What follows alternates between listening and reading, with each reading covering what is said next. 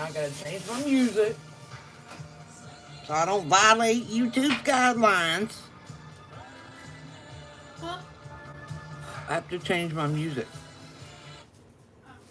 Or they'll be like, you're gonna get copyright. So now I gotta go to actual YouTube.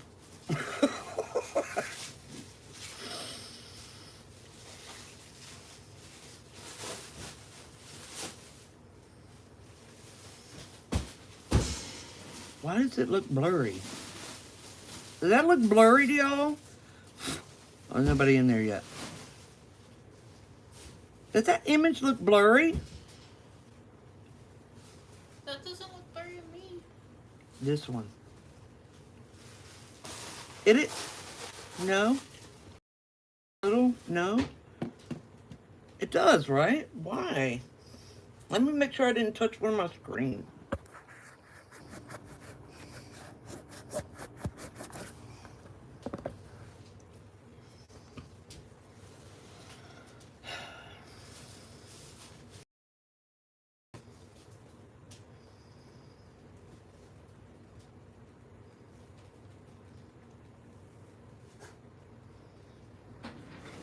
Oh, okay. No, it's okay. I was looking at my shitty phone. Oh, okay. No, it's okay. I was looking at my shitty phone. Oh my god. Which one of these things is listening? Oh my god. Which one of these phones is listening? Hold on. I gotta get different music if I'm on YouTube.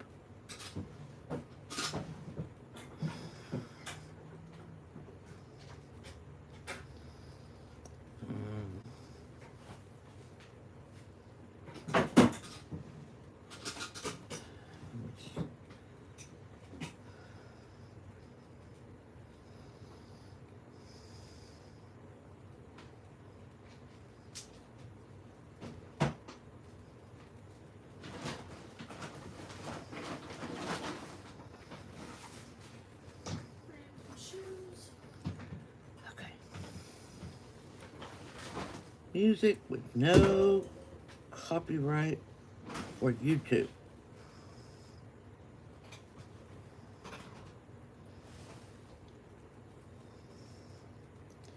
What do you call it when it doesn't have copyright? It's like for public use. What the fuck do they call that? No, somebody reported my live for bullying, which is why I know that it was falsely reported. You know what's usually not copyrighted is classical. No, it's not copyright. It's called something domain, free domain songs or some shit. Thank you. Public domain.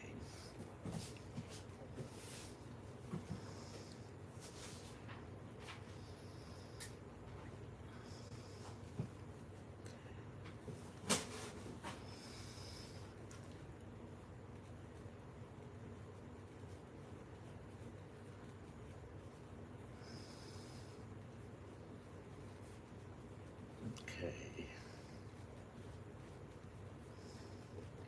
Man, these are some shitty songs.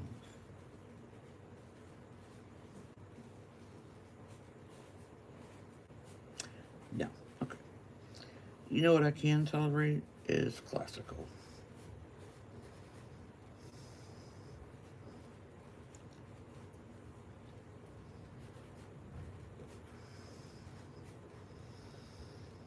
Let's see. The 50 most famous songs. Why can't I hear it?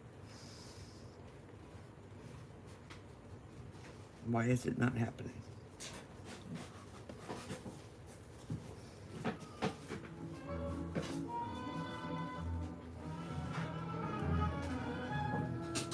All right, is that too high?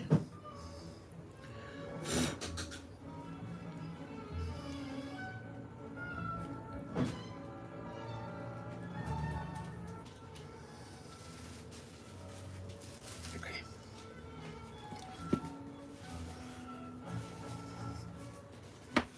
My lives hadn't been reported in a really long time, so I'm actually kind of surprised about that.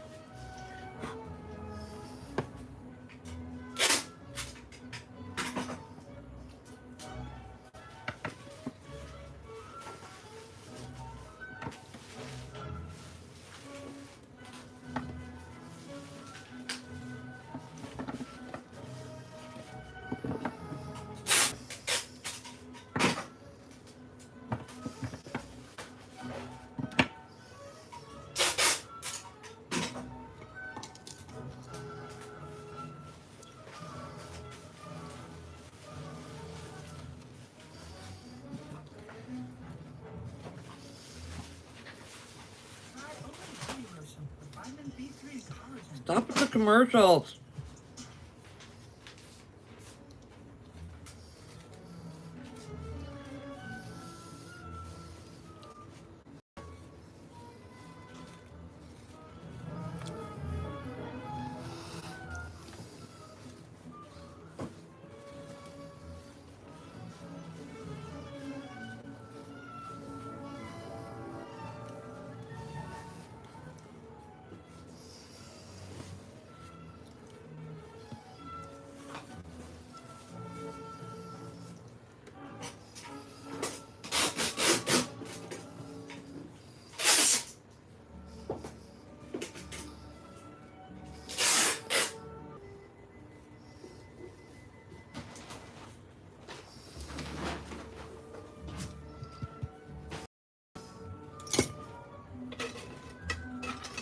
Where's my...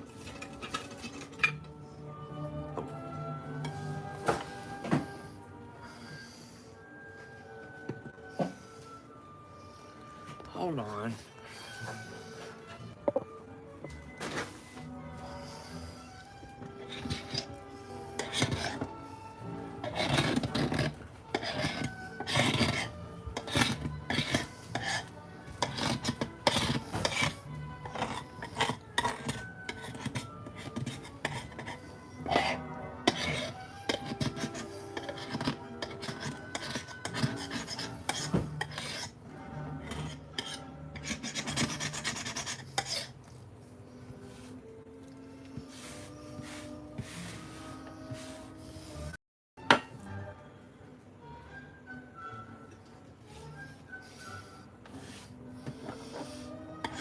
She's so sexy. What?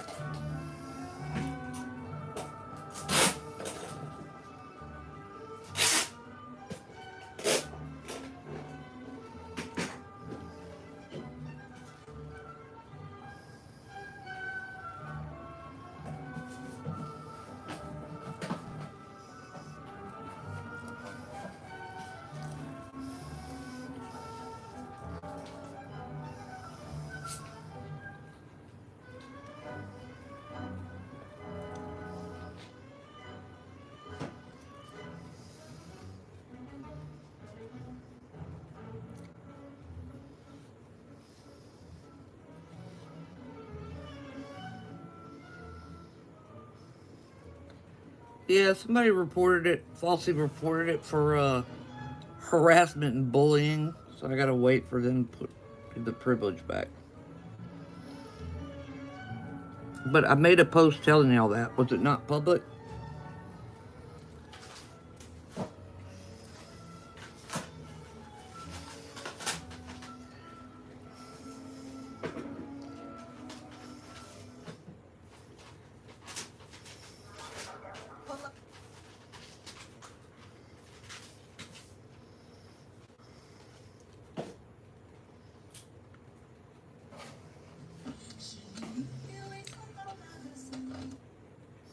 Yeah, I made that post public. Oh.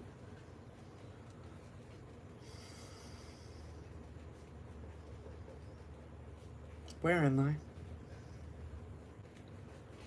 Oh no.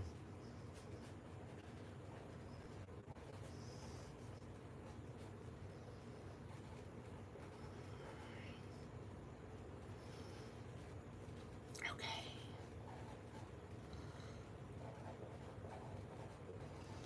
What the fuck? Oh my god.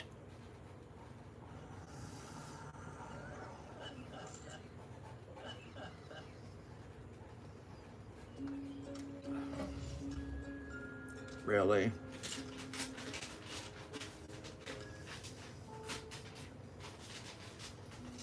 How do we get way up there?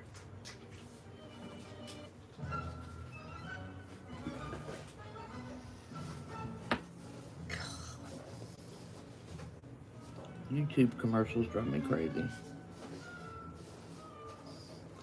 Like, if I create content on YouTube, which I do, then I ought to be commercial free.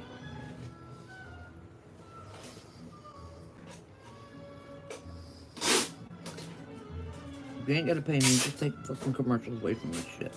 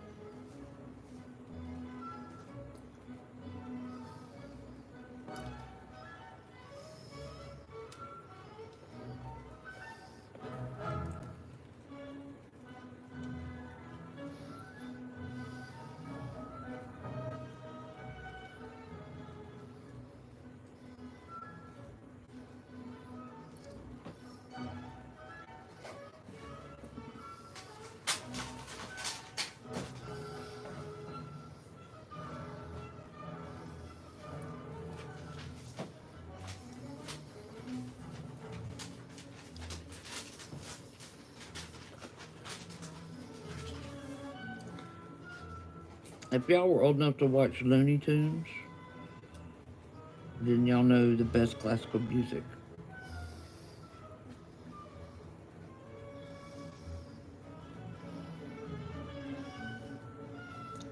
And by the way, that's why you remember so many specific episodes of Looney Tunes.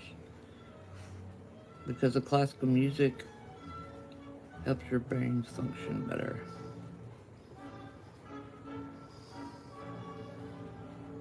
And they didn't even know that at the time that they made it.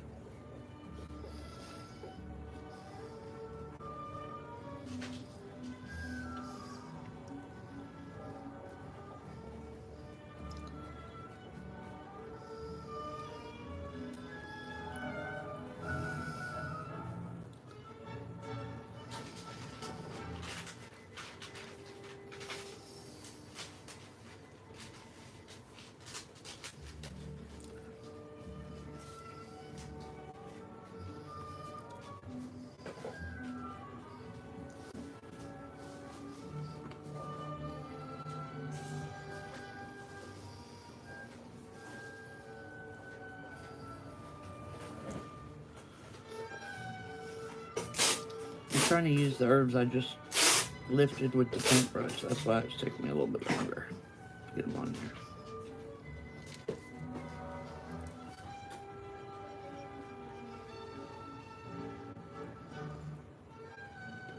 Yeah, somebody reported me for bullying and harassment. Haters gonna hate.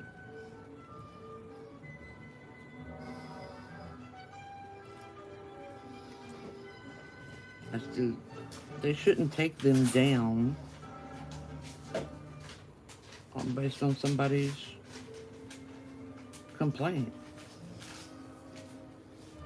That's like getting arrested because somebody said so.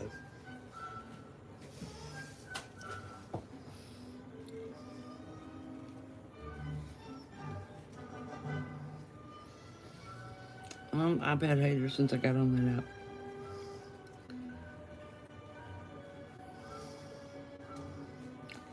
And it's always been from the liberal side.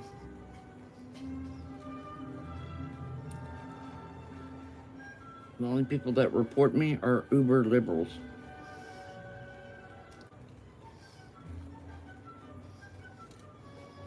But no, that's what uber liberals do.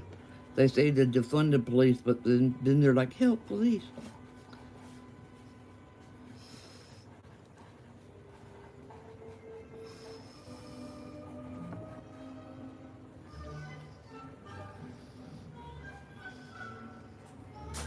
Well, they think they have a reason. That's why I have that thing on my YouTube. My haters playlist. They think they're justified in what they do. Because they're stupid children.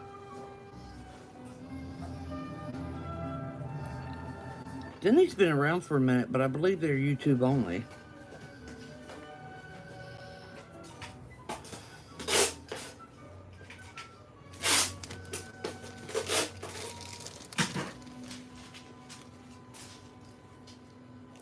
Oh, wow, thanks.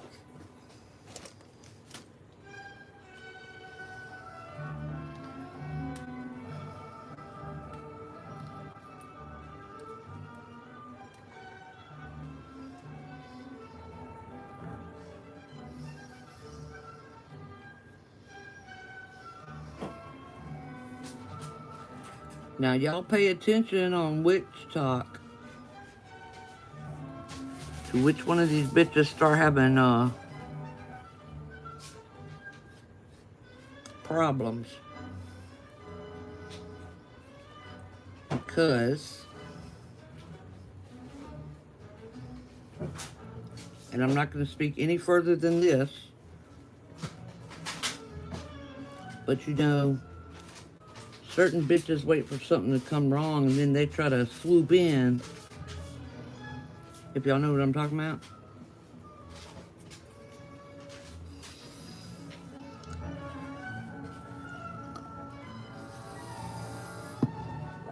I'm good at Stella. And the thing is I knew who they are before.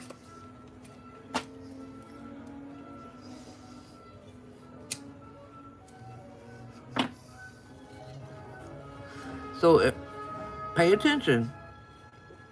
Because if a female attempts to swoop in, boy, are they going to have a bad every single day until they stop. But bitches be tripping, man. They still try it. I wouldn't try it if I was the ex, but bitches are stupid. Their whole damn vagina might fall out. I'm not getting into the details, but it's not going to be pleasant at all.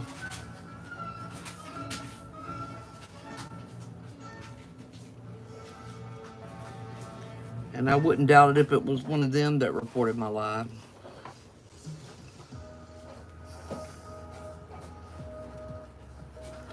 What the fuck?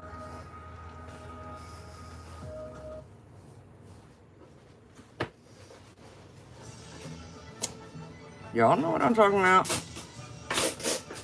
Bitches be shady.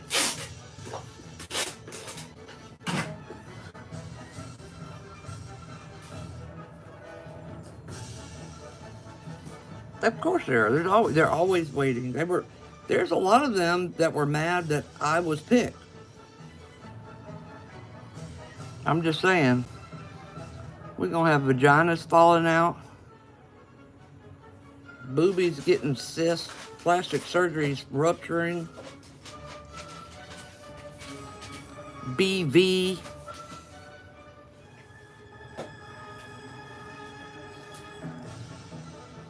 Because bitches are that stupid.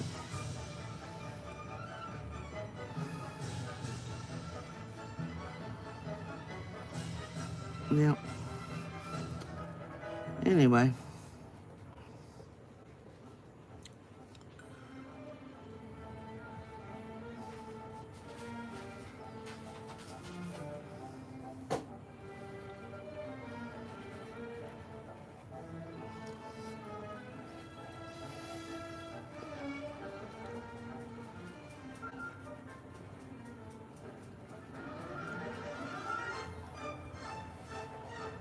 Just pay attention to the ones that are single start having problems.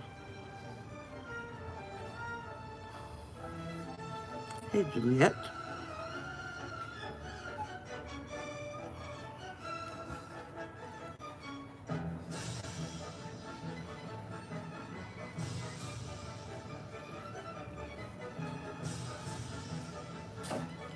I'm at, oh no, I'm not out. I thought I was out of shot.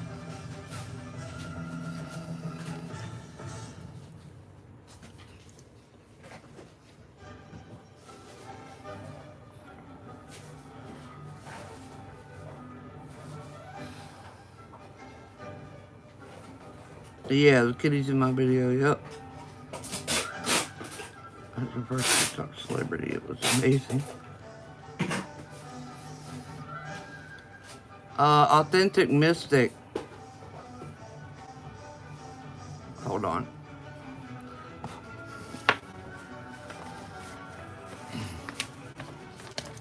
Authentic Mystic, what's the first part of what's your email minus the at part?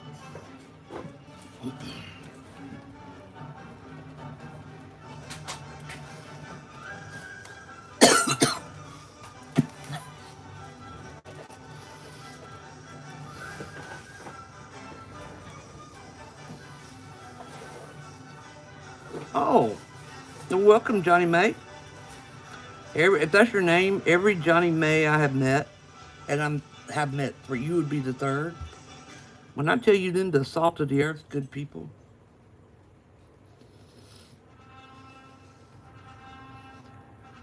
Come on, Mystic.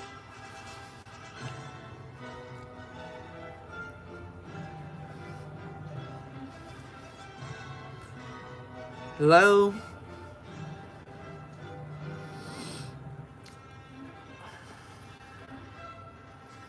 It's there. It didn't show up, I guess.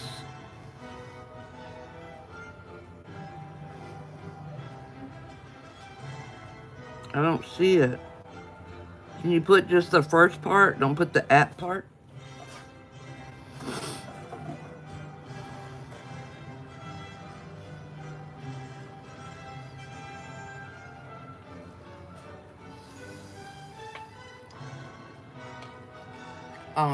That was in a box.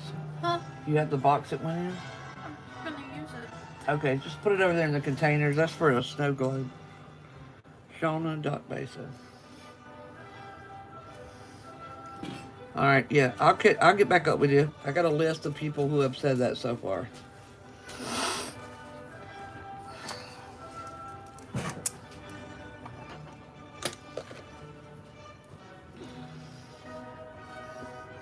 Jay just got her headphones on.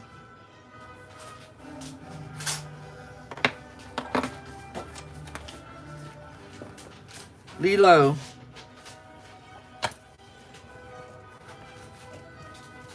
What is the first part of your email without the at stuff?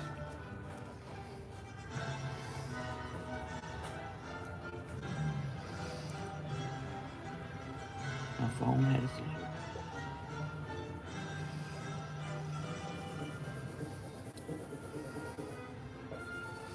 All Johnny Mays I have met have been salted the earth black women that I would die for. Lilo Peachy. Is it at Gmail, Lilo? You don't have to just say yes or no, because a lot of times it won't let that pop up. Sorry, no.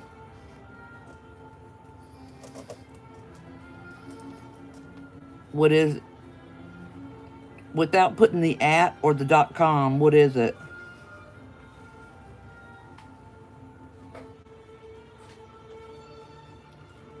Okay, it's Lilo Peachy 88 or Lilo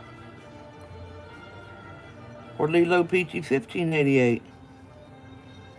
I'm confused now.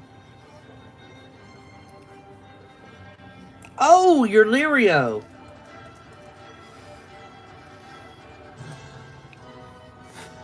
I think I have another package for you. I'll check it. I know who you are, Lirio. You're the one I always be sending you shit because you buy all the time. Do you remember which one that you're missing?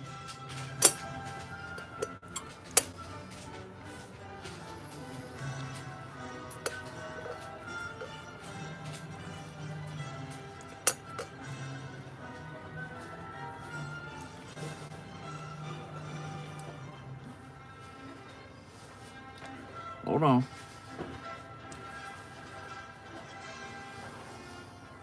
5743. All right. Well, I'll be making the 911 trauma again. Well, when the price of golden seal goes down, I don't know what happened in the industry, but a pound of golden seal root is almost $300 right now. And it's not something that can be substituted.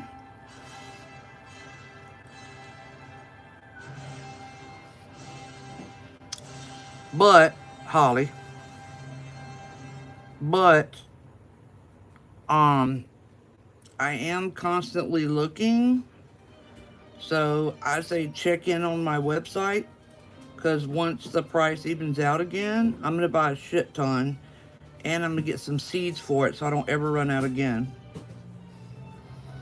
Yeah, golden seal root has never been like that. I went to get some and I almost passed the fuck out. But golden seal has to be used. I can't substitute it for anything else.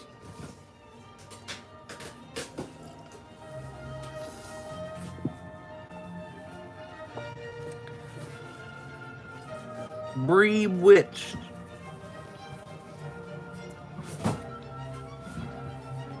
Where did you look on Etsy?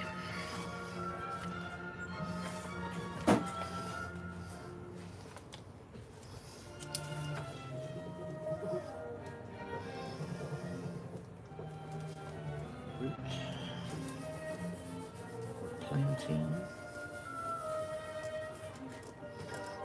Etsy.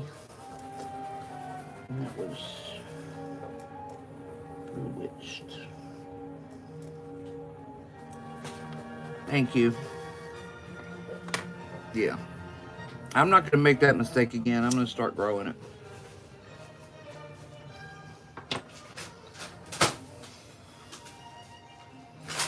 Because in that particular spell, it is a crucial herb, and it can't be substituted. I still haven't figured out what it's being used in.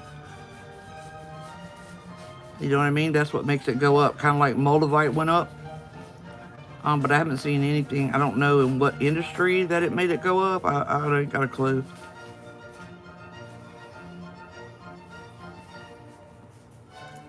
Okay, Melissa. Alright, Brewitch. I'm definitely going to go get some.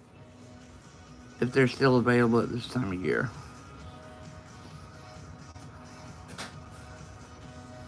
Oh yeah, definitely. I'll take any. That's just the one of the spells that can't be altered. Because it involves... It's also one of the only spells that involves entities.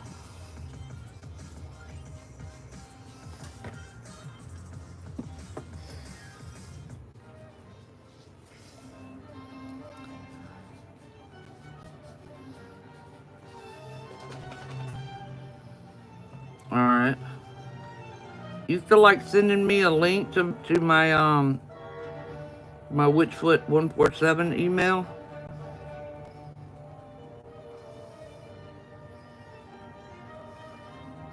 Yeah, but that's what I'm saying. When I looked into the vitamin supplement world, I didn't see a big rush for it. Thank you.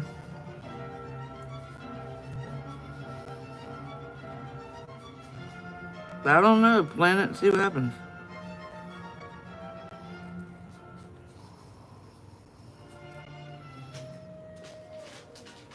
Thank you. Okay, Melissa, thanks.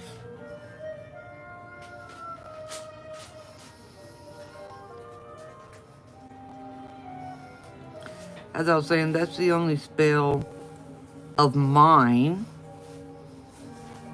that is sold that also uses entities. Awesome, Breezy.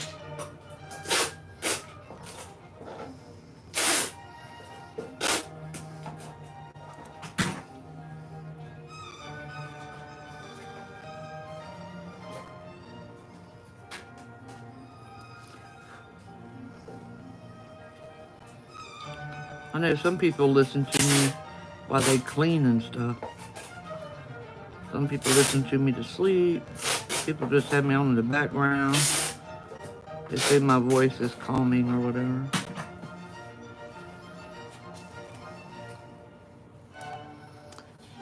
Yeah, I can say. So, I cannot tell you how I have access to these, though. Do we understand that? The access is a part of the closed practice that I do not share on TikTok. And no, it is not an ATR practice. Are we clear on that before I get started?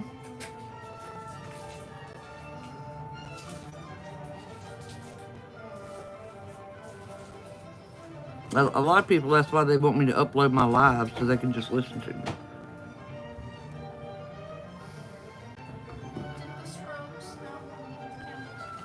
What's that? I did the scrubs now. Okay. What's my answer? Okay. So, what my 911 trauma relief spell is, it's not just herbs. It's basically a summoning spell, which is why I tell y'all that you have to follow the directions exactly, and it's also why my hair is in the spell. I used to only do this spell in person, and so many people benefited from it. I tried it once without my hair. It didn't work, and I was like, all right, I gotta put my presence there. So, it is some herbs that do the work, but it also is a summoning spell. And what it summons is an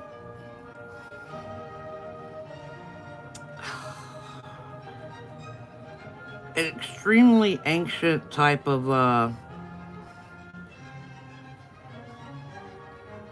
well, what people would call a nasty spirit, right? These spirits feed off of fear. They feed off of fear, suffering, pain. They're nasty. However, they are also the same reason that when I tell you your grief is it's fucking physically removed, it's actually physically removed.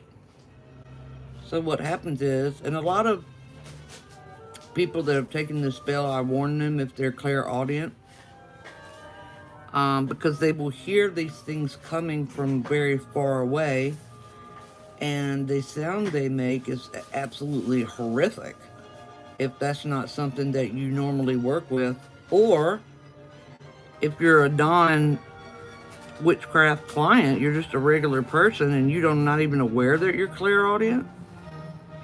You can hear these guys coming, And it gets louder and louder because they're coming from far away.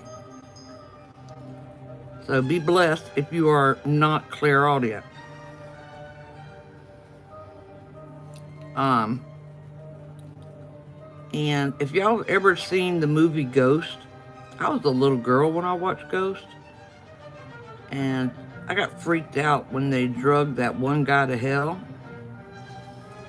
Because those shadow things that do that, the way they look and what they sound like, that's what the guys, that's what I'm talking about. It's around me and they protect me when I was a little kid. So that sound, if you ever look at the clip on YouTube of demons from the movie Ghost, those shadows and the sounds they make, that sound is what you hear coming from far away until it gets there.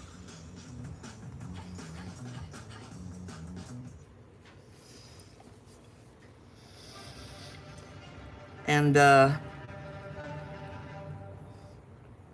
this is why I have to tell people when I did it in purpose, and why I have to tell people to order it. You cannot get out of the bath. Once you step your foot into the water, you cannot stop the spell. And the reason that you do it in the water is it provides a type, it's like lube to let these guys in without it being, with it being as easy as possible. If you leave that water, you're gonna feel them going in, and it's hard to explain, but it will probably traumatize you for the rest of your life. Whereas if you would have just stayed in the water like I told you to, you wouldn't feel it. And they go in and they eat it up. And that's how it's removed from your body.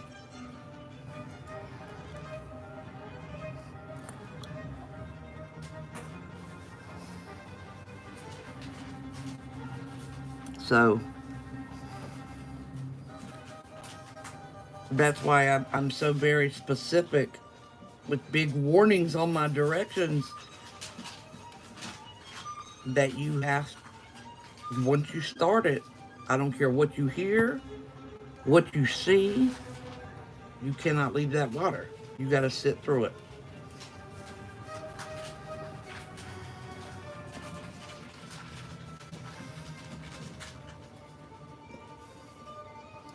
Because there's no stopping that spell once you step foot in the water. It's a done deal.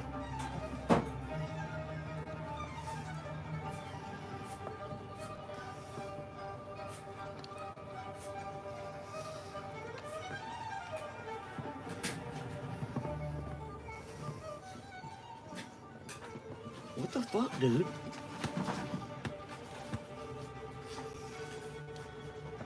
So it's one of the few spells that I have that is unpleasant to do. Think of it like a tattoo. It hurts like hell to do it, but boy, will you be happy with the results.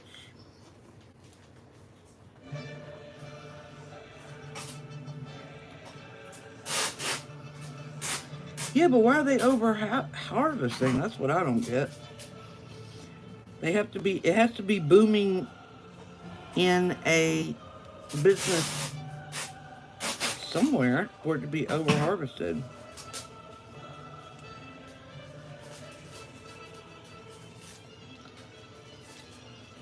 The directions are under the product on the website. So all you do is go back to the website, right, Lilith? Did you hear him at all, Lilith?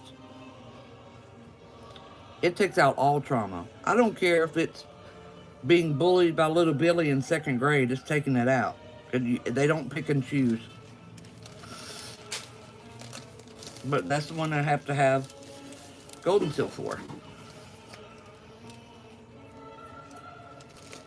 I've had one lady who thought witches were bullshit. She was so traumatized, I was her last resort. She's not an atheist anymore. She was being paralyzed by trauma. She's not atheist anymore. She don't know what it is, but she's not atheist.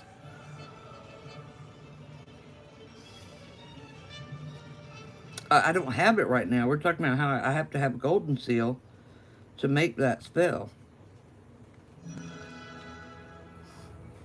I've only been able to make it one time this year. Actually, I don't think it was this year. I think it was the end of last year. Because the golden seal got so expensive.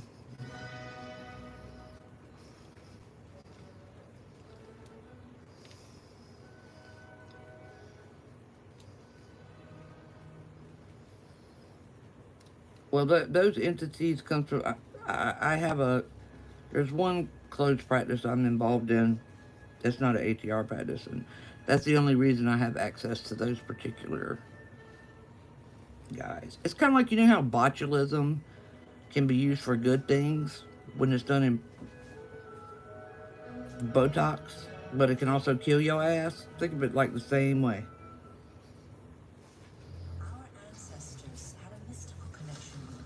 I didn't hear them. I felt them and saw the shadows.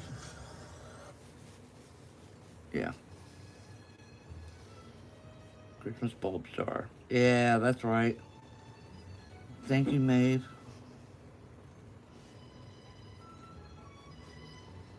No. Golden seal is golden seal no matter what it is.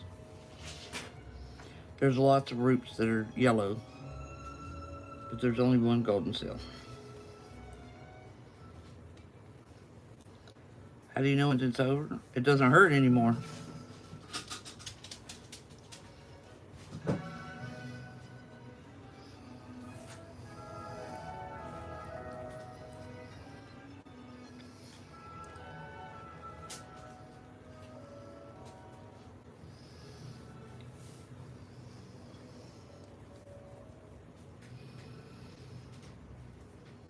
It doesn't hurt anymore. You can think of the persons or you can think of the event and not have a fucking mental breakdown.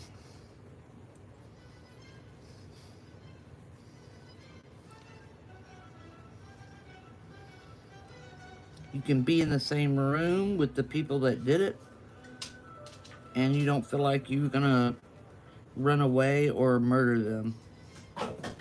You don't forget what was done, but the part that handicaps your life with fear is what is removed.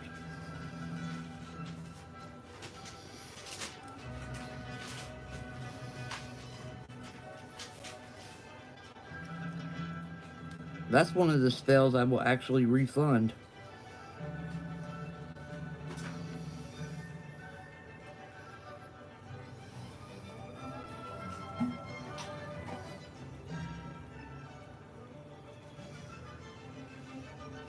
How can we get initiated in your closed practice? You can't. I'm just going to be really blunt. It's not.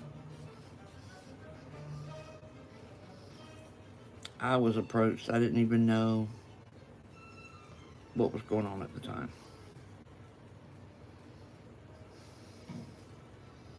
No, you'll get approached. It has to do with your ancestral bloodline, and I'm just not going to talk about it any further.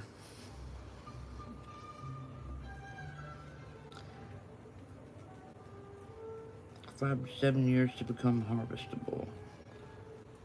Alright, so I need to get several roots going. Yeah.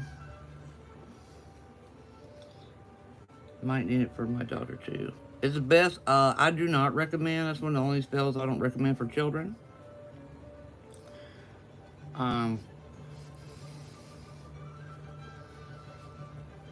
This is like letting trained pit bulls inside you. And it can be too much for children to handle.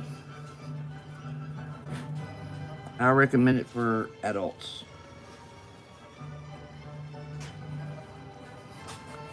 And I found that out by trying it on my own kid. And her big guy just straight up blocked it. Mine was 20 when she tried it. The youngest person I've had take it, I believe, was like 25.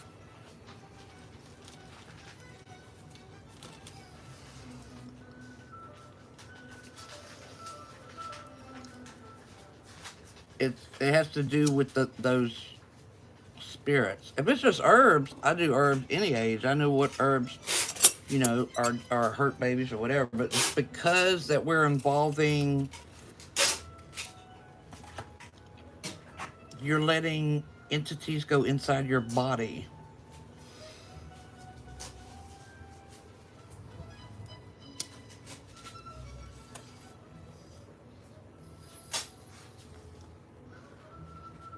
I would not do it yet, Aaliyah.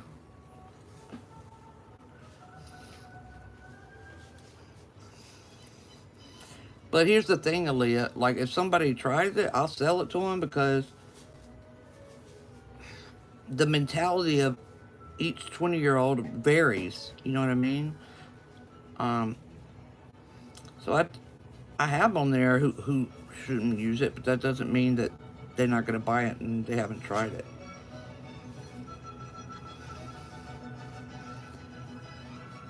You know?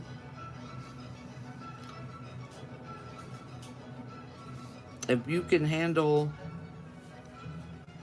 If you go to my site, well, it's not up right now, and read the directions whenever I do have it available, if you think you can handle that, I'm not going to stop somebody from buying it because of their age.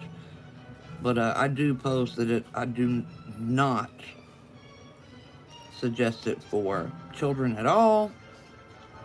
The youngest person that did it was around 25.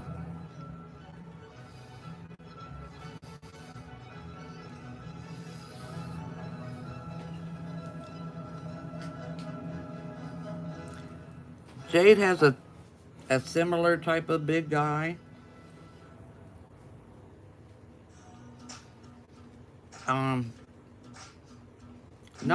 Not the same species of mine, but they look like they could be cousins or something.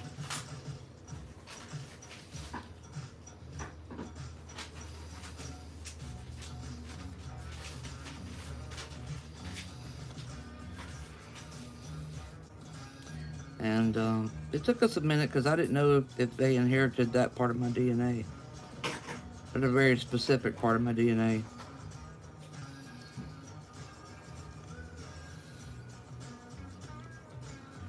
We're talking about one of my spells, the only one that has entities involved in it. It's not just straight herbal magic.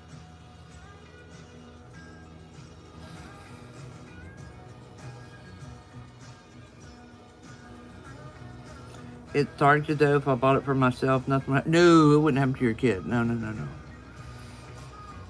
The only person it affects is the person that steps in the water.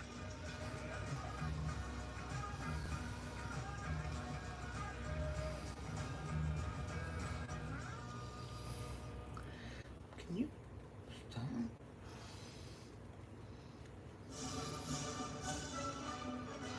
Right now, these are the safe anti-hunger half of my help with weight loss spell.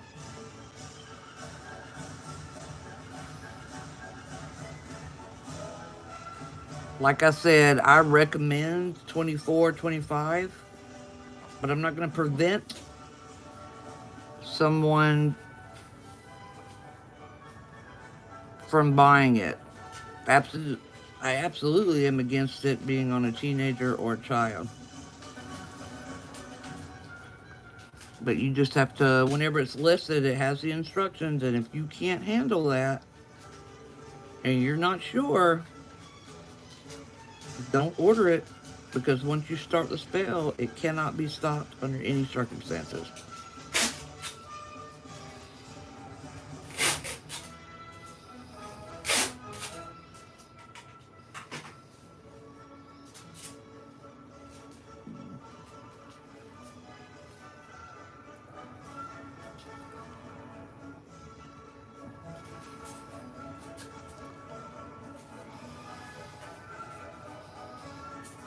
I was surprised that they had a big guy because um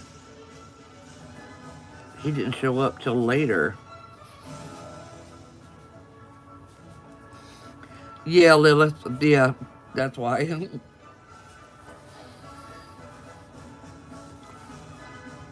It's safe anti-hunger. So in other words, you won't starve yourself or get an eating disorder.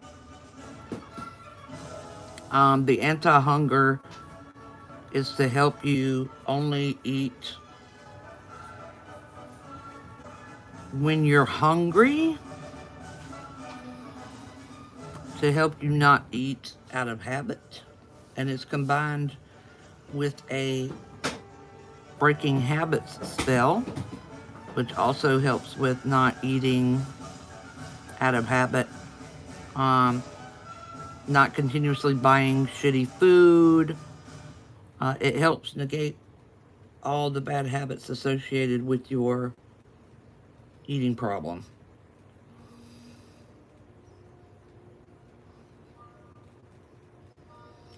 But when I say safe, I mean it's not going to make you starve yourself to death or get a fucking eating disorder. That's what I mean by safe. Also, it's not going to, you're not going to lose weight by losing a whole body part in an accident or something like that. So that's what I mean by safe.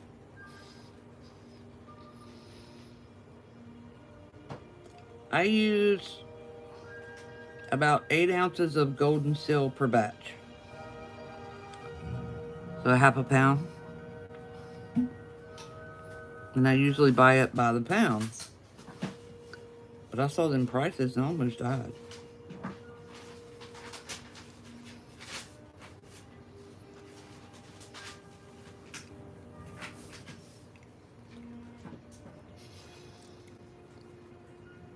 You can ask me, does everyone have a big guy?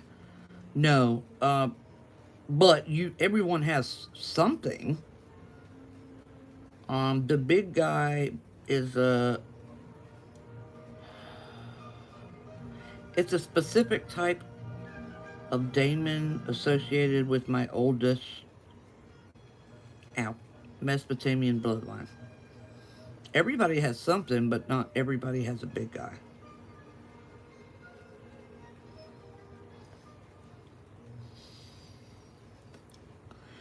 Are not.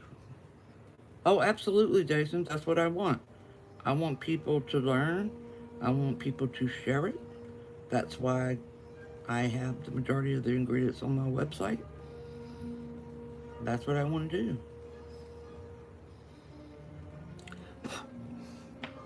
When I'm long gone, maybe somebody will be like, well, this is the Witchfoot method.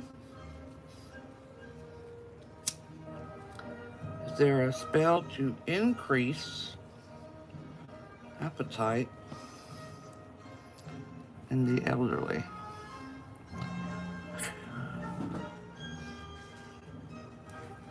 God, I don't know, honey. I'd have to look. Um, I never really looked. Never really had anybody ask me that question.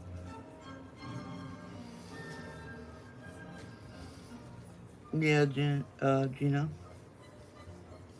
How much is it normally if it's 300? 300, it used to be like, between 15 and 20 bucks for 8 ounces.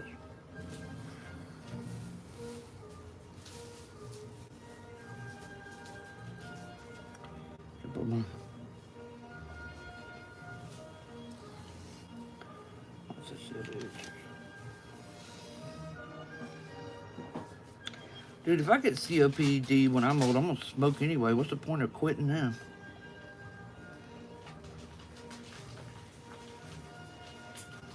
Is there a generic way to consecrate items? Yes, there is. There are. Yes, Lazarus. There are specific herbs used to consecrate items, and you can either look those up or I make one. But yes, there is. You make oil out of it. The Witchfoot method, yeah. Let's constantly wonder what to do. I struggle with keeping weight on for a long time. I really don't know.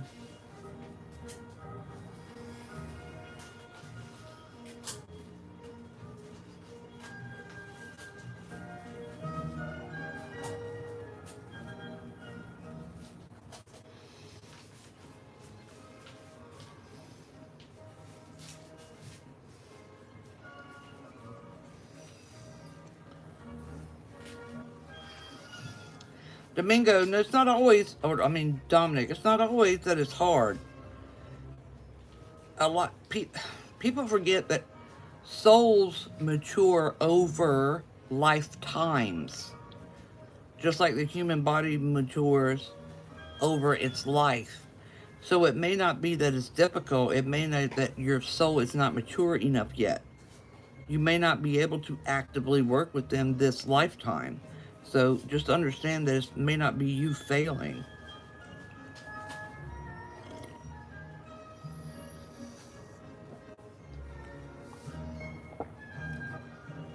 I do. That is part of it, Denny.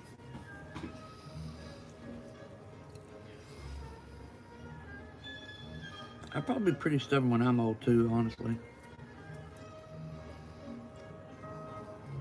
Right, Jackie? Yeah, I saw that too, Lirio. So I'm going to have to get some planted. What I might do is find some golden seal, like those roots from Epsy I'm gonna buy. Plant one, and then grow those a little bit, and then dry those out and use them um, while the others grow.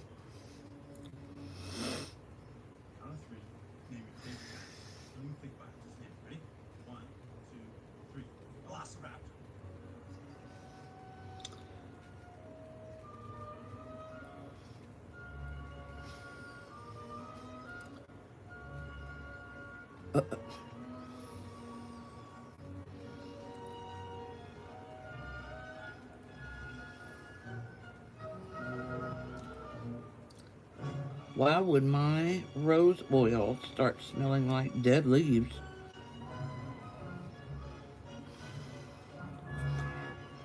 How did you make your rose oil? Or did you buy it from someone? TWC bucket system to make your pest. Oh, hey Sebastian. Did you buy it, Amber?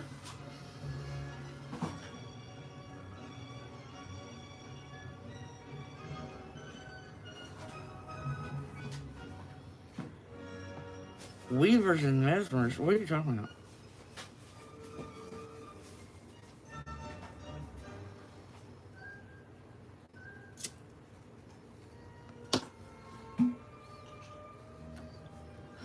I'm still waiting for Amber's answer. I made it with rose buds and canola oil.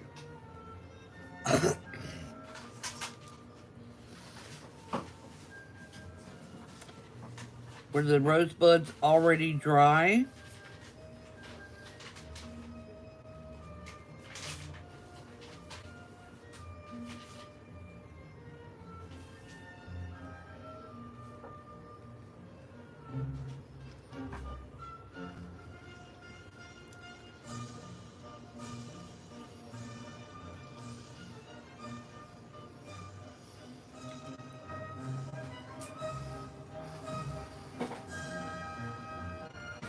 Weird.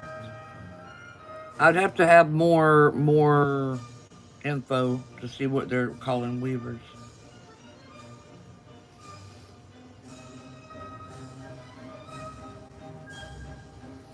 Well, there's two ways, Amber.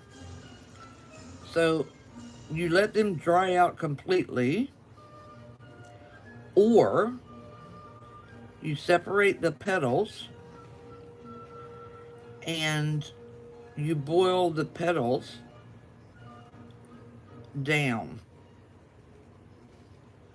and then you let that dry out and add it to your carrier oil. So the moisture is what usually causes the problems. So the easy thing to do is just go on YouTube, just search rose oil DIY.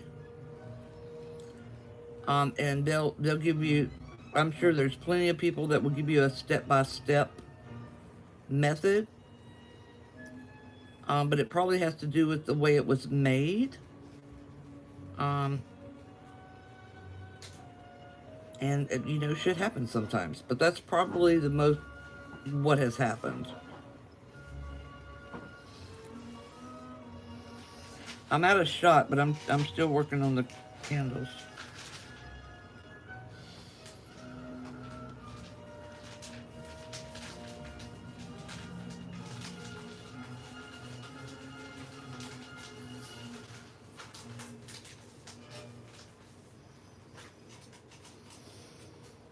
Z Gamer, yeah, I do deity readings.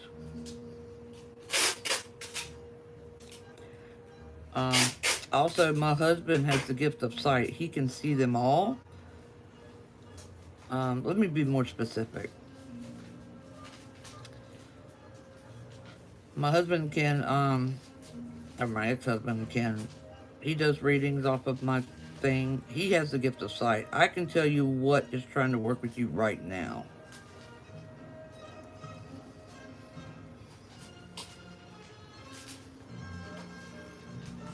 Lilith, look how long it took me to get it to you.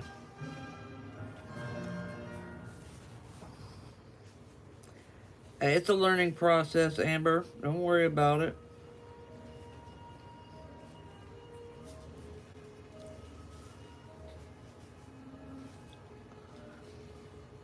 Okay, Tessie.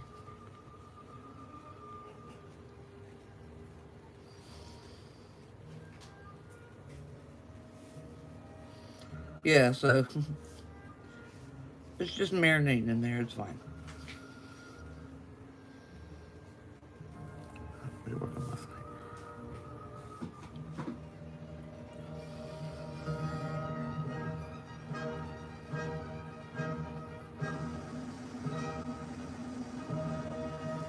I'm still here. I'm just over here. Wow, is this your spaceship? It's a box, Dad. Boxes don't fly. But this one can.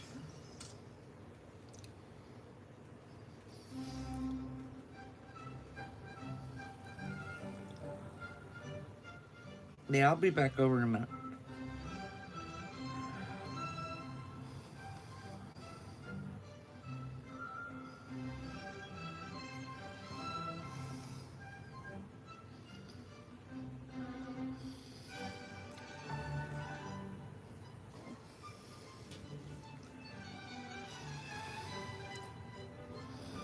Ashley Foster. Yes. Now, there have been people who I have not been able to read. There's only been two in the whole time I've read. Because there are ways to clear out the protection. And the difference when I do a reading is I channel your spiritual people. Okay? So I channel them. They come over to me and go through my mind and my cards. So generally that allows me to be able to read people. But if I can't, I try several methods, and if I can't, I'll refund you.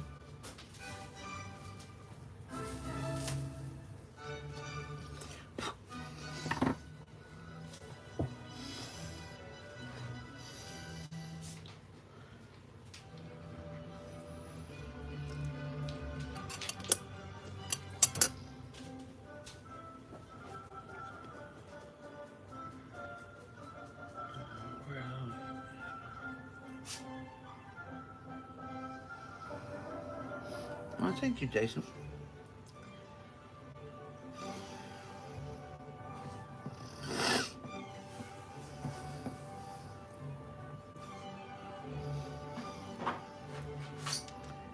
How did I just forget the bottom half of a candle? Look, y'all, I was just like, never mind. Not gonna do that today.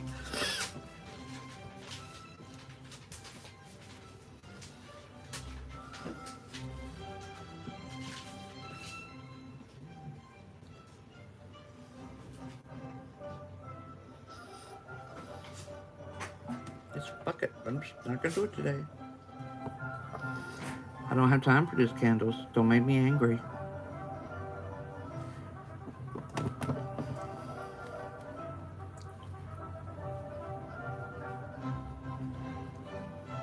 Oh, man, I'll try it, Fosra. Absolutely.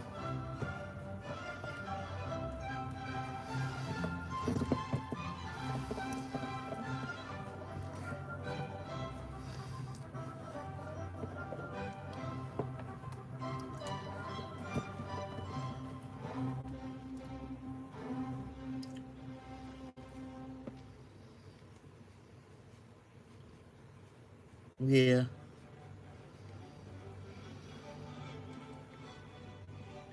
Yeah. Um,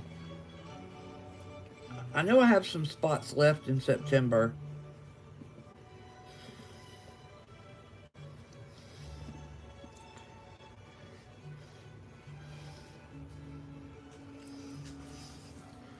So I still have spots left in September.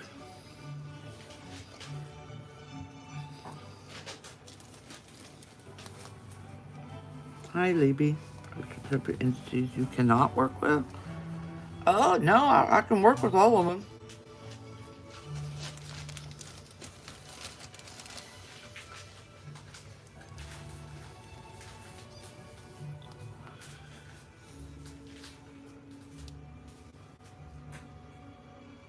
That'll work, Jen.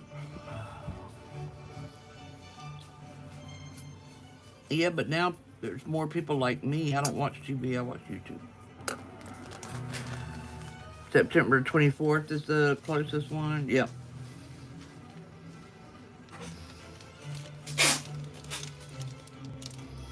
Sebastian, ain't nothing wrong with pausing. Those classes don't have any pace. You have access to them forever. That's why I have it set up the way I got it set up.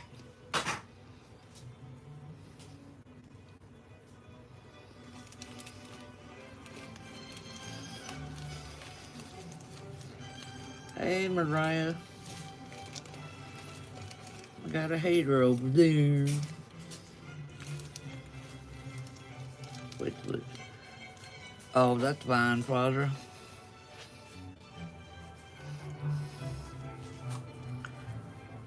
Generally, when people manage to get to me, it's at the right time.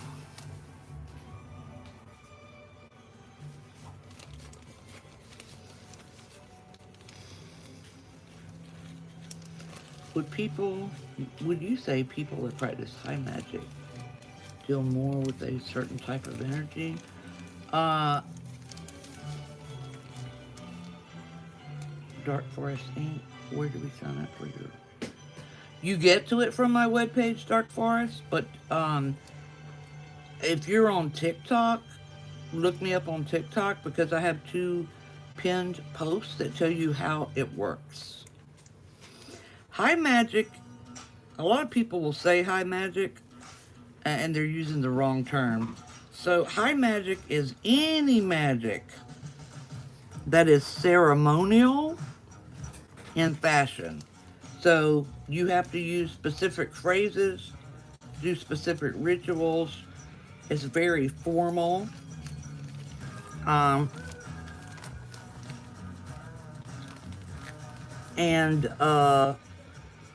it's in general, it's not to be fucked with.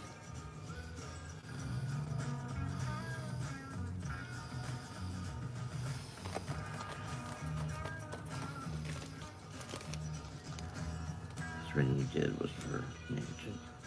Oh, I'm glad.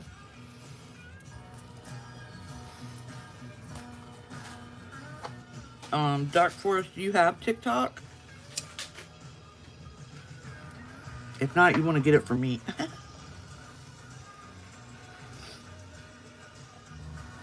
Yeah.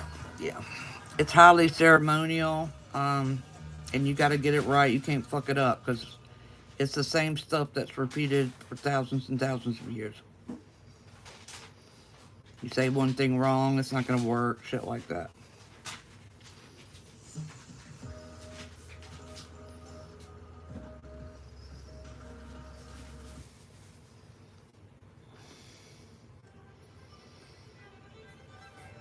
Okay, yeah, Dark Forest.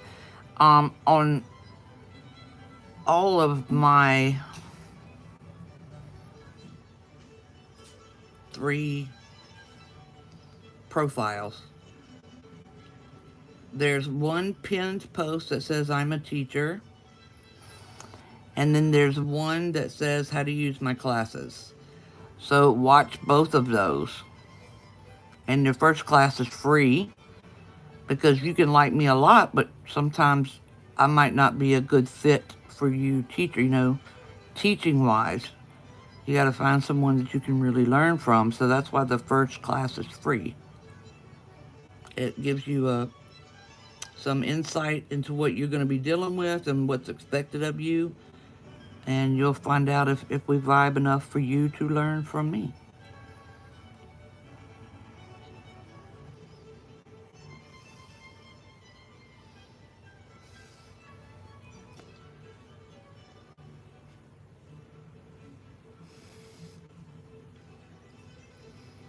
Glossolalia, I don't know what that is, honey. Unless there's a layman term for it. You know, like there's osteomancy, and then the layman's term is bone throwing.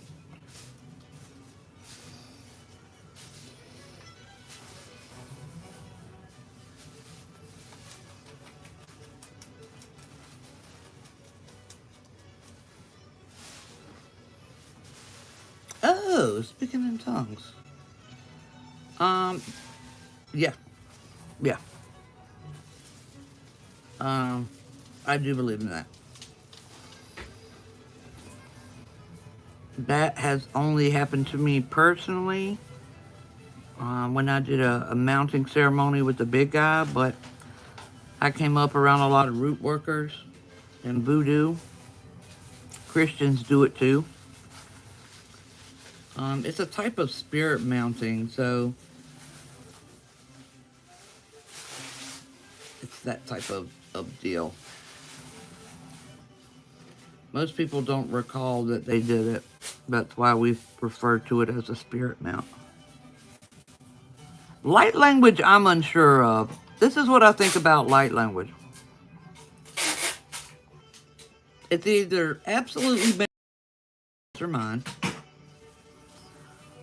or it's completely legitimate. But here's what I know. If you believe in light language, and when you hear somebody say it, or you repeat after them, or you take the healings that they send out with the light language, and it legit makes a positive influence in your life, then I say go for it.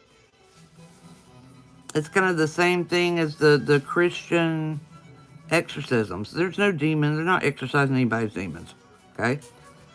But if that person thinks they're being exorcised, and that works for them psychologically to change their ways, then let them keep doing it. You know?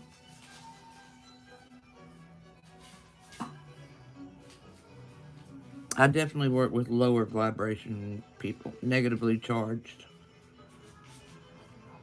Slower. It's called lower, but people get that twisted up with spirituality, so lower, slower, negatively charged.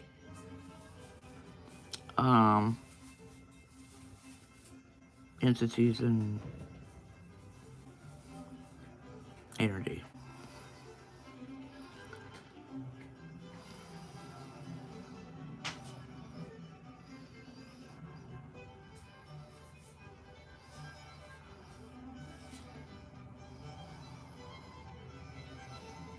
Hey, Wilma. Wilma.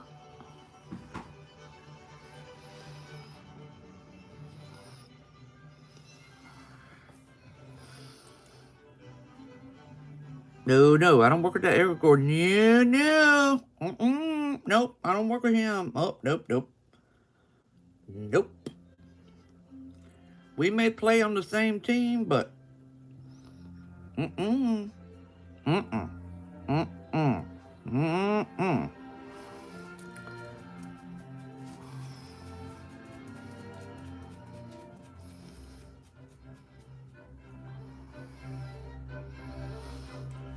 Oh, hey, Mushu Cow. I didn't see your comment.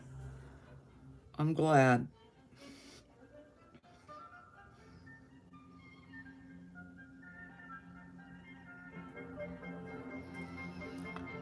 No, no, no. I just work with the darker side of the yin yang,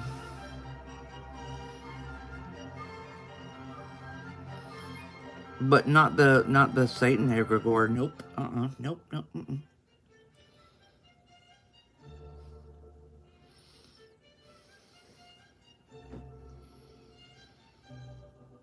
Authentic mystic. I haven't seen a question.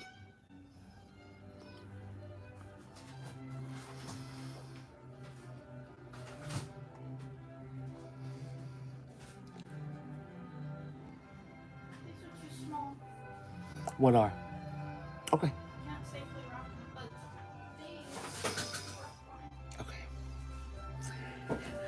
Can you send entities that feed on trauma to inflict trauma to a target? Could I? Yes. Do I? Rarely. So no. That's not no, it's just rarely.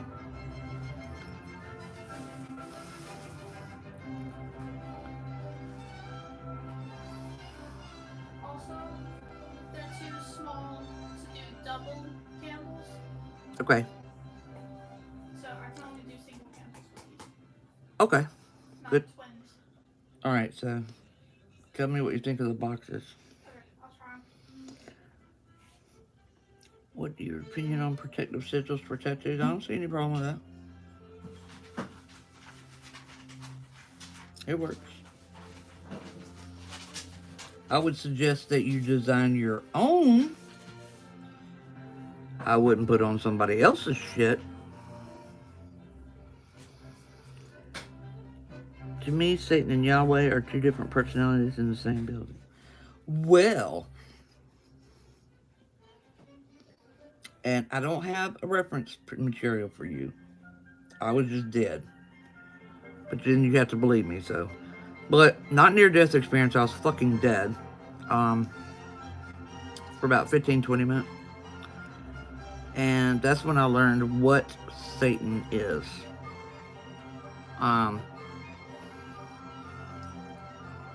Satan was made by Christians and Muslims.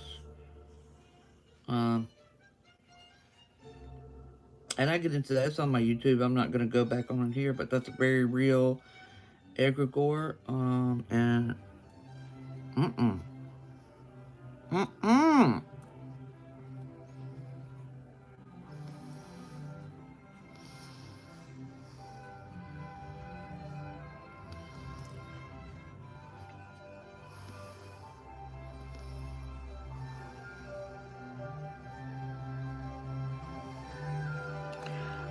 Do Rosencrantz work with slower or fast vibration? What is a Rosencrantz? I don't know. I'm gonna need a dumbed down version of that. No, I wasn't NDE'd. I was dead. I speedballed and cut my heart off, and I was no brain activity, dead for about 15 minutes.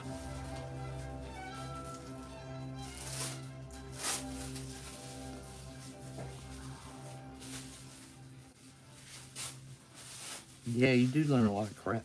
But it never makes sense what things they decide to tell you. Like the randomness of shit that I learned. I was like, well, alright. No, I don't want to talk about Big Guy.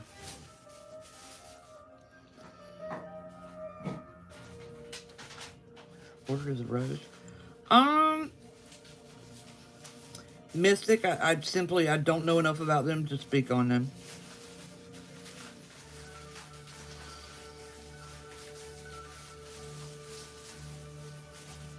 Oh, Rosicrucians.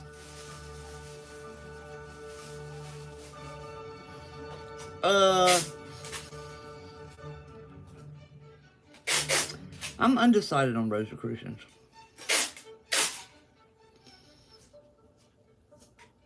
I need more. I need to learn more about their history before I decide on Rosicrucians. Or hemlock or thorns. As for learning, should I dress the candle with it? Is that a working agent?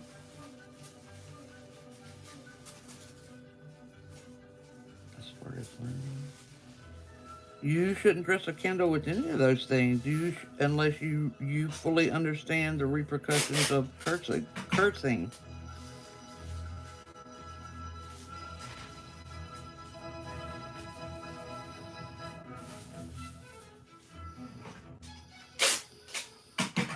No, I didn't know that.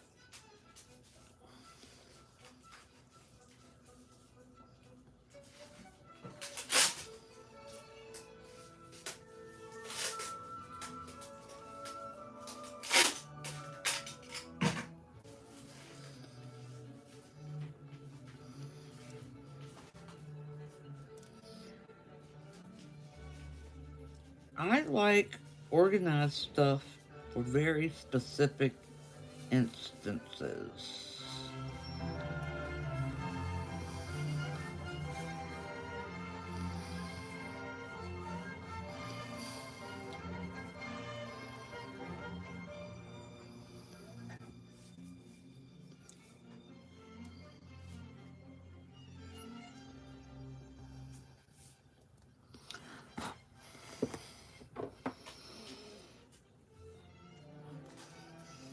Wake up gasping for air. It happens.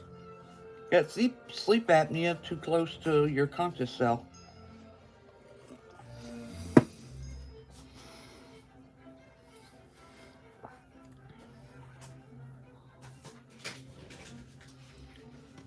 need some help with a black obsidian mirror. Make a copper wreath. What? What do you mean? What do you need a wreath for? I don't understand.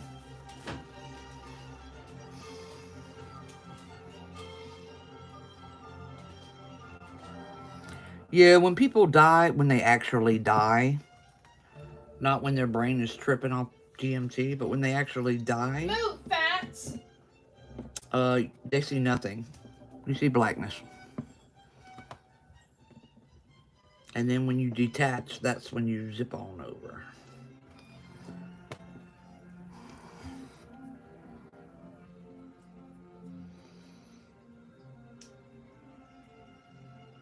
Energy.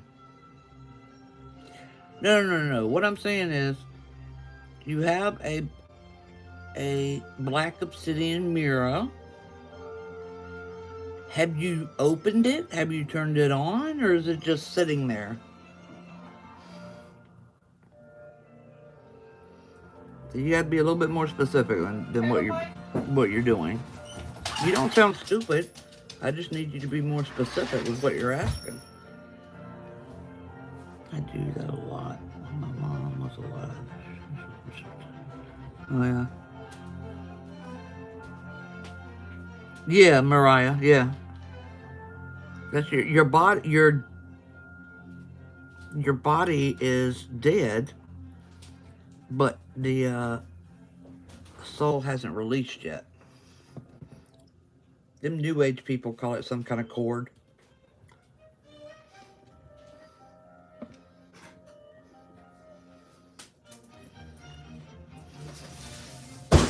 Oh my God, are you okay?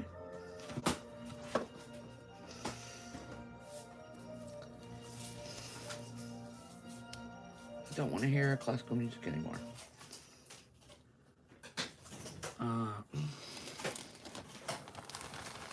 I did not open it. Okay, so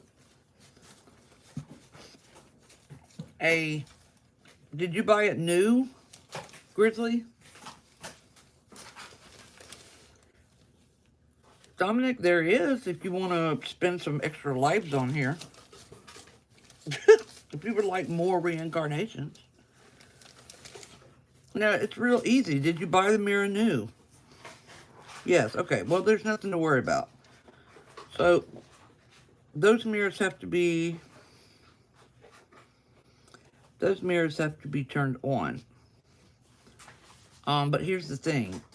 So, you can cover them, but you cannot turn them off. So, in other words, if you did something bad, or you opened a portal or whatever, you can't turn that bitch off unless you bury it in a very specific type of sand from over in old Arabia.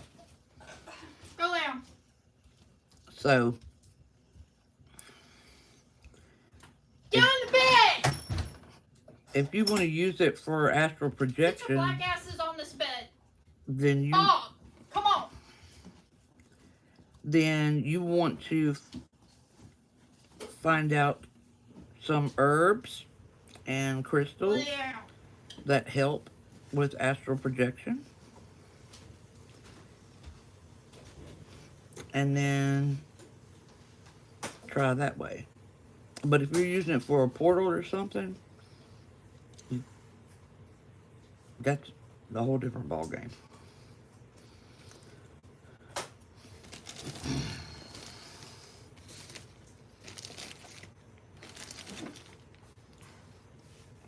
What's crystal clear for me? I'm so confused.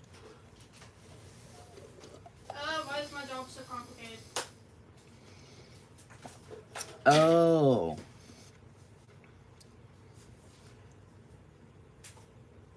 Oh, I'm getting two people confused. My bad, I was getting two people confused. Me.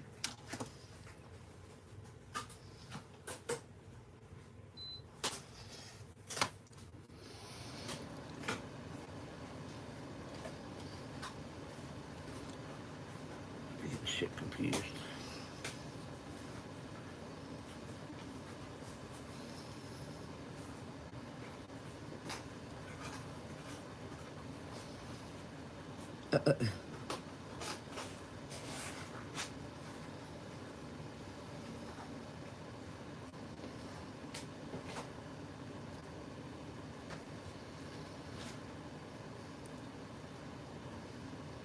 You try, but Both of these boxes are a little big.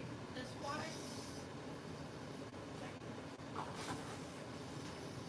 But they should get the product. so you want to go run around traveling dimensions, which that's a portal,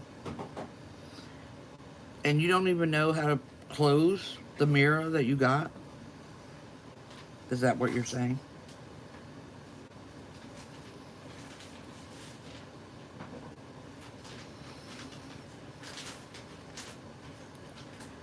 What is your view on people with RH negative blood not being human? They're human. Come on your TV now.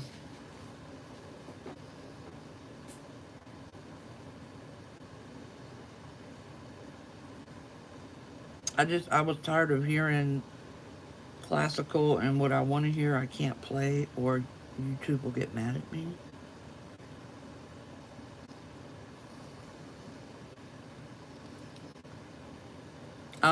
No. So, Dark Forest, and anybody else that's listening, I'm going to tell you my theory on RH negative blood. And we're going to start with the story of a bird called a rail, R-A-I-L. And this is on my fucking YouTube somewhere. But anyway, there's this island like off in, I don't know, it's off the coast of Africa or some shit like that, right? Out in the middle of nowhere. And through the fossil record, we showed that there was a bird, this rail. A rail is a bird that cannot fly, but still has wings, kind of like chickens. Like chickens can fly up to a tree, but that's about it. Okay?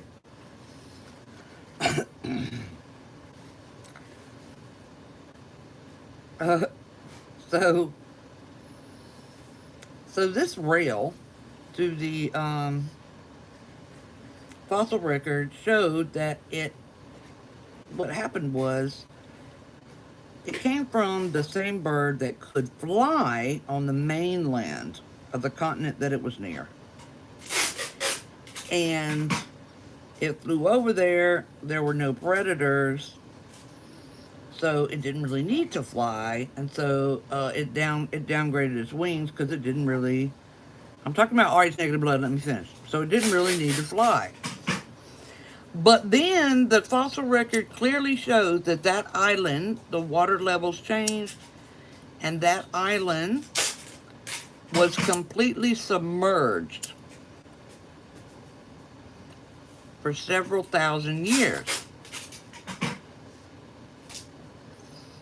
Are y'all listening to me, or am I talking out my asshole?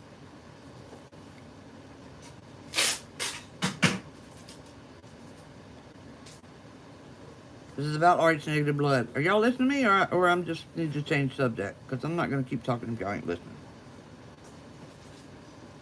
Oh, that's good, Quill. Okay. So then the fossil record shows that that island, the earth got warmer, the ice melted, and that island was completely submerged under several meters of water for several thousand years. Okay, so any rails that were on there, well, they died because they can't fly away. And then the sea level goes down again, and the island is exposed again. Get on your bed. And within 100 years, fossils of these rails who can't fly show up again in the fossil record. And to this day, this bird lives there. So what happened was, when the climate was right, the same damn species flew back, and the same damn process of evolution started again. The exact same process started thousands, tens of thousands of years apart. Okay, we did not know this until we accidentally stumbled upon this rail. All right? So, after just being who I am and doing years and years of research, we have thousands of out-of-place artifacts on this planet. So an out-of-place artifact is something relatively modern that is found within stone that is way older than mankind should have been here. Okay? Like we found wagon wheels in coal. We have found gold chains in coal, stuff like that. That's just some of them. And so, what I started to think was, I actually looked at the geography of the Basque region. Okay? And I went to look, and I saw that the area of Basque that the RH negative bloodline originates from is naturally protected in like a bowl by mountains all around. So if there was any type of global freeze or global flood, the people in that area would survive. Okay? And as the hominids began to evolve again, they would have evolved the exact same way. Only this time, due to the circumstances, the hominids evolved into humans that did not have a negative factor in their blood. until those humans met back up with the people that already existed in the area of Basque. And that was the result is when they tried to mate together, your body eats your baby. So that is my opinion about Rh negative bloodline. So I don't think it's alien. I think it is just a very ancient bloodline of the people that made it through. And that's why it is very rarely seen in those of African descent that have no white interference in their family tree. So, that is my own personal explanation. Another thing is that the language of the people in Basque, we have no idea where that language evolved from. Languages have evolutions. And the Basque is one of those where we're just like, yeah, we have no fucking clue where that language evolved from. It just like it poofs onto the scene. They're in their native language. So that's what I think of Rh negative. I don't think it's anything Anunnaki. I don't think it's anything alien. I think it has to do with one of the oldest lineages of planet Earth at this time.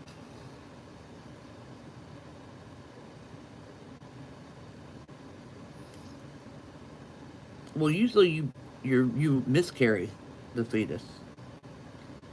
Do you think the Basque have Sumerian ties? There is just not enough research. Just not enough.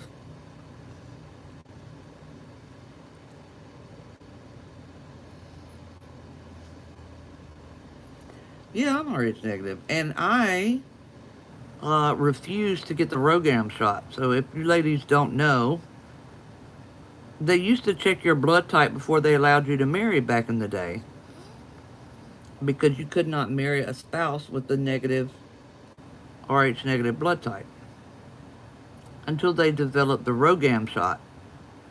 And now if you have Rh negative blood, you get the Rogam shot and it allows you to have anybody's baby. And I was not having it. And those nurses were so confused. I was like, nope, nature doesn't make mistakes. So, I miscarried 2 babies before Jay did on my own, um, because of the Rh negative thing.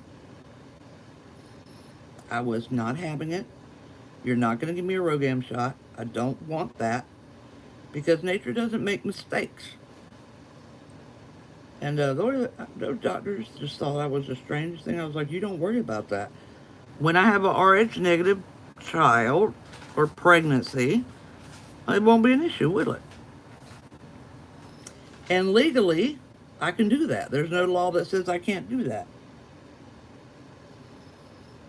And so they were powerless to do it, despite what their morals would have been. I was like, nope, not doing it.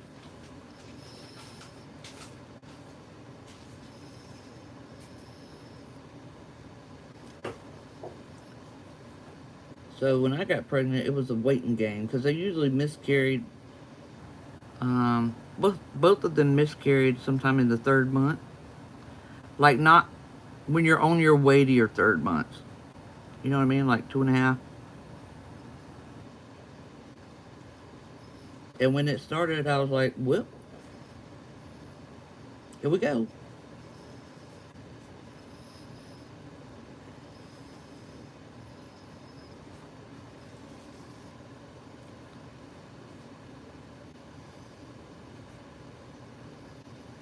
And my kids have negative blood.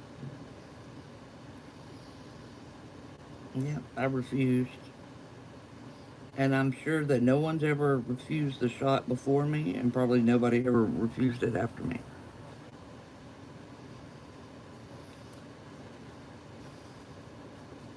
Did you ever see your dreams before you miscarried? No. Mm-mm. I am a very, I'm a very scientific person, despite what you people may think. And for me, I know the biological statistics behind successful pregnancy. So I didn't acknowledge or call my pregnancy a baby until about 6.5 months. When I was so pregnant that if they came out they still would live, that's when I acknowledged my pregnancy and had a baby shower and stuff like that. Because the odds of a pregnancy making it to be an infant are just really high. We are so complicated to make, and if any of those directions has a typo in it, it's going to flush out or it will be born stillborn. So, I am very weird compared to other mothers. I know that, but mm-mm. It's not a baby until I know it's at the age where it could live.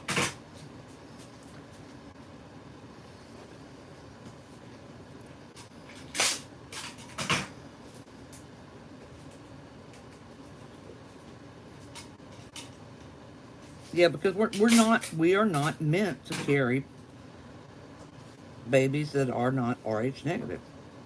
That's the whole issue. It's not compatible with life.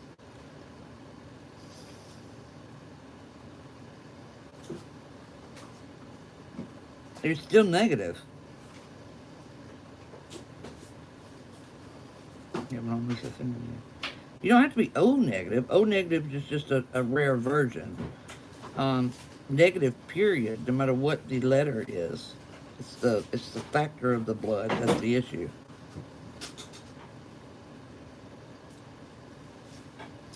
The Moldavite is a very quick thing. So, Moldavite, there's nothing wrong with Moldavite. Moldavite does not cause turmoil in your life. Moldavite helps you resolve a severe, upcoming, life flipping type event. Just like it forms into glass after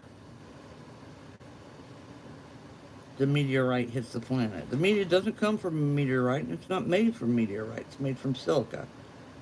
And it cools so fast it doesn't make a crystalline structure. So Moldavite is there to get you through just life-altering incidents. It doesn't cause them. That's a load of shit. And by the way, you can also use any other techite. Tektite.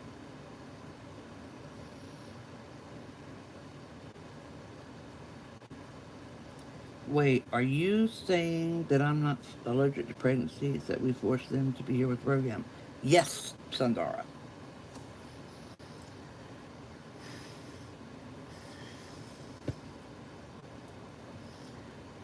Because your body wants to go, get it out, get it out, get it out. And the program shot forces it to stay in.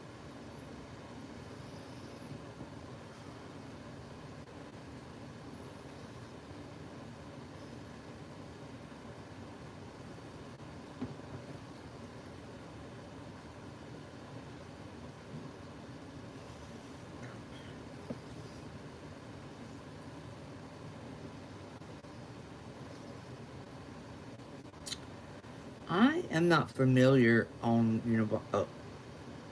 meteorites, but I know crystal-wise, I can't remember what it is, but it's for something really super strong. I'd have to ask my girl over at Virgo Gems because I don't remember exactly what it is.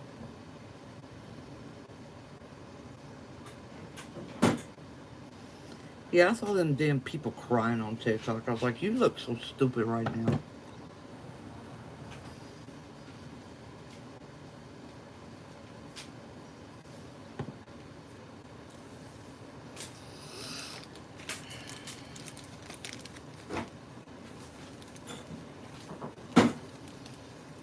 Yeah, I like Libyan glass better.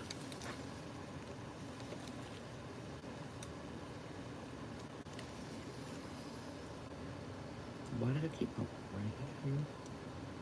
One spot? Did I really do that? Okay.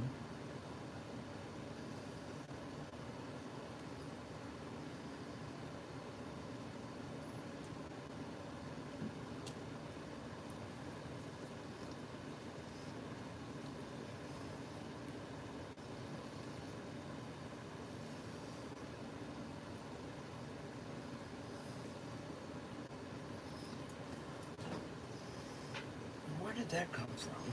Oh, I'm so confused. What did I do with myself? Okay.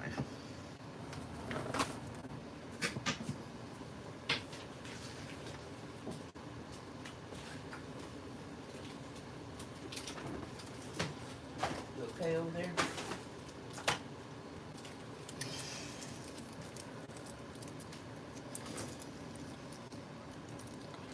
Have that blood type. Boring and ordinary. Boring or ordinary is not necessarily a bad thing. Your gifts just lie elsewhere.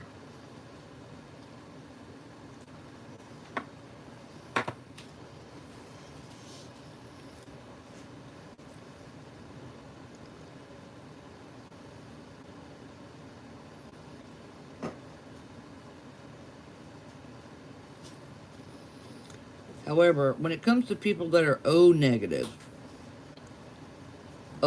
specifically,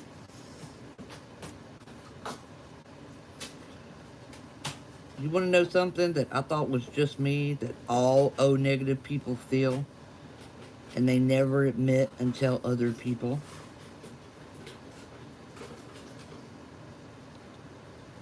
We always find, and I know I got some O negatives on here, so you can confirm, for absolutely no reason at all, you are so scared that the government is going to find out what you really are. Nobody taught you that. You just have that. It's like a generational trauma. The government's going to find out what you really are, and they're going to come for you.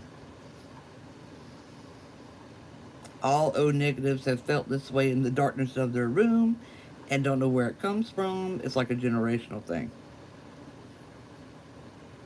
Yeah, all of us do.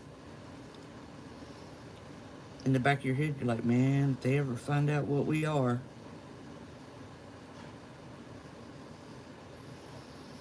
But there's no reason for it. Like, even when you talk to people that are O negative in a rural setting, you know, that a country where it's not that issue, they're like, oh my God, I feel that too. What is that? We don't know. It must be something generational, because all O negative people feel the same way. And if they find out who we are,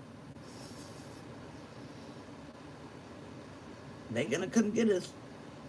We don't even know who the they is. But we're like, man.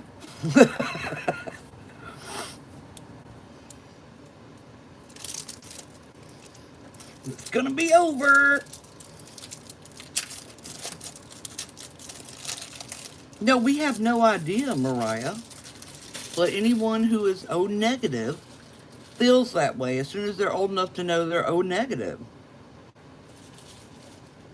That's my whole point. That's why it's so weird. Bed now. Get on the bed.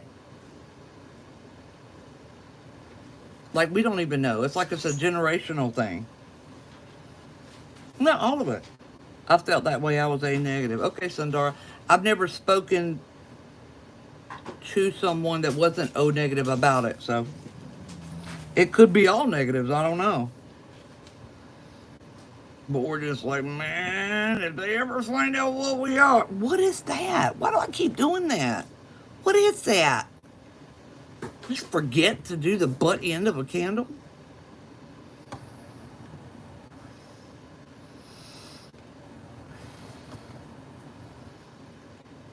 More trolls on here.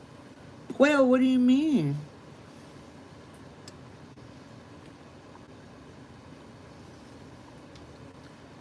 Oh, you can get a blood type test off of Amazon. I did for my husband.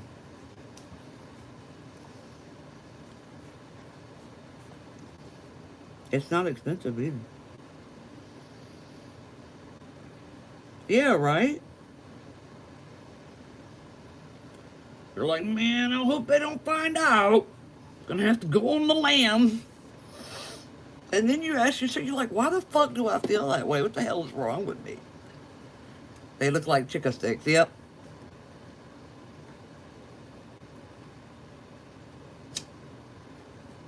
No, I think it goes back way further than that.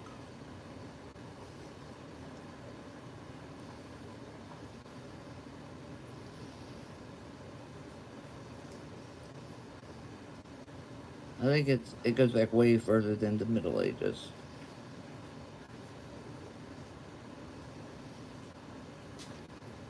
Please don't burn me. I just need to cover this one part right now, please. Happy thoughts. Don't burn me.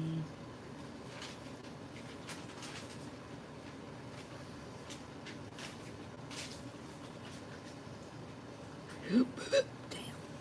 Oh, come on. I just got like a couple more millimeters. I don't want to light the new candle yet. Are you AB negative though, Stormy? Or just AB? Because it might be a RH negative thing. I've just never spoken to it, but to O negative people. Oh, and I don't know if you remember, but I took a poll on here about the blood types of witches, and there is not an overwhelming amount of RH negative witches.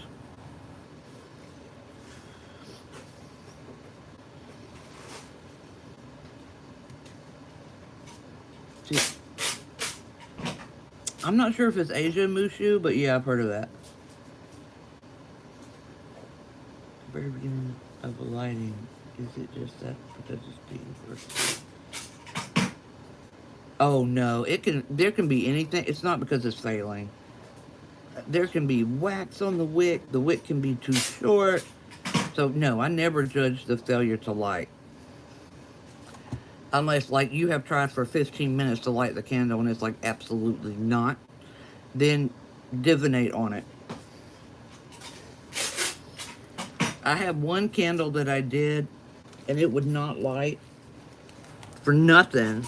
And I divinated, and finally what I learned that I had to do was to flip it over backwards, carve out the wick, and light from there. Why? I don't know.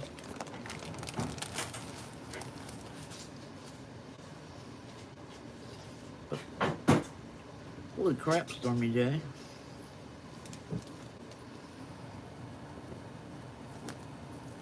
Have you ever done a reading where you got a really, really bad vibe from a client? Yeah. But here's the thing. I don't care what you did. I don't care. And that's why I get some very unique clients. I don't care what you did. Without mentioning names, but I've gotten some, I have read some some of those people. But I just don't care. They didn't come to me to figure out whether or not they're an okay person. I've gotten really bad vibes and I'll read them anyway.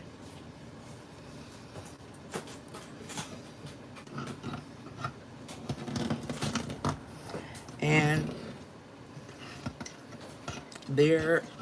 That people, that's why I tell people you cannot like somebody. Somebody can be a bad person and their magic can still be strong.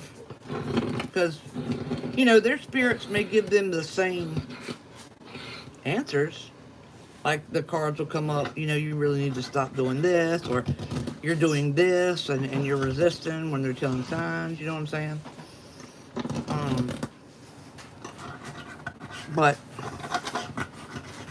you know, if they don't listen, eventually their spirits will shut their life down.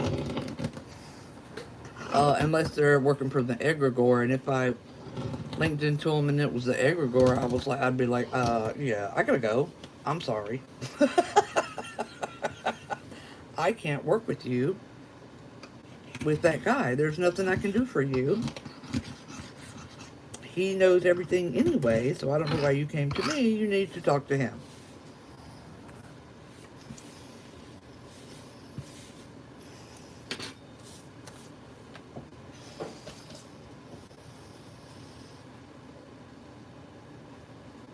Lucas, can you not, please?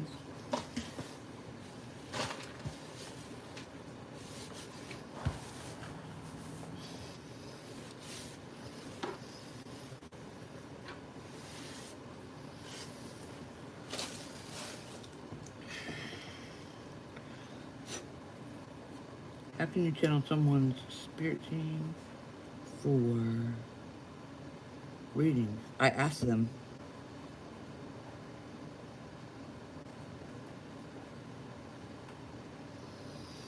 I asked them. It's something that I just experimented with people that I already knew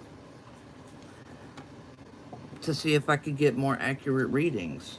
So I experimented with it. I usually get a sensation right at the base of my neck, in the middle, in the back where my skull meets my neck. Not always, but usually. And so I would give a repeat reading to someone I knew. Like they had, the first one they had was one that I did. And then when I decided to try the new method, I would call them back, and I was able to get much more details and into their business by calling over their people. It was just a confirmation that their people were coming over.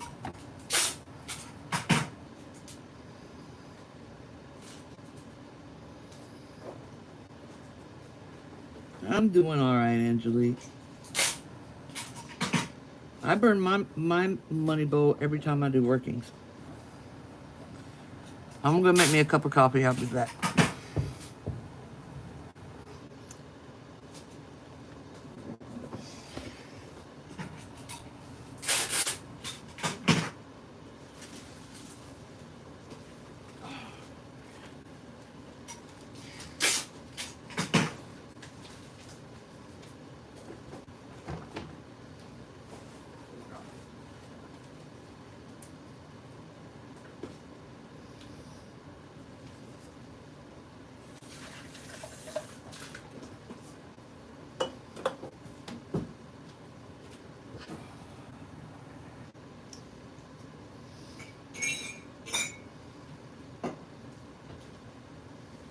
Are you still on?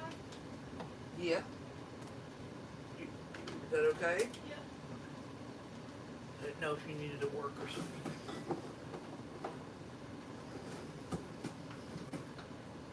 Um,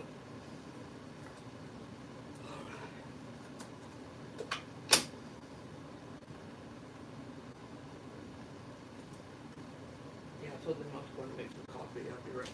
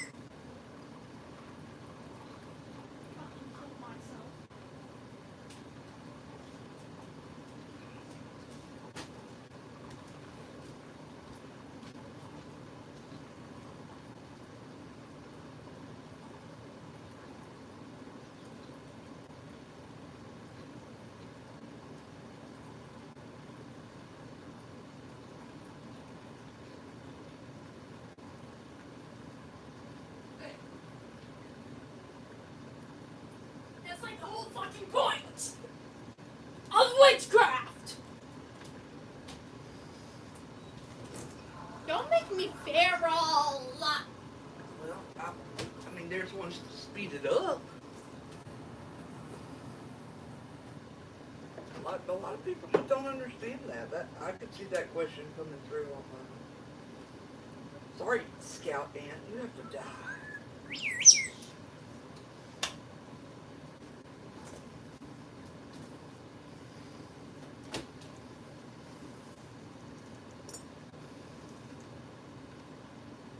Murder. I love that you use the word feral correctly.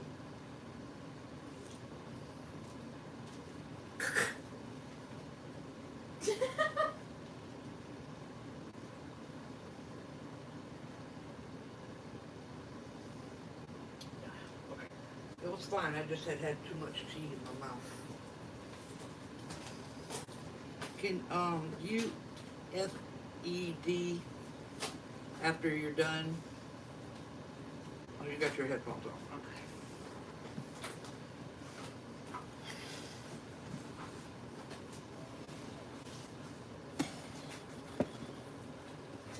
Okay.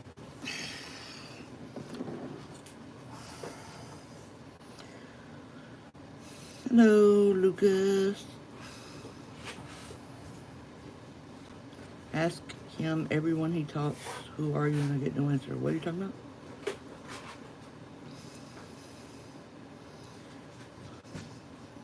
What's up, Jada? I love floating in water, but I also know what a massive thing. I also know what is a massive thing for me spiritually. A theme in my ancestry. I love floating in water, but I also know what is a massive thing for me spiritually. I mean, what are you talking about? I don't know how those two things connect. No, Lyria, did you get the... Lyria, did you get a package like this? Or did you get a candle?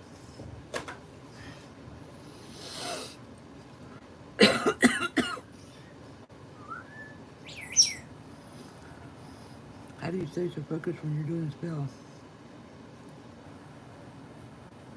Because the ADHD makes it hard, and I think it's my issue. Let me tell you something, Quail. So my kid has that. And the way they focus is by having, they've always done this. They always had Markiplier or one of those other guys on YouTube in the background while they studied. So for you guys, you seem to need the opposite. So you need the TV on in the background, or the TV and the radio.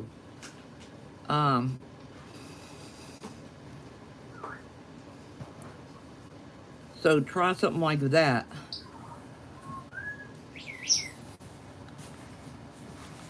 Oh, Mariah, I don't know the big guy's name. So it's not necessary for them to give you a name.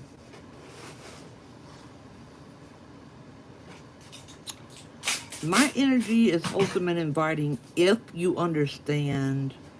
For those in this world that understand that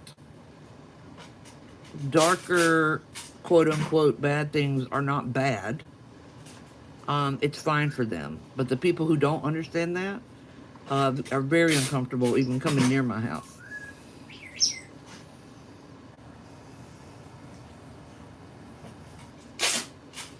I do know the herbs and crystals, but I'm not going to tell that to you. That's part of you learning correctly. So I'm not gatekeeping.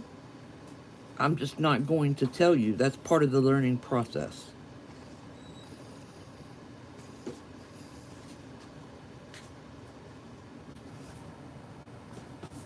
So when it's in that round container, Lirio, that is for a money bowl.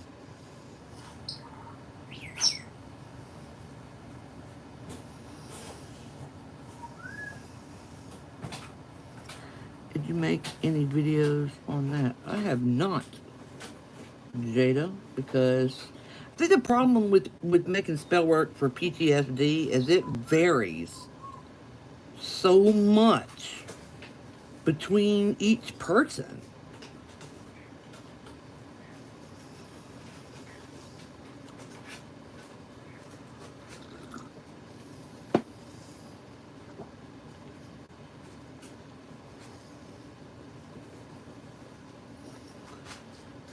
Could you tell me what a blood drop in a yolk in an egg reading means? Uh, as someone is trying to do a working on you to cause death or severe injury. Hey, Spirit.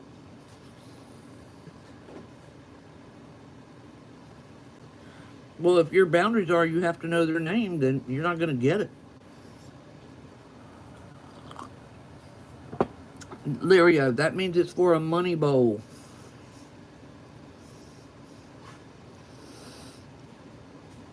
How are you supposed to burn candles in your money bowl? I don't burn candles, I burn incense.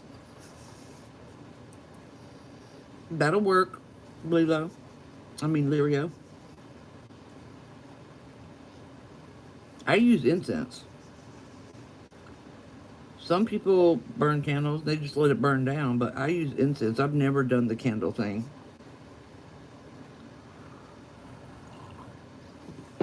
I'm not saying you can't. I'm just saying I always used incense.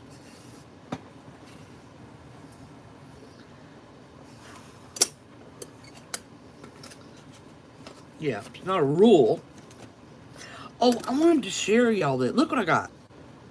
This is an old, not old, I mean to y'all it's old, but I guess not 2000s Abercrombie and Fitch bracelet. But look, did you even know they made one with a bronze bat? Because I didn't. Isn't that badass?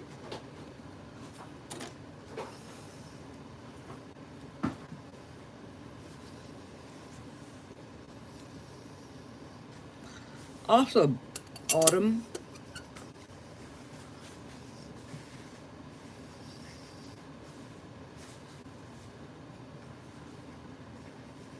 I go in people's dreams all the time. I ain't even aware of it. So,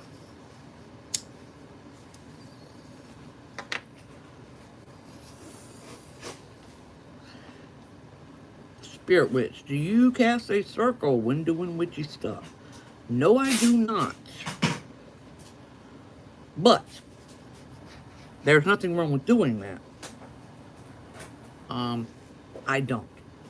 But that is because of, well, casting a circle is not necessary.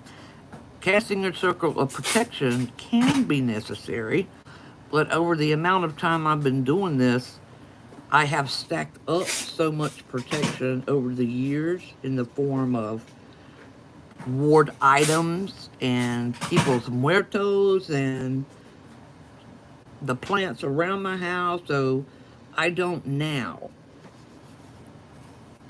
Charlie Klepner, are you on TikTok? So starting out, yeah, I think people should cast a circle of protection. But I say cast it around that entire room so you don't have to repeat it every single time. Or cast it around the whole damn house.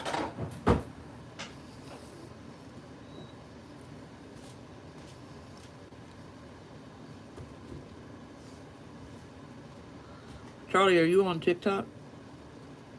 Does physical magic have an equivalent to lesser banishing ritual? Yeah, you just use herbs for that. What? Okay, let me be more specific. So what would you use lesser banishing ritual for? Yes. Okay, Charlie, if you go to any of my 3 profiles for Witchfoot, I do have a store on my website, witchfoot.com. So you can just go to witchfoot.com and look. But if you ever get interested in the school, it's through my website too, but my TikTok has 2 pinned videos that explains to you how it works.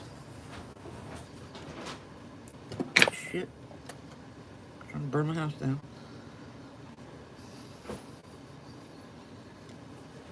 Denny, I'm not going to get on that right now. It's really simple. You can literally do even the Wiccan version. You can get it off of Google. You could get that off of WikiHow.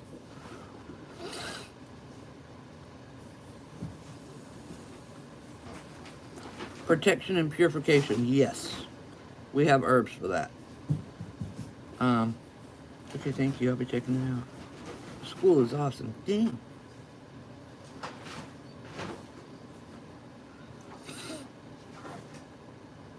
You know what? I'm gonna finish my cup of coffee first, before I start on the second coat. And just talk to you guys while I'm doing it. Talk about a rope around the house and submerged software protection. Yeah. So you can get roped or string or yarn, and you make a really high salt content bucket of salt water, and you soak that rope in it, and then you bury it. But if you want plants around your house, don't do that because you're salting the ground. I do still have a Discord connected to the school. Doesn't matter which color. Whichever one that you feel is protective to you, or whatever yarn, string, twine that you can tie together from the garage. It ain't got to match or anything. Physical magic is just working with the correlation of the herbs, rocks, and every now and then animal parts. The ones that they have, and that's it. Yeah, it's on the 3rd class. No, it's not on class 4 no more. It's on class 3. Oh my God! Hello, Cora. How have you been? No, I said around your house, not around all your land. But you don't have to do it that way. That's just one way. You don't have to do that.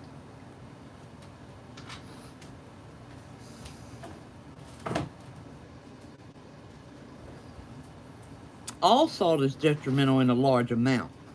You can salt the ground with anything.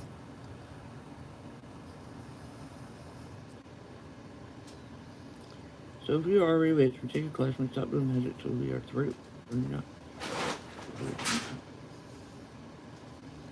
I'm good, Cora.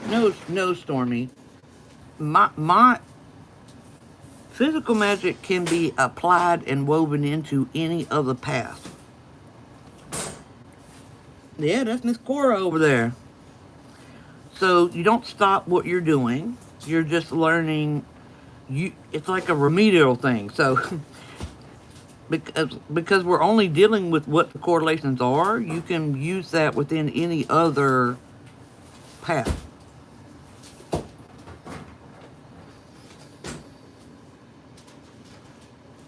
You doing all right over there, Cora?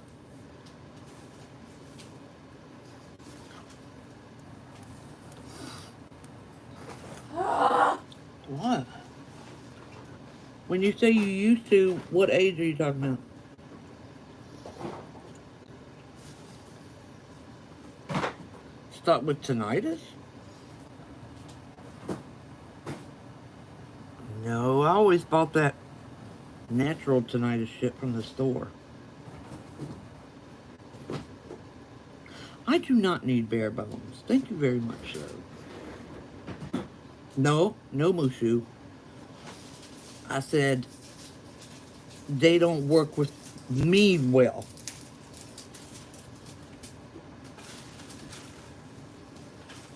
They don't work for me well. And if you're using bottles and you're not getting the effect that you think you should, you need to try without the bottles.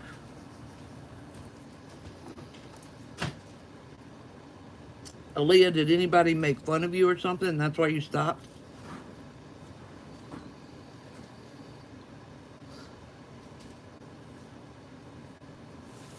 The herbs were never kept in bottles. That wasn't something that was done. That's a new age thing. And it works for people, for some people. Um, my little travel protection bottles are T90, and I have to work very hard to get those to work as efficiently as they should.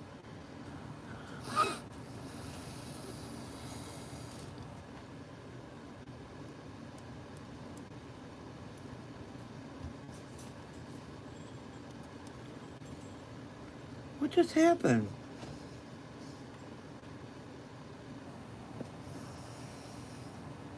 Can y'all still see me? My phone just got weird.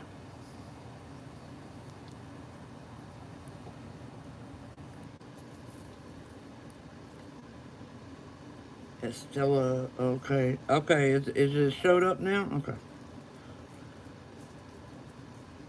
Autumn, it's just because I don't work, my stuff does not work good contained in glass jars. For me personally. I'm scared me praying in the group. Okay. So, Aaliyah, in that case, you can blast that back open. I sell that on my website. But you may want to read the directions before you purchase that, because you have to do something very um, specific. Oh my God, Cora, are you okay though?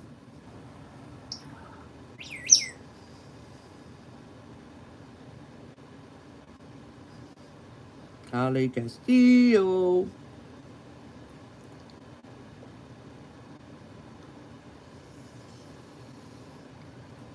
Can't seem to keep them alive before they get bigger. Anything to do with them.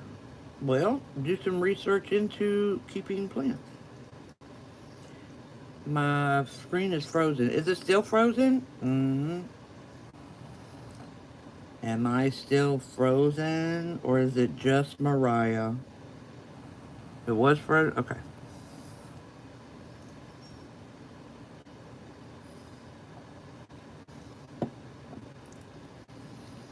How do I calm my niece who is seeing things and getting scared? Well, first you get her to draw it, and then you can explain to her what each one is.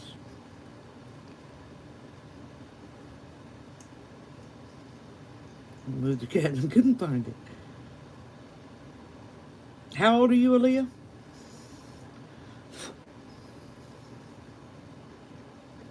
Hey, Lady Valkyrie and Brianna.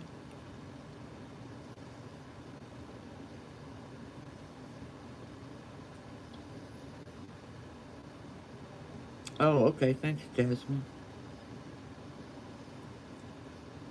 Yeah, the hallway.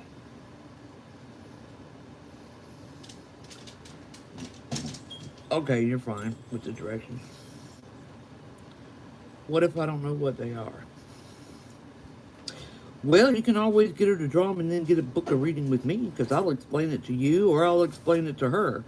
99% of what they see are only scary because TV told them it was. So, if you explain, how old is she? I just said deja vu. Bye, Mary. I might be fine, but look, we've been sitting here a couple of days. Oh my God, Cora. Okay, she's 9. She'll be plenty able to understand. You need to go get one of them shots or something. You might, because if you fall asleep, you might not notice it's closing more until it's too late.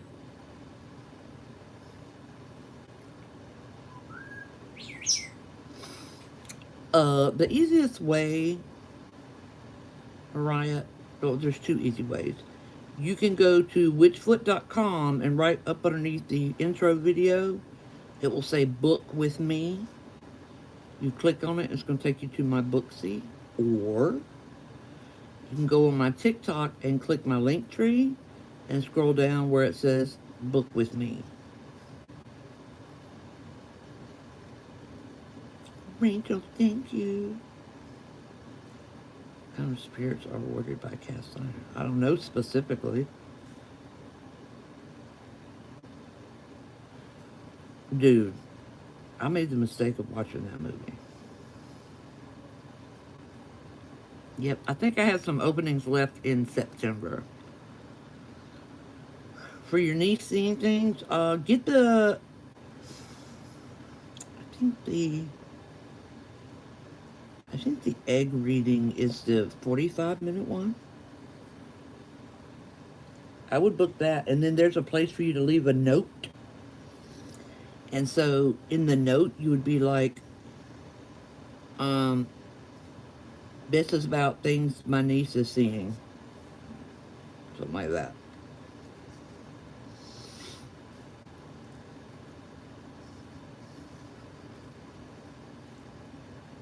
My friend asked me how because she did the dirty on her blood ties. You need to be more specific. Blood ties can be several different things, so I'm going to need you to be more specific.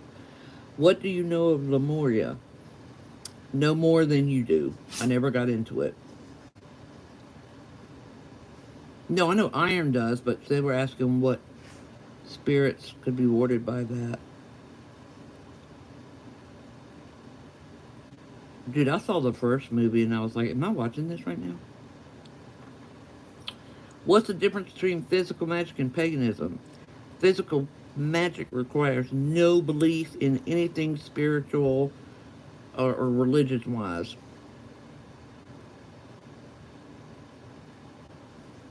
You don't have to believe. You could be an atheist and practice it.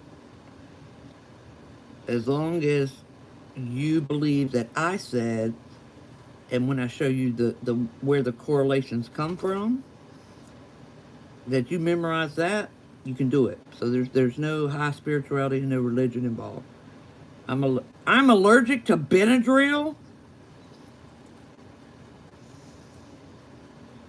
Yeah, Cora, because you know that if it starts shutting while you're sleeping, I could have time. Oh, awesome, Teller. Yeah, whichever one is the smaller time, because I don't need a whole hour.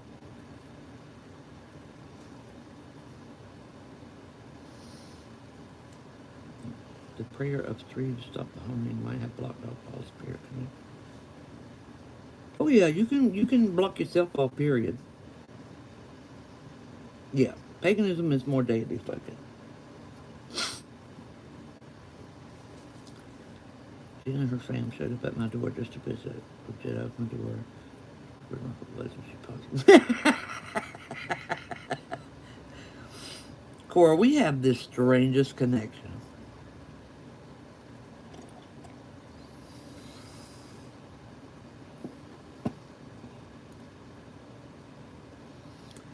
Oh, yeah, yeah.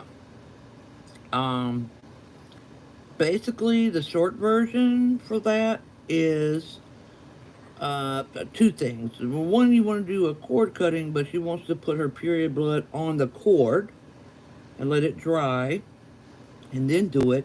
And the other one is a type of clean purification that is a douche.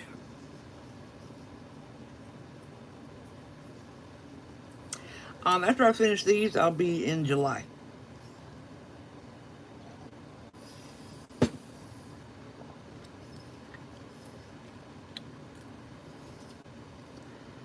Oh, that's not gonna light.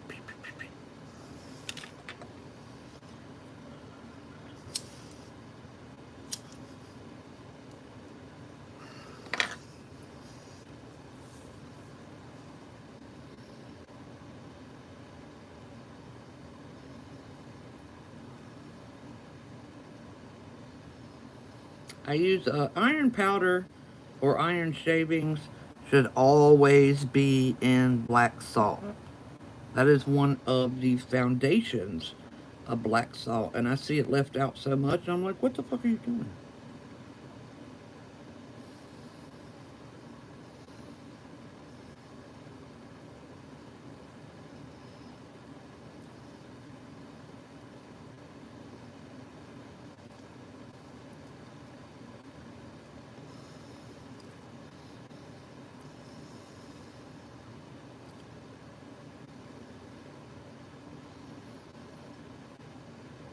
Oh, what you do is you get two little white chime candles, and you carve in the kid's name and their birth date, and you wrap them in snakeskin.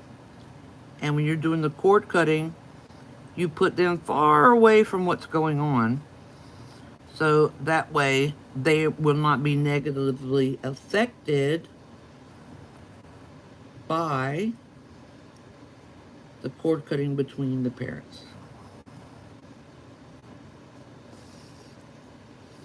I lost my connection again.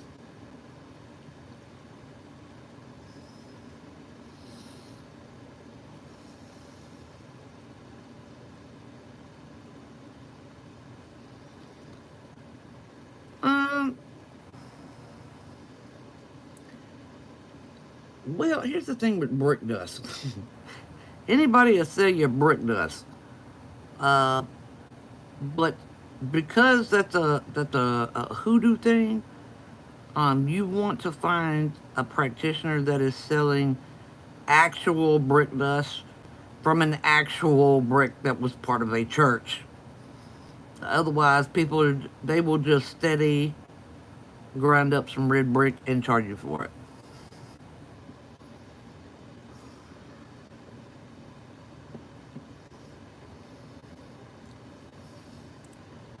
If you happen to cross a dilapidated church that has brick, go ahead and yank one of them out.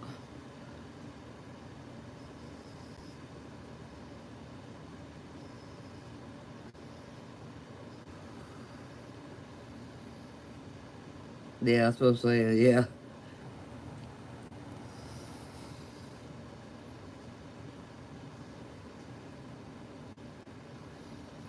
Yes, brick dust is for doorways and windows.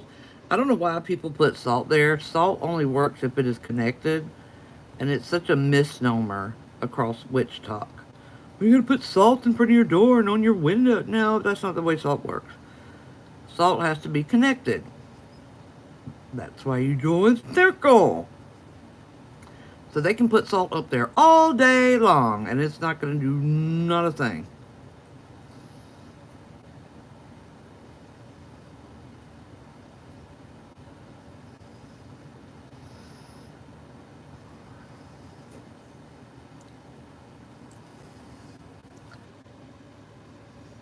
Because of supernatural, I would not fucking doubt that, honestly.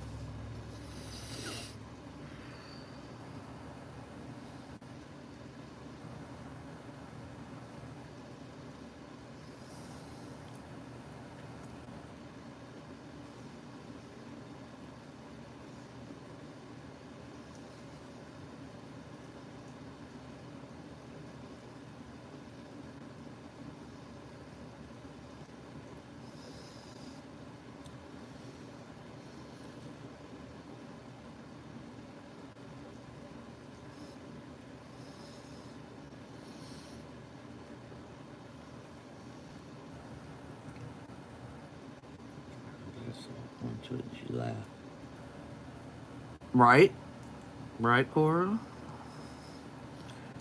What is more spiritual, religious, mythological mystery that you find fascinating? More than the rest. Hmm. What's the more fascinating than the rest? I gotta think about that. There's so many.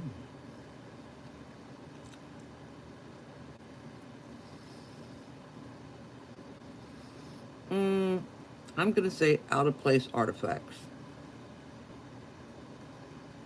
Out of place artifacts are the most mysterious and intriguing things to me.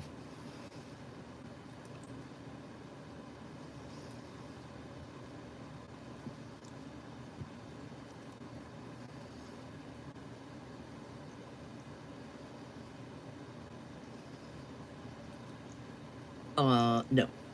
I'm still not at a place where I'll be doing anything for Halloween in particular.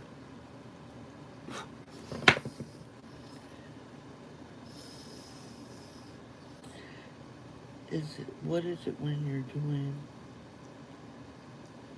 When doing the entire property, yep.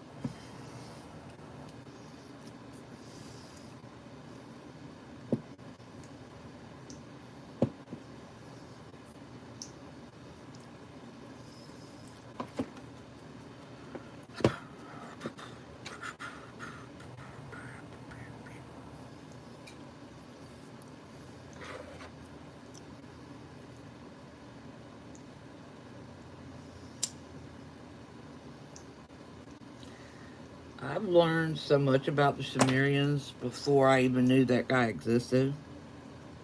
So when he came out, I was like, hey, I was thinking that. Why didn't I remember to write that in the book? But I've gotten so deeply in them, they're not as mysterious to me because I know that there is a civilization that precedes it, and we aren't allowed to dig there because of war and Sharia law. Um, that's what bugs me. All right, Krista. Bye, Sebastian. What's the difference between the money working? So the money working candle is when you want money now, okay, right now, as soon as possible. And the money bowl is something you use for cash flow, to maintain cash flow into your household. So it's not as fast acting. Some people are just in a tight spot. They lost their job or whatever, and they need some money now, or they need a job now, uh, something like that. And so that's when you get the money working, money and prosperity. The money bowl is for long term, um, and it lasts a really fucking long time. Because I wouldn't charge $50 for that unless it lasted a really long time. So.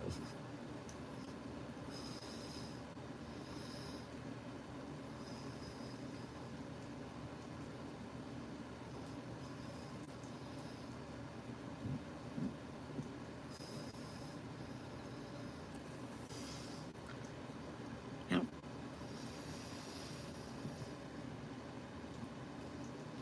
Learning about Sumerian mythology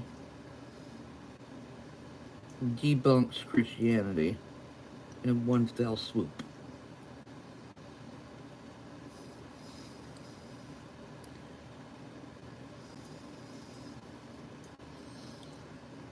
What was the song I used for the Whisper video? It's called The Whisper Song by the Yin Yang Twins.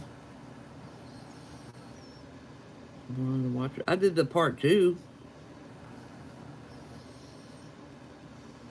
Tips on how to dress your candle. Super chunky. Kind of a fire hazard. All right. Well, one thing you can use if you don't want a fire hazard is to apply an oil to your. Now, this is if you're burning at your own house, okay? When you're mailing out, you kind of have to do this waxing or everything will fall out before you get there. But if you're making a candle to burn for your own use, you can just put an oil on the candle and then roll the oil in the herbs that you put together and then light it, because less get on there and it will still work. These get and become so large because, number one, I put a whole lot in my candles, so they're going to burn huge anyway. But number two, they also have to make the transit and still be just open and light after they've made it through the mail. So you don't have to dress like this. You can just go the oil route for your own use.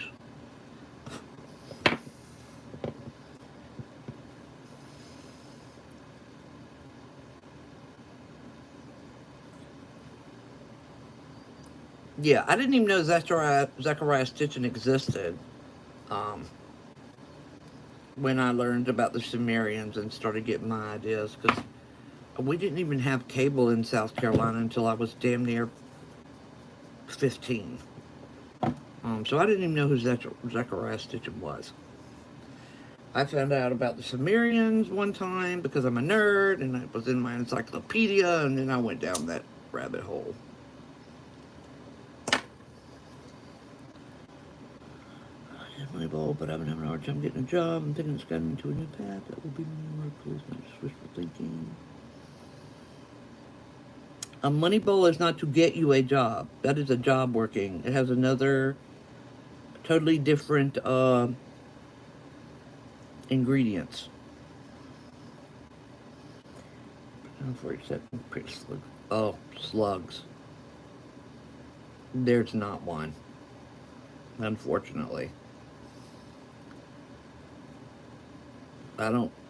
I can't. I don't understand. As someone who left Christianity, I can't comprehend how people stay in there. I can't.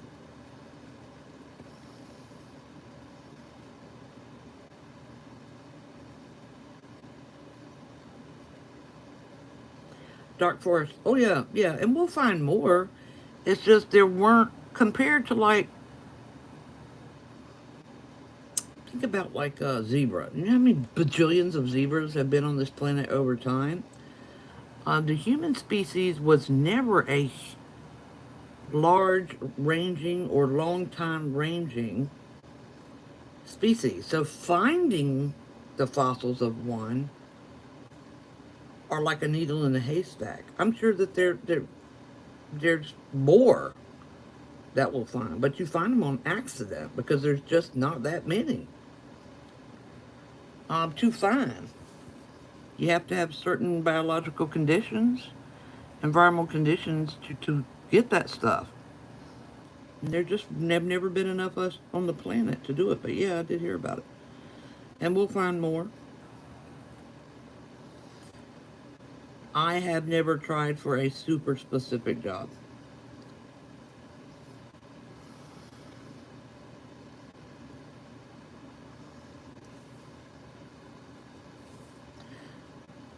Well, when I started reading, because I'm old, so when I started finding out about the Anunnaki, there weren't any books.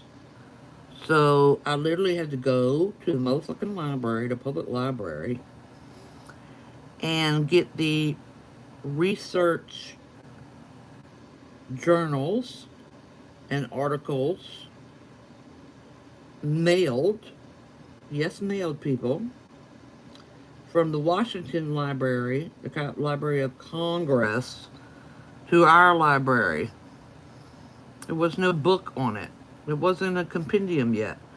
So I was reading the what the archaeologists had written down about it.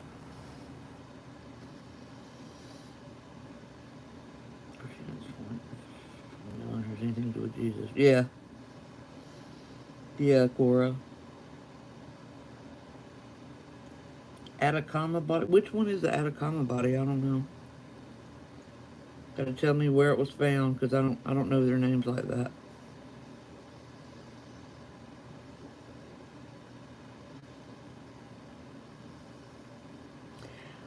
Right now, Leah, I would take that with a grain of salt because there's no way that they would be able to tell what blood type it had at this time.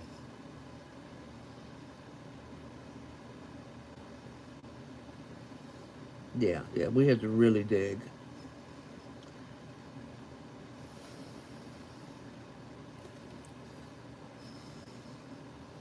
What the fuck, Candle? Me and you about to fight.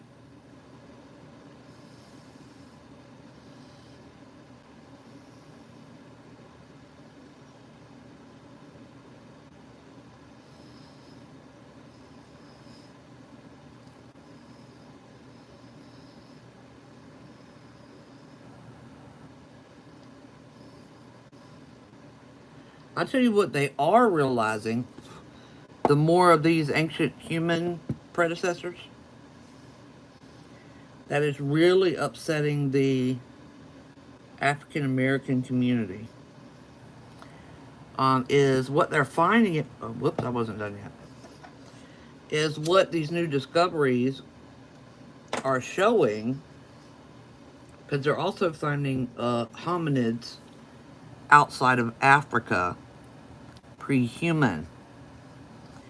And so what the science is pointing to is that it wasn't humans that walked out of Africa, it was hominids that walked out of Africa. So hominids are upright walking great apes. And what the studies are showing is that the hominids are the ones that walked out of Africa, and they all, they're all on the same planet, so they all evolved into humans at the same time, but in different areas of the planet, which is why you have such physical differences between humans today. And that is upsetting the African American community, because they're like, you're taking away origins for us. I'm like, no, it doesn't. It still means we started in Africa. But that's what the current science is pointing to, that it wasn't, humans didn't walk out of Africa, hominids did. And I mean, it's upsetting to them. And if I was African American, it'd probably upsetting to me too. But that's what the science is showing. With every new human and human relative that we're finding, that it wasn't humans that walked out of Africa, it was hominids. No, no, no, no. Before Homo erectus, no. Hominids. Lucy. Lucy was a hominid. Everybody knows who Lucy is. So Lucy was a hominid. It was a walking great ape. It was an upright chimpanzee type ape.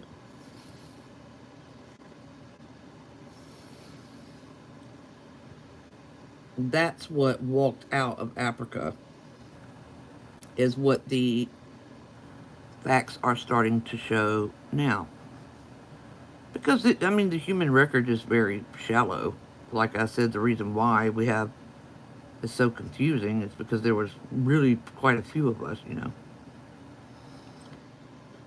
But yeah, that's what it's showing.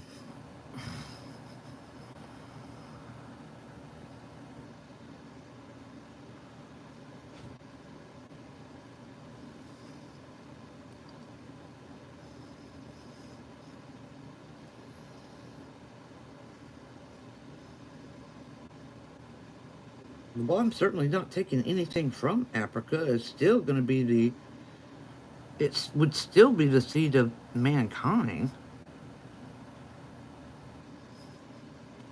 It's just I guess the root blueprint, the hominid, is what walked out. And we can't be definite of that yet. We definitely need more evidence to propose that theory. But that's what it's turning into. I did, and I haven't had a chance to open it. New Moon.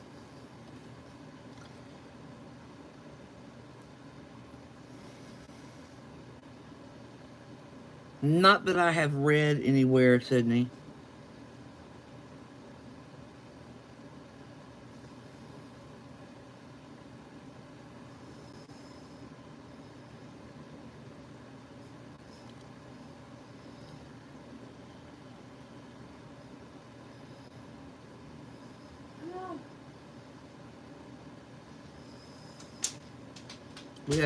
We don't know.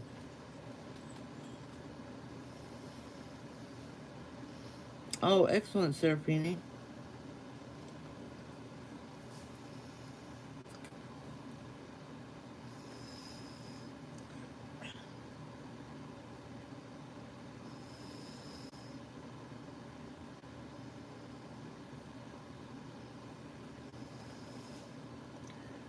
But I mean, there is some definite holes.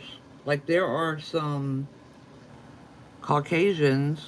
No, there's some white folks that no matter how far back in their DNA you go, there's zero African DNA. Where is it?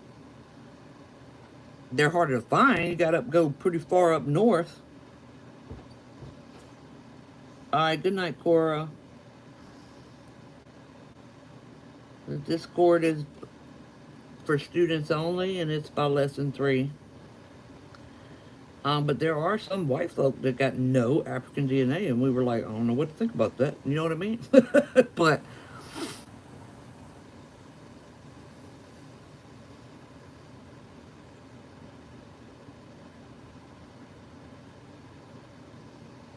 yeah, Mama Slay, that's the main thing um, that irritates me is there's so much.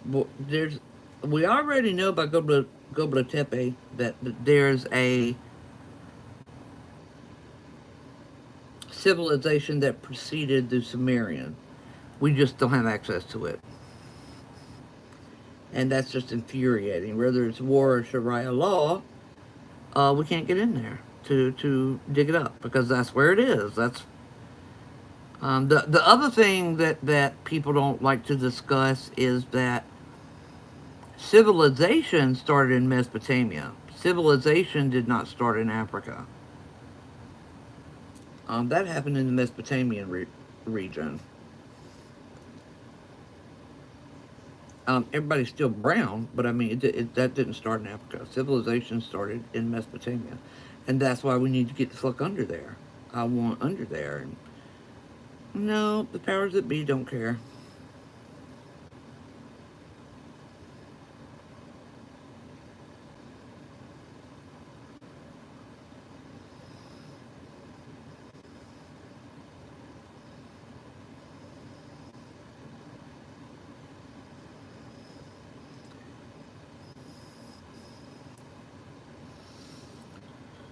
Man, something in every one of your streams. When will the lesson about trees be released? I don't know, dude. I'm just, ugh. That'll be the next lesson, but oh my god, it's a monster. I'm trying to get it down. It might have to be 2. I don't know. It's out of control.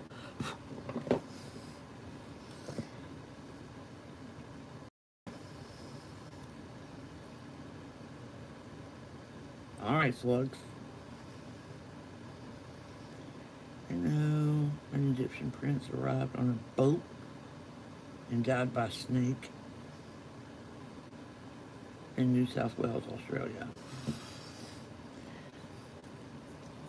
Well, Africans came to North America a long time before oh, smallpox guy got here.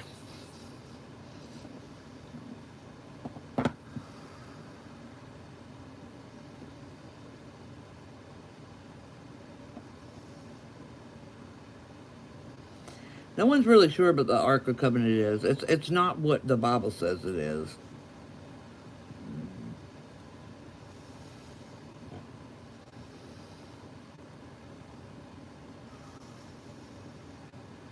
What?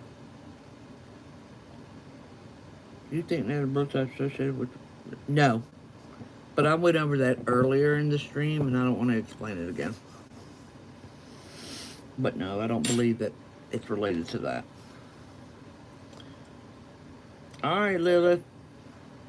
I thought Cora already left.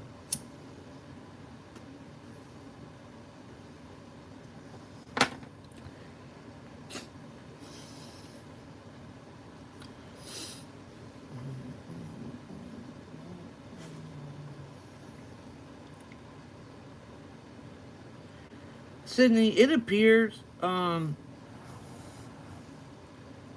that it was a physical object. And I don't know how well that you know the Bible. But it was kept in acacia wood. And you couldn't wear it, or you could not open it. Actually, you just couldn't go near the damn thing if you weren't wearing a certain type of protective clothing. And so that just leads me to believe that either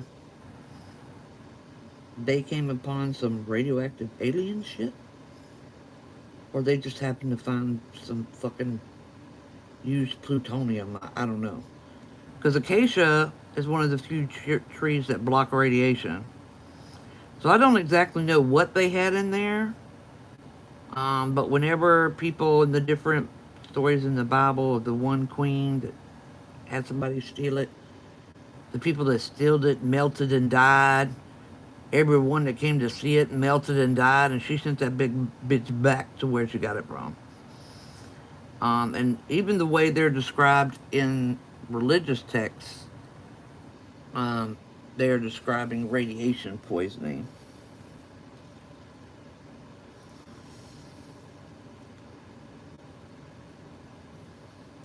So whatever it was that they found. Oh, and you couldn't, even when they brought it down to for people to see, it was just behind a curtain. You couldn't go back there. And the curtain was made of something specific. I don't remember, but to me, it sounds like something extremely radioactive. So whatever it was,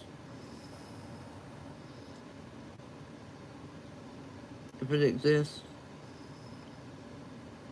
it'll fuck some people up. It doesn't sound like it. I don't think it contained any of the shit they said it did. Yeah, I don't think that's in there at all. The Ten Commandments and all that malarkey.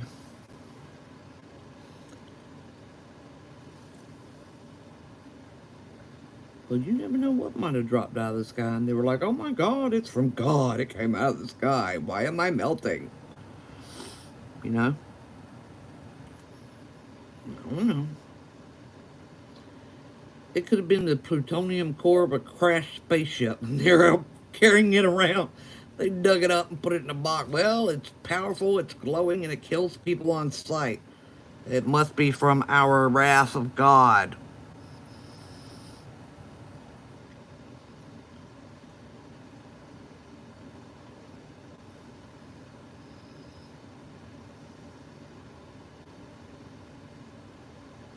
Yeah, that too, Sydney. Yep, acacia covered in gold.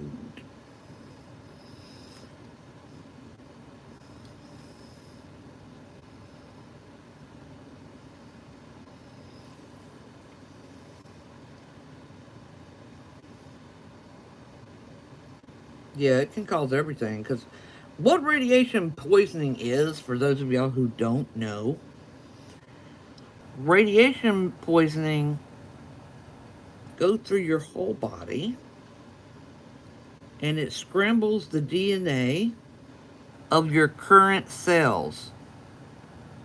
It permanently scrambles the DNA of your current cells so you can no longer replace those cells. So that's why you melt. The cells that you go to replicate won't replicate. That's what radiation poisoning is. You have nothing to replace the cells that you're using, and we replace billions of cells every day.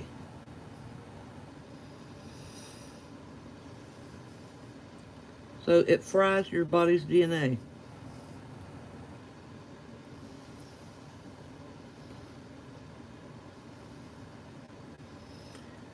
It is not odd to be brown and not having any Neanderthal DNA.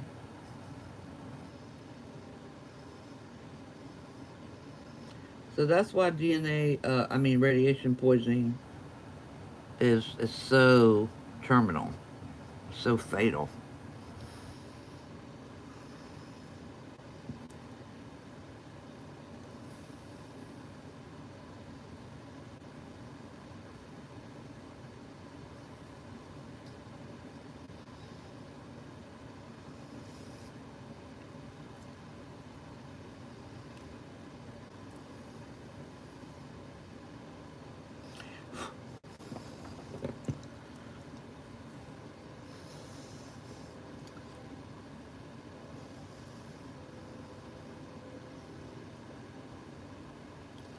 No authentic mystic. The rock in Mecca,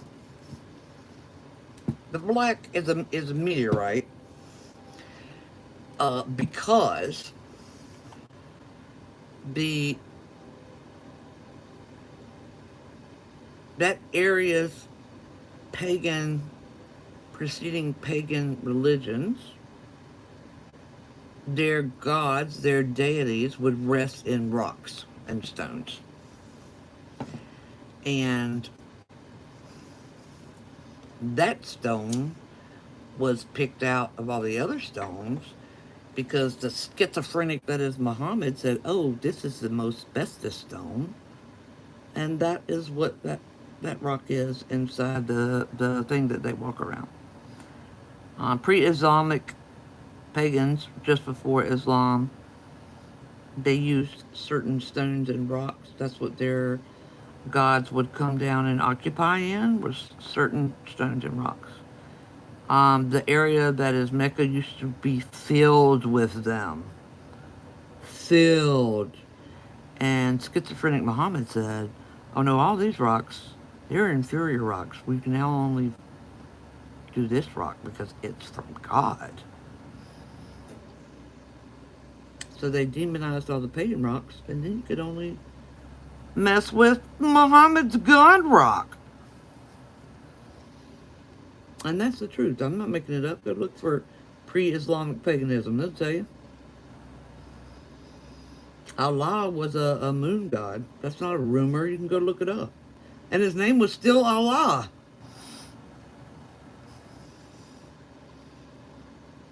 When you read the story of Muhammad and the Quran, you're like, this dude literally was schizophrenic and chauvinistic, and he literally took some shit from the Bible, some shit from the Torah, some shit from the Zoroastrian book that I can't remember, put a twist, his own personal insane twist on it, and it was like, it's from God. And people were like, okay. Like, I don't even know how that happens, but he sure did. That dude was crazy. That religion makes no sense. None. None. I'm like, this crazy man really just admitted this religion, and you're like, well, all right, let's go with that. Like, what the fuck? It's just as bad as Christianity. It's worse in the patriarchal sense. But that's basically what Muhammad did. When you read his story and how he says stuff happened to him, I'm like, this dude is schizophrenic. He's schizophrenic. I know them. I've taken care of them.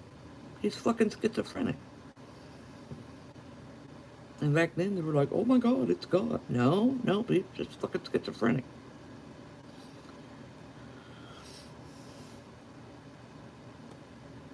Yeah.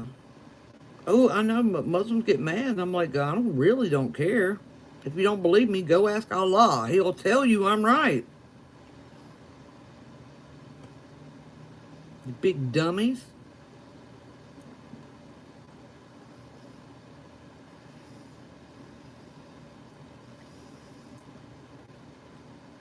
Like, all that crap in there about how women should behave, that was 100% input by Muhammad, because he's crazy.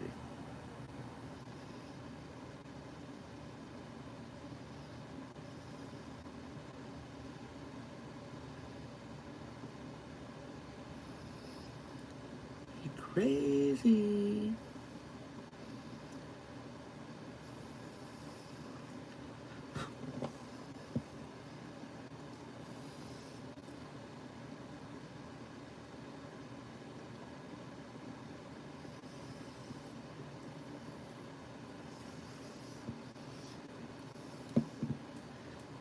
You know, Christian women are supposed to veil, not in the Muslim way. They're supposed to have their head covered once they marry, period. Period, end of story. But they leave that part of Leviticus out. They just skim right over that part. and women are not supposed to participate within the structure of the church. Um, but you know how Christians are. We're going to skip that part of Leviticus.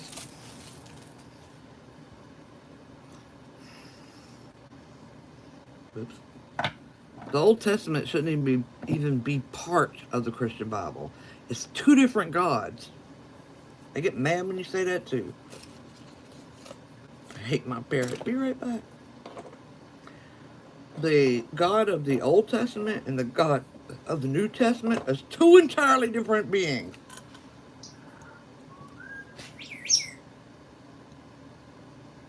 Yeah, you're supposed to cover it with cloth, not here.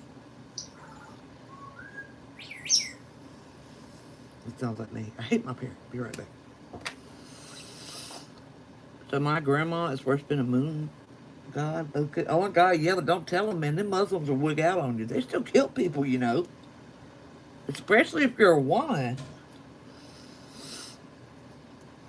Their honor killing shit is crazy.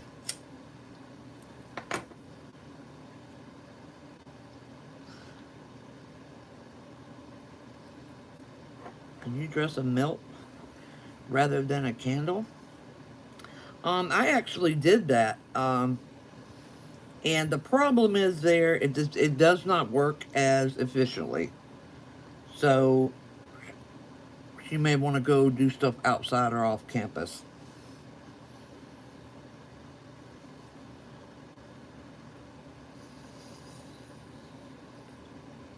Yeah, the Old Testament is the Jewish God. Everything that was in Leviticus had to do with raising the numbers of the Jewish folks back then. Even the Jewish scholars will tell you that that shit don't even play in today. It was for back then when their numbers were low. Anyway, the Old Testament isn't supposed to be a part of the New Testament at all. Two different gods.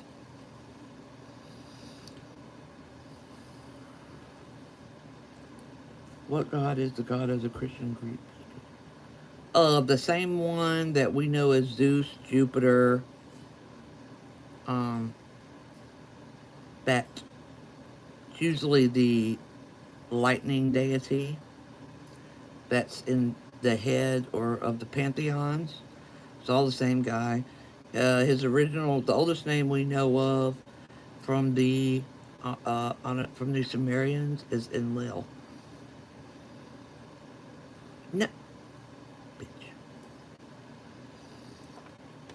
And what people don't understand about the Jewish faith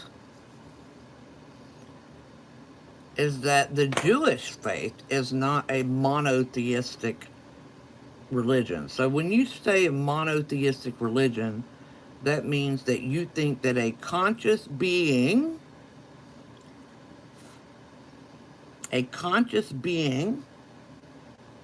has made and is over and pays attention to everything. That is not what the Jews believe. But people don't care enough. Yes, Catholicism is the original, that's the root cult of Enlil. And if you go, you can see it in the headwear that they wear even today. Any of the cardinals, the Pope, the shape of the Pope hats now, and the old shape of the Pope hat. I literally just did a video of this. It's 9 minutes long on my TikTok, Holly. No, Enlil. Not a new.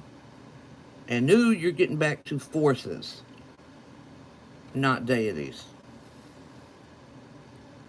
Now I don't remember where I was when I was talking. What was I talking? Oh, so the Jewish faith is thought by non-Jews to be a monotheistic religion that has an omnipotent being. That is absolutely not, that's not what it is. I can't remember the name for this. Their belief is that God is more like a force but can choose to speak in a being form in order to the few people that they choose to actually interact with. But God itself is not an omnipotent conscious being. And most people don't know that. And it is two entirely different things.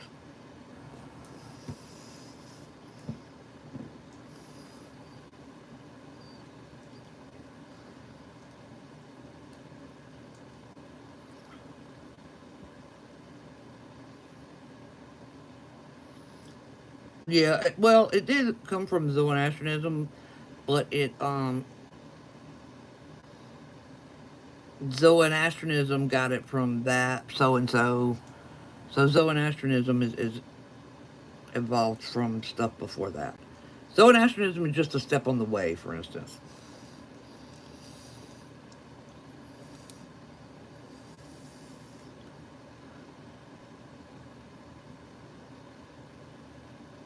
Uh, that gets kind of choppy. Okay, so if you take the Bible out of it, because the Bible's not translated correctly, Israelites came from Canaanites. Okay, and Jews came from Israelites. So for the later Canaanites that were more pagan, um, that's where they get El from. The Elohim and the El in the Jewish faith is not the same. That Twitchy Witch posted a video on that and I almost lost my shit, but since I'm not Jewish, I can't speak on it. That's actually two different things, and she should have not spoke on that. Anyway, um, it has two different, it comes from two different roots. In other words, it looks the same, but it's two different roots. Does that make sense?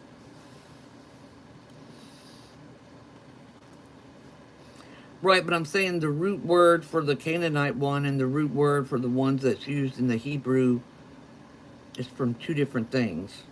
They evolved differently. So the L in Hebrew is not the Canaanite's L. It came from two different root words.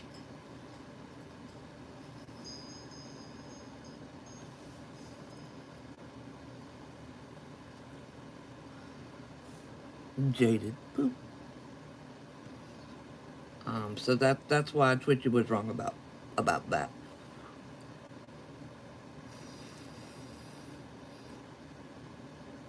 And I was just like, girl, I don't know if she's Jewish, but I was like, this is so wrong. And then I saw my friend's Matan's post, and he was like, what the fuck? And I was like, oh, yeah, yeah, yeah.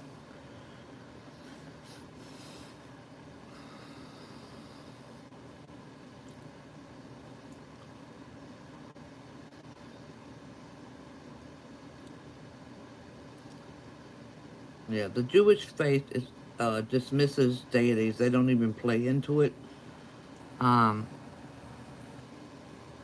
like the deities play into Christianity and Islam.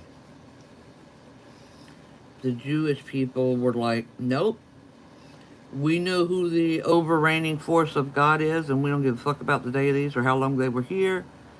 They do not usurp that which was there before.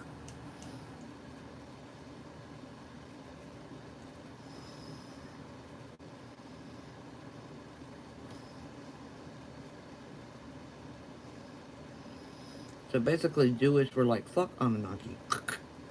We're sticking with what was here before. You guys can get the fuck out of here. We were doing fine before you got here, and we will do doing fine after you leave.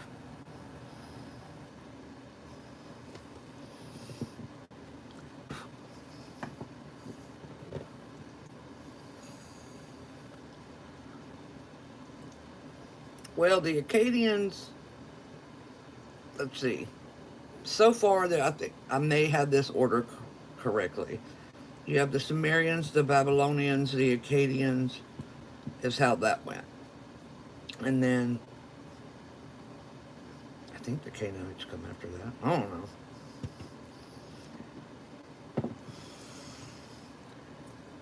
But all the other people from that area kept the general pantheon deities that were set in place by the Anunnaki, but the Jewish people were like, we were doing fine before the Anunnaki came down here and made this deity shit.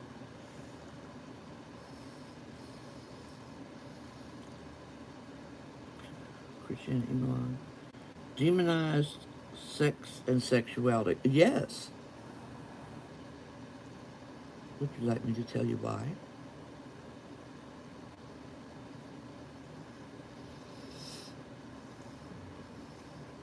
Let me tell you why. I hope you're not a man. It's because men wrote those books. That's the God honest truth. You will not see that in any other religion.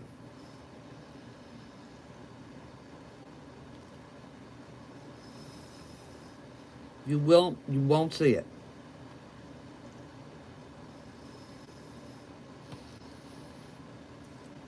I'm gonna need a flowchart.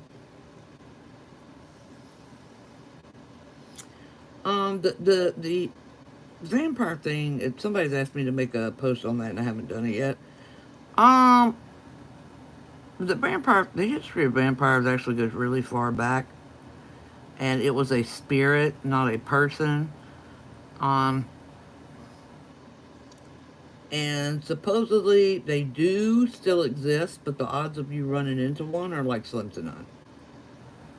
Slim to none. Because there's so few. Wait, the Anunnaki made deities.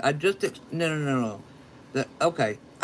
Everybody who wants to know about deities and where they came from needs to go to my TikTok right now. I made a 9-minute video that connects all of that together. It's my newest post. I was so bring up. Give me so many issues. Oh yeah, Islam is the worst one. It's the last one, and it was the worst one. That was any psychologist that reads that story will tell you that that man was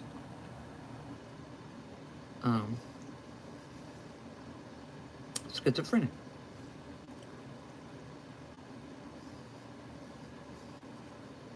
Period. And then the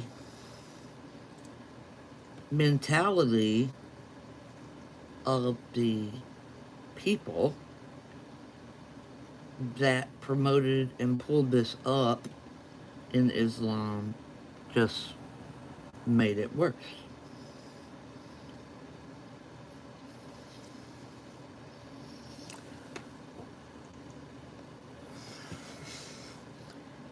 Do you offer any oils class? Not yet.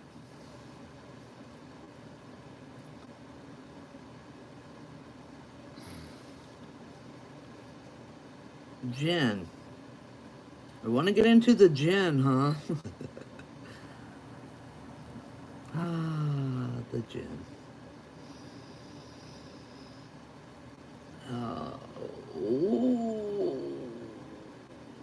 We want to get into the Jinn.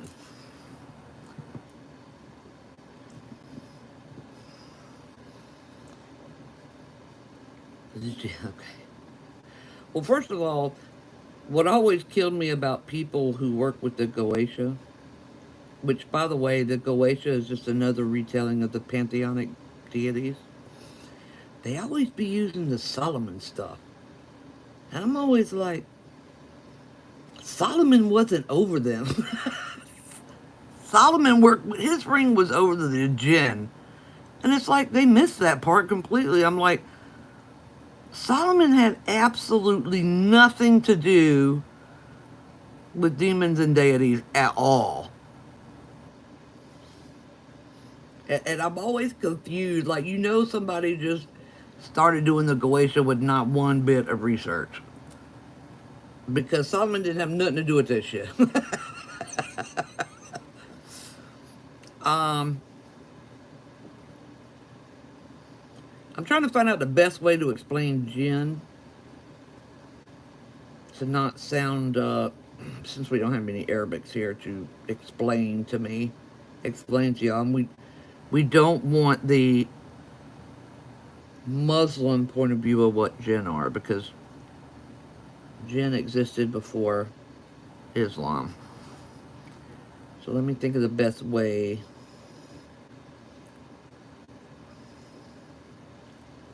to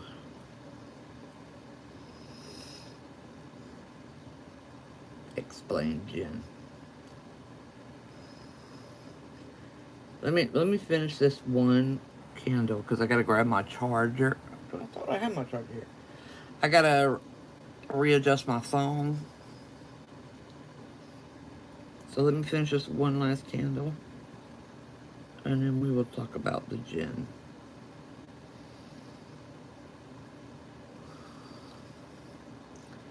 I have had the pleasure of meeting Jinn.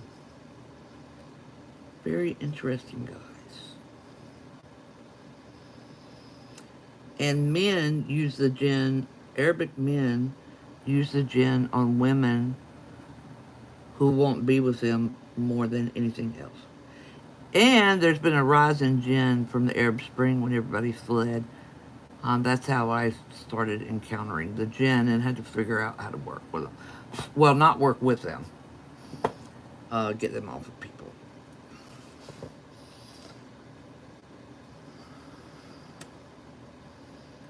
Well, I mean, the Islamic version doesn't get it wrong. I just need to take it out of that context because I'm not Muslim and I'm not Arabic. So I don't need to talk from that. It's not my place. So I do know the pre-Islamic paganism though. So that part I can speak from. Let me get this wax off my desk. I'm gonna have to flip my camera around and we will talk about the Jinn. And don't forget, after I tell you about the Jinn, don't forget to remind me to tell you the uptick in Jinn use by Arabic men since the Arabic Spring.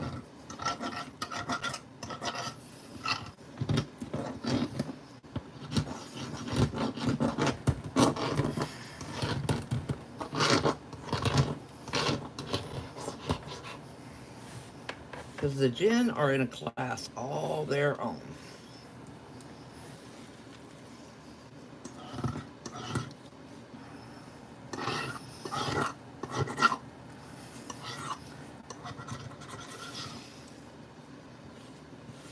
Alright, here we go.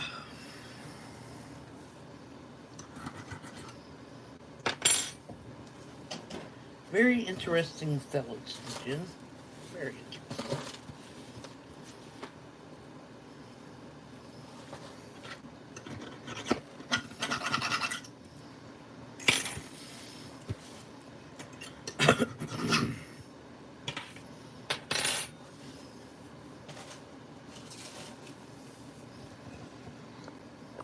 Oops. Now I'm going to look at my wall for a minute.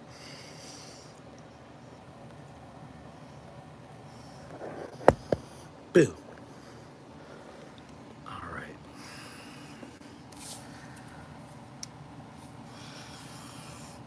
No. Nope. Nothing like that. They're in a class all their own. There's only one word that I don't remember. I'm going to look up this one term. And then I will explain to you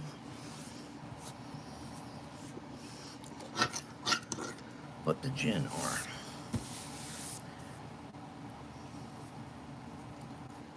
And why Solomon had his ring. And who gave Solomon his ring.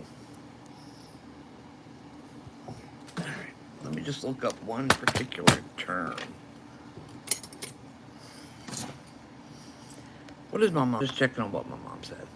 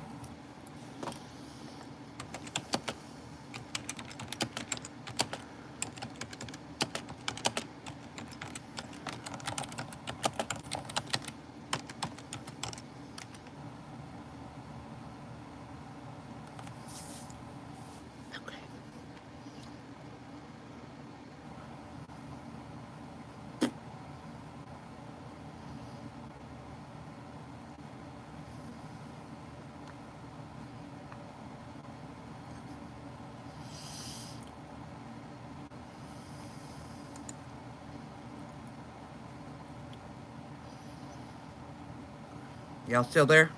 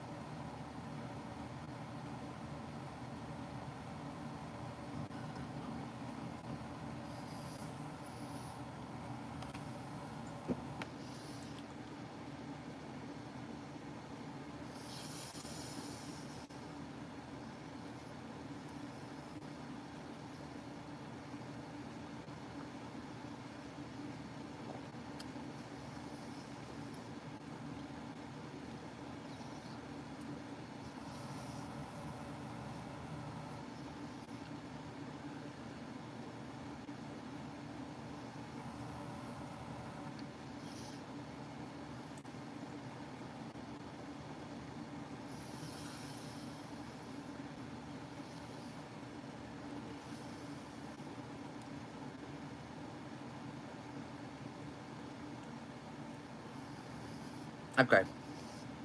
I can't find the Arabic word.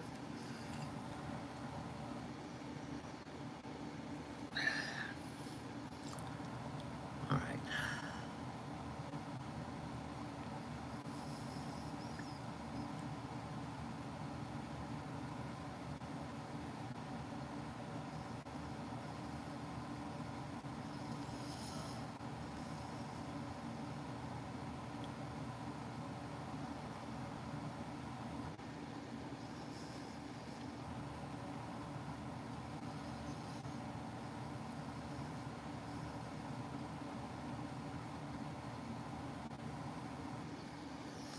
Are y'all there?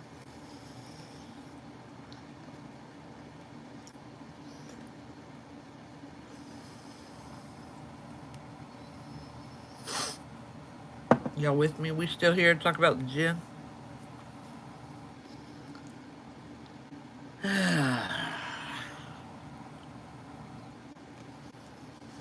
right. Let me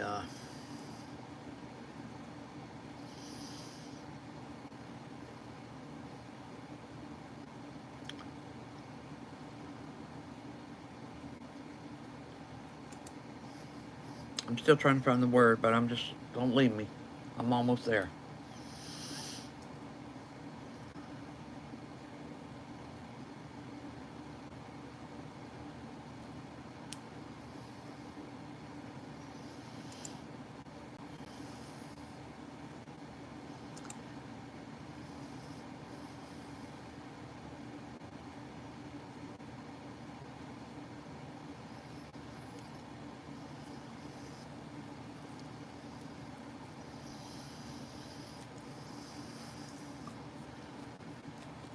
Okay.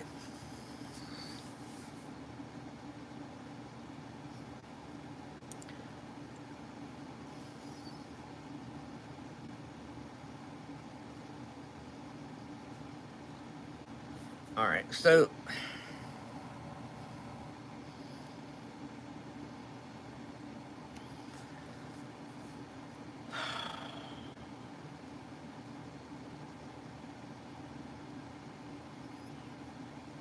there were okay. So Jinn existed long before Islam, and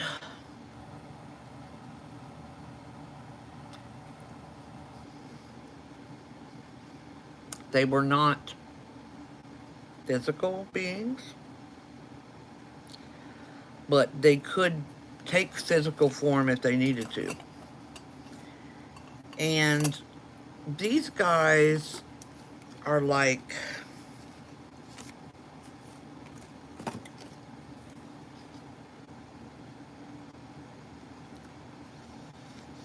shackles. Okay?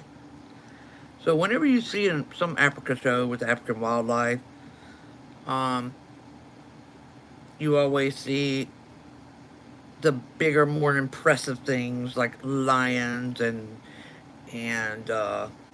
hyenas, um, taking down prey or whatever.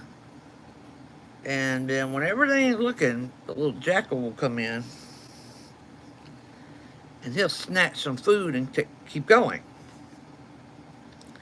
And so everybody who watches the nature programs sees the jackal as the pest. But really, the jackal is the smartest one there because he's going to live no matter what. Okay? So if the opportunity arises, he's going to take from the lion and the hyena. But he doesn't have to. He's quite capable of getting what he needs all by himself. So when the lions are starving and the hyenas are starving, the jackal's still going to be full. So in reality, the superior creature there, when it comes to the long game, are jackals. They're often overlooked and they're considered to be pests. But in reality, if you are alone, you may want to follow the jackal if you want to eat. He's going to tell you every way in which to survive. Very, very smart, very, very cunning. From what we can gather from the pre-Islamic text that's left, because they ruined it all,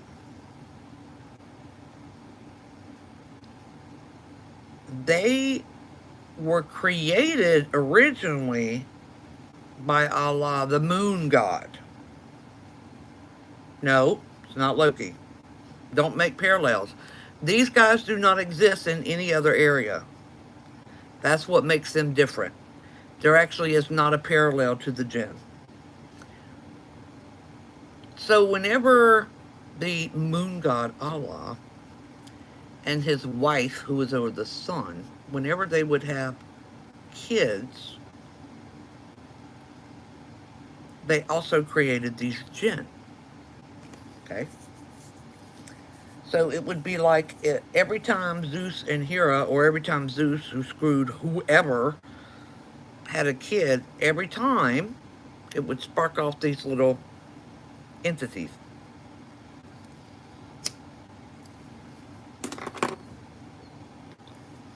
There were 4 types under the Jinn. There was the ghoul, which is, they can take, that's the shapeshifters, the ghouls. The Sila are like the ghouls, but they can come around and walk around in the day. The Sheik is a man with only half a body, and he will beat a human to death if he encounters them. And the Shaitan, which are the smart, cunning, and powerful, and generally rebellious. These are the ones that over time became a part of Shaitan with the Muslim Satan. Okay? Hey, so the Jinn are outliers, and they are transactional. Okay? So if you want the Jinn to do something, you have to do a transaction. Right? So if you are Arabic or were raised in that area where Jinn, and do we know why they are specific to that area? No, but they do not have parallels, and we don't know why. So I'm going to tell you that straight up. The only thing I can figure is these are one of the primordial types. Then, because the primordial were forces. These things are old, but they don't leave that area. And if your bloodline's not from that area, they won't.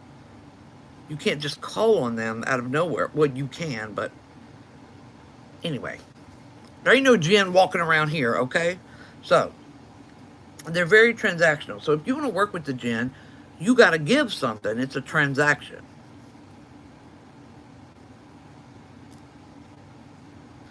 And you also have to do I don't know, Dark Force. I don't know. You also have to do a contract. So these are businessmen. They're freelancers. That's the word I'm looking for. They're freelancers. They don't answer to anybody. They do what they want. They have free will, just like people. They can be bad, they can be good, whatever they want to do. So, when you want a Jinn to do something for you, you do a transaction. Now, this could be anything from money, sacrifice, worldly goods will work with them. I don't know how. I think it's because they have no particular place. They don't have a home. They don't have a dimension that is home. They can go, they're just, the outliers. Anyway, so it can be they like the earthly things. I'm assuming they can enjoy those because they can take human form in order to enjoy those things. And so if you're like, okay, I'm going to give you some gold and some steak and a virgin. And I want you to go do this. If they agree to the contract, they'll go do what you ask them to do for as long as you ask them to do it. But here's the thing.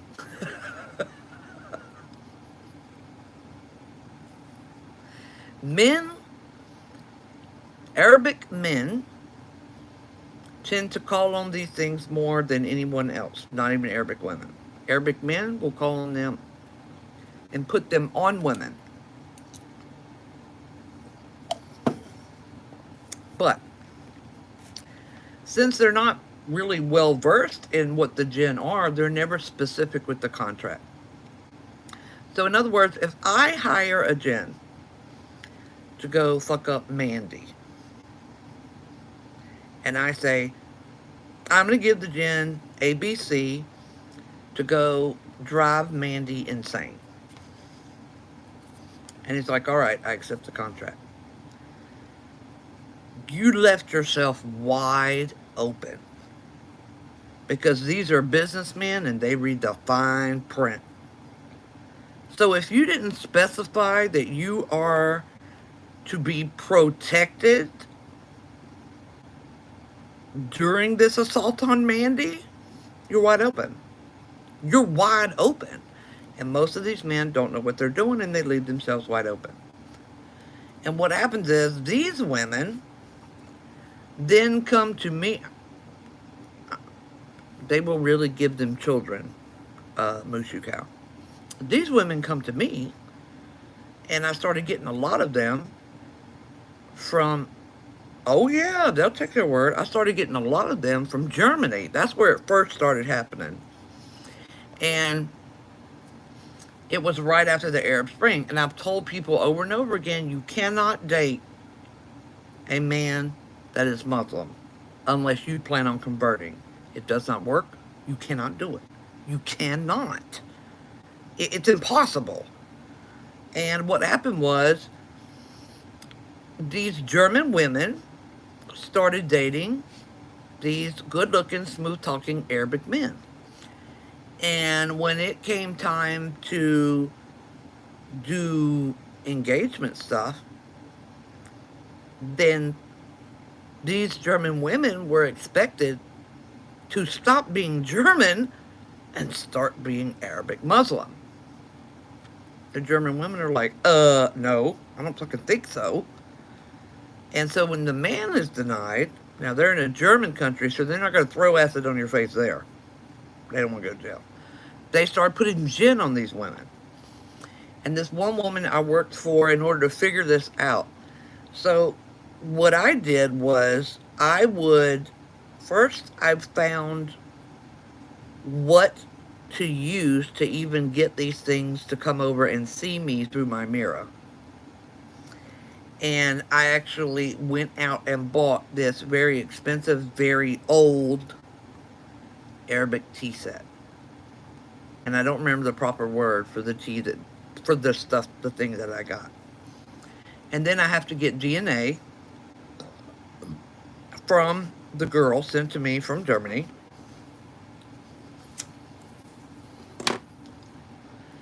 And then I have to burn her hair and an Arabic contract, oh, I had to make the contract too in Arabic.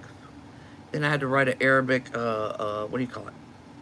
Petition and burn that with her hair, asking for the jinn that is attached to Jane Doe to come over and visit me through the mirror. And when he gets to the mirror, he stays, number one, because he sees the tea set. Okay? And there's only one thing. Well, let me back up. He has no obligation to the guy that sent him if I do a renegotiation. So in other words, it's like a hitman showed up at your door to shoot you, and you go, I'll pay you more to go back and shoot the guy that hired you. You get what I'm saying? That's what I'm saying. Well, what I offered was release out of the contract period and release out of the whatever realm he was stuck in. So I was like, if you break your contract with this guy, then I will do the workings to release you. Because apparently there's some places they're not allowed to go. And I don't know enough about Arabic paganism to know why. I just know there's some places they can't go. And so it's basically like in the movie Aladdin, where his last wish, he set the genie free from the lamp. That's what I'm offering. And I'm like, you can even stay here if you want to. But you can do, if you release the contract, then it was better payment. So I sent the hitman back to the person that hired him. And so I actually have him in the mirror. I did catch him in the mirror. And I have that somewhere on my feed on my TikTok. But I did catch him in the mirror. So they are very, very transactional. And you can work. That was all an experiment that I built up going off of intuition and reading past experiences for people that work with Jinn. They're transactional. So if this contract is fine, but I'm going to offer you another one. And it worked. And so now I get that fairly, a lot more frequently than somebody in America should. These German women, hey Kyle, these German women who are contacting me because of the Jinn. And these Jinn do not fucking play, dude. They don't play. They can get inside your head. They can make you go insane. They can drive you crazy. Nothing will work. She had to play a particular Islamic hymn for a while until I was able to get the work done. But they don't play because they're transactional. But he left himself wide open. So without locking the Jinn onto him, I'm able to break the contract. No, Mushu, I talked to him. He was in my mirror. I have my portal mirror. So that's what I'm saying. If they don't do the fine print and add in that you are bound to me for X amount of time, you left yourself wide open. It's a, what do you call that clause? Where you, if you leave a company, you can't get hired by its competitors that do the same shit. It's a know something clause. So if you leave that out of your contract with your Jinn, I can just take him away. Non-competition clause, I think it's called. Non-compete, right. So, and most of these guys, they don't care. They just want to get back because that woman, she's just a woman. She should be doing what I say. And most of them leave it wide open. And so after the first two, pulling them over became easier and took less time because I guess they'd be talking to each other. I don't know. So pulling them over would be less time. Now, Solomon shouldn't even be in the Bible. Um, he didn't have power over demons or any of that stuff. Um, the head guy, which would be, I guess, for our respective purposes, the Christian God or Enlil or whatever, he's the one that gave him control over the Jinn. And so, um, I think the last translation was that he gave him a ring, and that's who built all those temples in that shorter period of time. The Jinn did, not Allah, the Muslim version, not the moon god Allah, not the original Allah. So the main Mama Jamma. So that would be the Christian God. That would be Allah. That would be Zeus. That would be Odin. That would be Jupiter. And you can keep on going down the line. He's the one that gave Solomon that for some reason. And we don't really know why. It gets all, I mean, there's the story in the Bible. There's the story in the Quran. But I don't know who Solomon was. He might have been in line. He might have been known by a different name. He could have been, a descendant of the Anunnaki that was on the Lilith side. We really don't know. We really don't know. I know what Allah means. Okay. But the original Allah was a pre-Islamic lead deity. Okay. Oh. So that's why, and Muslim, number one, when Islam started, they destroyed so much pre-Islamic artifacts, scriptures. I'm not talking about pre-Abrahamic though. I'm talking about pre-Islamic specifically.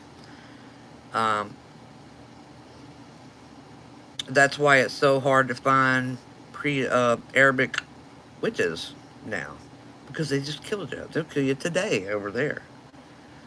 And they like to pretend that none of that existed. But there's plenty of archaeological evidence that tells you all about that head in their pantheon. For some reason, instead of thunder, the main god was over the moon.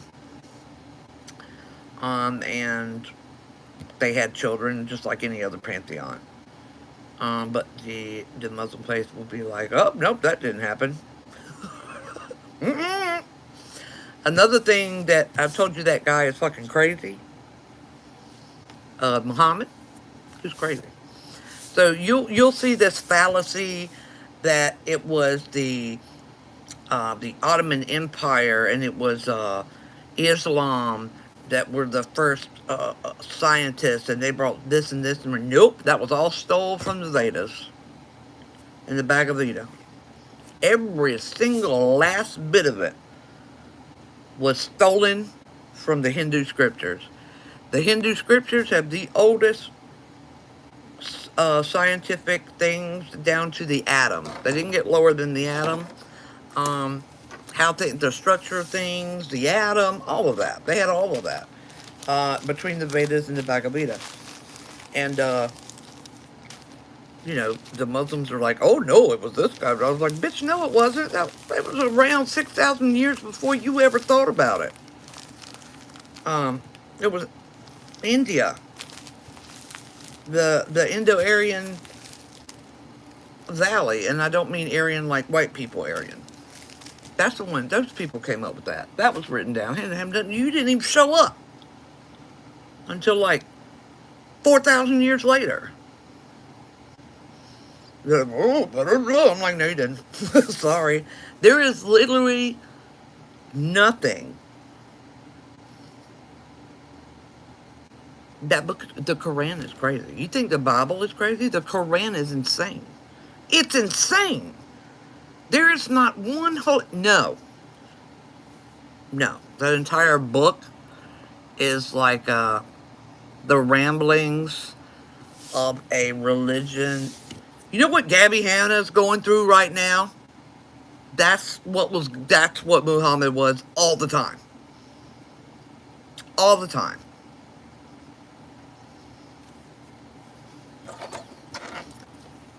Just the ramblings of a certain kind of schizophrenic. They have the delusions of grandeur and all that other stuff.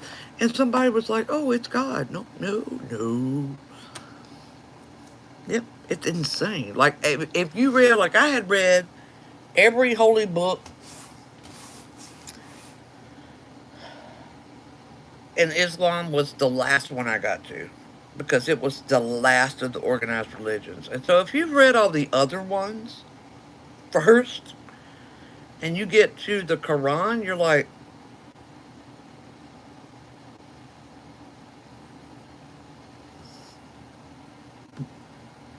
what? It's straight, it's plagiarism with a dash of schizophrenia. Severe schizophrenia. That's what the Quran is.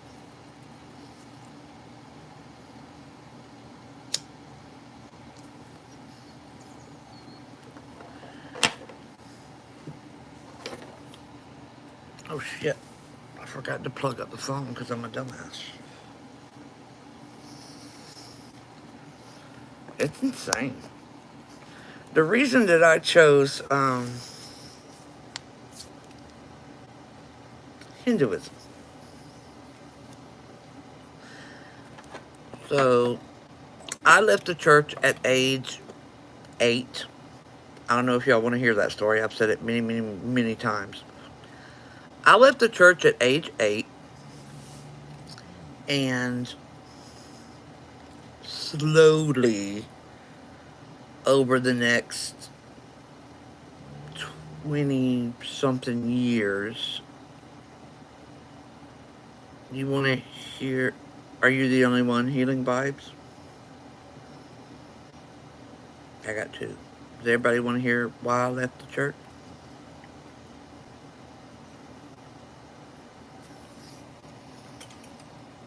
Okay. Well, I was never traumatized by the church, just so y'all know. I know I had a Southern Baptist church. I was never traumatized by the church. But as you've heard from my stories, I was not a normal child. Okay. I had a brain that just was not like other people. And my first resource book, the one that I recommend in the class, which is Reader's Digest North American Wildlife of North America, which included rocks and shit like that. That was my birthday present when I was 10, and I was extremely happy about that. Okay? So, my brain was thinking on broader levels from very young. And so what happened was, you know, I'm in Sunday school. Did he get punished for that? What? Anyway, so I went to Sunday school at Oakdale Baptist Church in Rock Hill, South Carolina. It was just a little local church.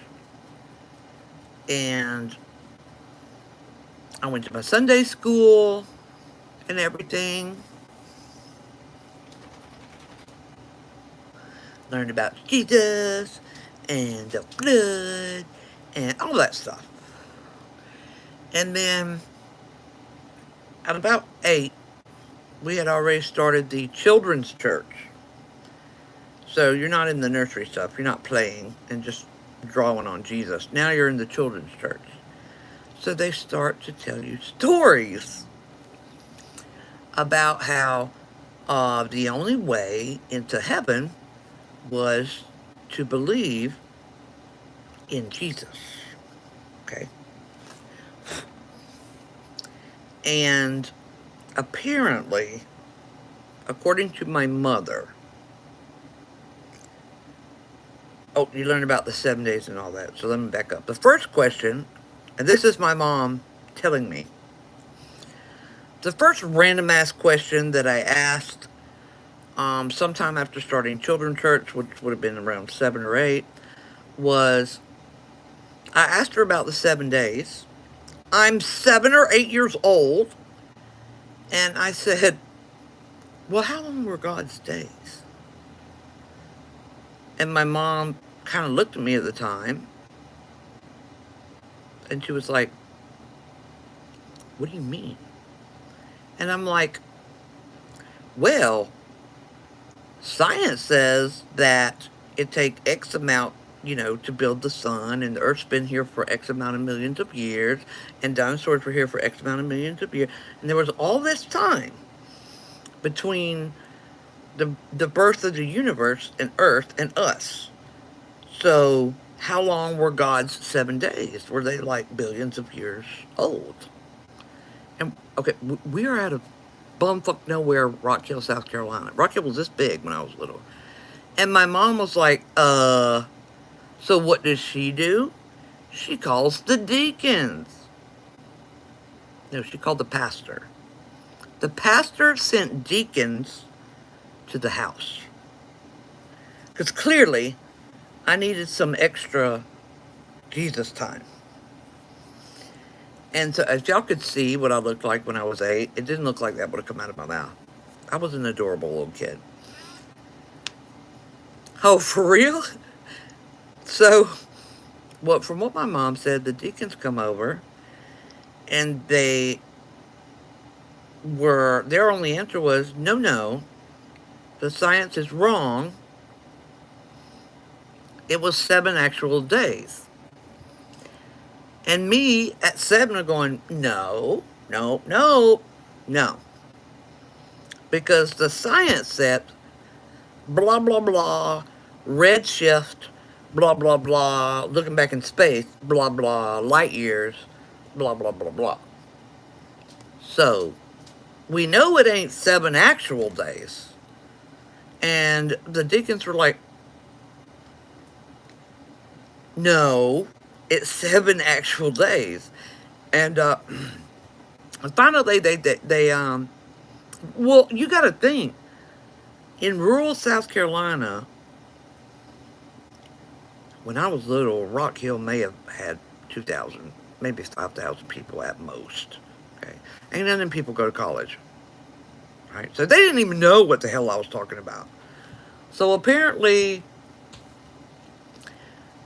they were insistent on 7 days, and my mom was like, they were getting frustrated, and my mom was like, okay, you know what, let's just wait, and we'll, y'all discuss it with the pastor, and we will reapproach this subject.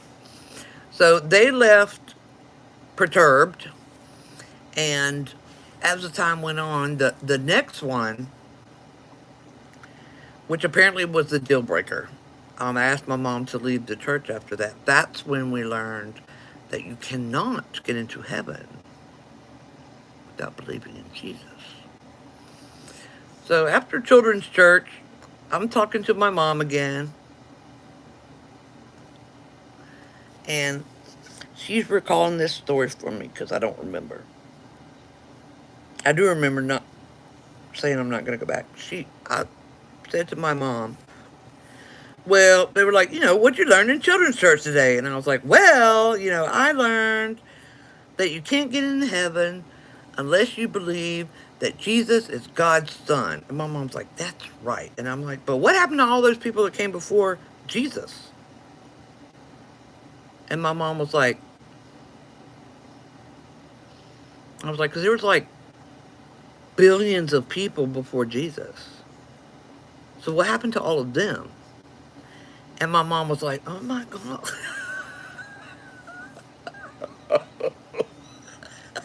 I was like, because I said, did they just go to hell? But how could they go to hell? They didn't even know he existed. So what happened to all them? I was like, what about people in the middle of the jungle today? Because yes, I had that knowledge at that age. And I was like, what about them today? What if they go their whole life and they never know? Did they go to hell? How can they go to hell when they just didn't know? That was the only time I was a handful when it came to the religion. And my mom was like, she does the same thing. The deacons come over again, and they let me ask my question. And I was like, well, where did all the people go before Jesus? And they thought they were prepared for that question. And they were like, oh, like the Lord works in mysterious ways or whatever. And they were like, some things we just aren't made to understand. I was like, but there is a whole Old Testament for thousands of years before Jesus. So, are those people in hell? What happened to them? All those people, Adam, Eve, Cain, Abel, all their descendants, all those people, they're in hell. And when I tell you that these deacons were just like, oh my God. And my mom, she told me that she was looking at me like, how come I never thought of that? You know what I'm saying? And she ended the thing because they did not have an answer. And so she was just like, you know what? Let's just, they were trying to go this and this. And mom's like, no, my mom was like, I may not be the smartest woman here, but my kid has a valid question. So my mom had a valid question. Anyway, after that, mom said that at some point, I don't remember what day it was, but I was like, Mommy, I don't want to go back to church. And in my household, to say that out loud, if my mom hadn't been there to hear me ask those questions, she would have raised Cain. Never made me go back to church. Never made me go back to church after that. And it was at that point that I started then. So, I wasn't traumatized by the church. It's just, well, for me, it wasn't braveness. I didn't think it was braveness. I had questions, and they needed to answer that. Because I'm thinking about all those people that existed. What about Adam and Eve? What about Cain and Abel? What about all those people? What about like Noah and shit? What? They went to hell because they didn't know about Jesus? That doesn't sound very Bible-like. Like, it did not make sense to me. Yes, I was baptized at 6 years old, I think. It didn't make sense to me, and so therefore I couldn't keep going there. Right? Yeah. And I never went back to church a day after that. And as I got older, I actually read the Bible from front to back. Not much older, because my reading skills were pretty good. And then when I found out that that was an abbreviated Bible, then I went back to find an older Bible, which took me forever to get to my library, so that I could read the Bible again, because so much was taken out. I had to get a Bible. It's one of the historic Bibles from the Library of Congress. And because it was so old, I couldn't get the actual book. I had to get the microfiche. Y'all remember microfiche that you had to look into? They wouldn't send the Bible. And here I am at like 12 wanting this ancient-ass Bible. There is so much stuff left out of the Christian Bible. And then I learned about the Apocrypha. So I went to go find the original, the oldest Apocrypha, and I had to get the microfiche for that. And then that's when I started working backwards. Back. Because during that process, that's when I learned who decided who was going to cut the Bible down, where did it originally come from, blah, blah, blah, blah, who decided what books were legitimate and what weren't, and that's how I got going down that rabbit hole. And then that's what led me on. My goal was to find the oldest religion, the oldest religious concept, because you want to get to the origin of something. Um, and it was a giant game of power control and telephone. And the oldest, so the Sumerians had their stuff with the deities, but slightly older by word of mouth was the skeleton, the scaffolding of Hinduism. And I was like, okay, this is a whole nother wormhole. I'm going to put this right here, and I'm going to go back into the Sumerian things. Remember, we didn't have the internet there. So I had to request academic articles and journals be sent to my little piss-ass library. And I had to wait a couple weeks for it to get there. And then I could read the journal. Didn't know anything about Zechariah Stitchin. I'm going to get there, Dark Forest. So what I learned is there is a definite line when these Anunnaki, and believe me, I'm sure that's not the oldest name, okay? I think the Anunnaki are retelling who came before them. It's just the Anunnaki were the first ones to write. So let me get that very clear to y'all. That there are much older things in Africa and Australia that were word of mouth. But that doesn't help me. So I wanted to know about after it was recorded. So Sumerians not only recorded what happened after these guys arrived, they also recorded the previous beliefs that existed.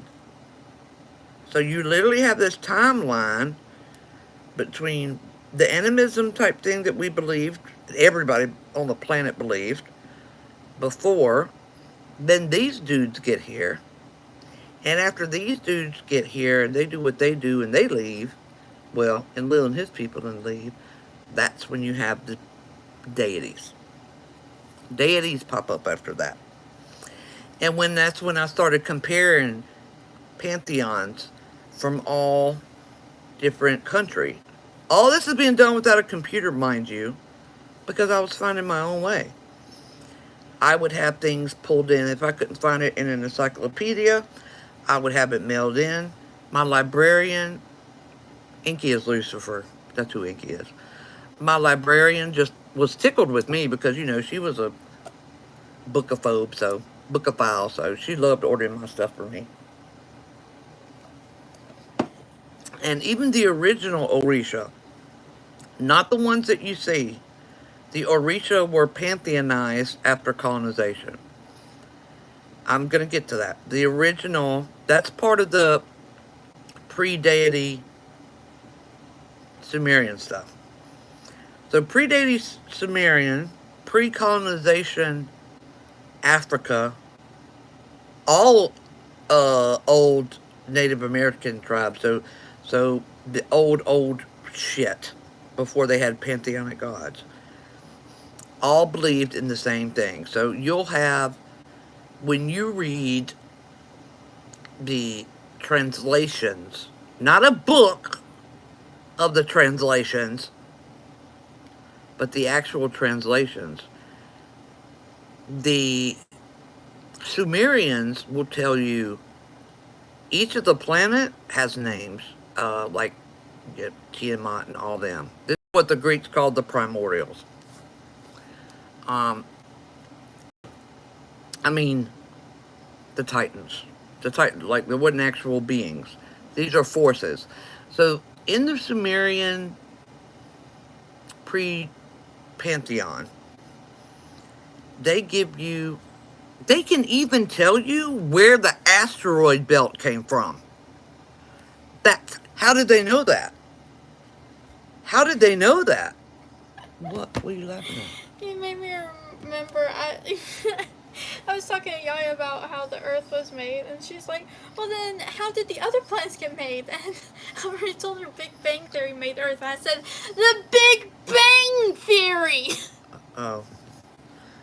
So they tell you how why the one planet, I think it's Uranus, also has a crazy ass orbit. They tell you how we got the asteroid belt.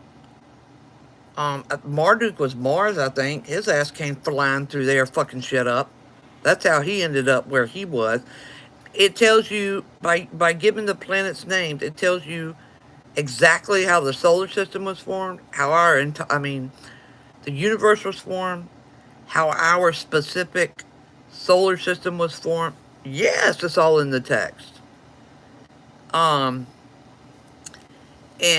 then it goes all the way down to the primordial stuff, down to the waters, the land, the winds, and all those existed exactly as they did around the world, and then the Anunnaki got there. So there is a very delineating line. And then when I was looking at the Anunnaki, I was like, wait a minute. That story sounds an awful lot like the flood and the fallen angels. I was like, wait a minute. Enlil is not the one that saved. God is not the one that saved us at all. At all. But since that's Enlil's cult, that's what it says. No. Enki, who is Lucifer, Enki is the one who told us how to build the arks. Enki is the one that saved mankind. Now, granted, it was a bad idea because we destroyed the planet. The point is, yeah, she's not an actual, but she would be the Gaia. So, some people believe it. I'm not going to tell you what to believe. I'm going to tell you what my research has shown. Okay? So, I was like, oh my God, this is jacked up. Like, what the fuck? And I was like, wait a minute. So then I really got into it, and what I learned is, number one, all these different pantheons match up, including the Goetia. And that's what people who followed the Goetia really get mad at, and I'm like, I don't care. The Goetia, if you take the Goetia, set them here, and then take the angels and set them here, you have the entire same pantheon as every other one. They are not different. There is no hell, so I don't know why they think they're the legions over blah, blah, blah, because I'm like, there isn't a hell. It is a retelling done about the 12th or 13th century, putting these same deities in a different telling. We'll get to Lilith because that shit's wrong too, and a lot of the pagans are going after the wrong one.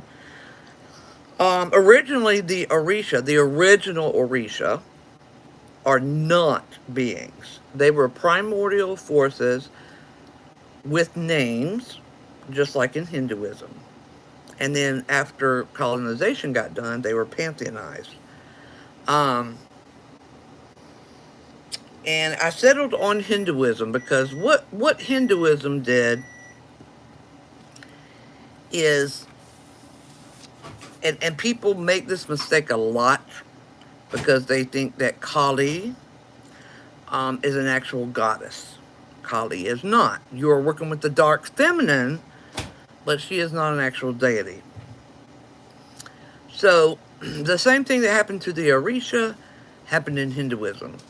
Hinduism, the gods are not beings. They are not beings. They are not deities. Not at all. They were named in order to tell stories, to teach. They were never living. They are not deities. Period. Period. And the reason that there are 5 million of them is because when you need to work on something in your life, You pick a specific aspect of God, which is the force that runs through everything natural in the universe. You pick that aspect because that's the part of your life that you need to fix. That's why there is. And so when people get mad, I'm like, I do not care how mad you get. People try that egregore stuff with me all the time. And I'm like, well, you prove it. Because if you divinate, let's say you follow Kali, and you divinate, she will tell you that.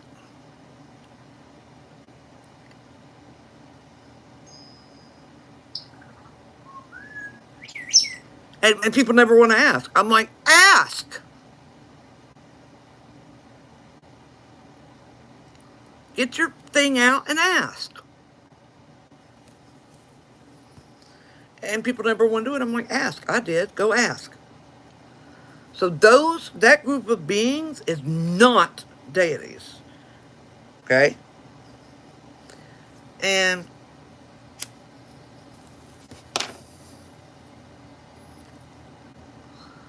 how to ask? Were you ever a living being? That's what you ask. And Kali will tell you no. Period. Because that is an aspect of the divine feminine. Now, the original Orisha were not either. They were given names in order to teach lessons and to do divination.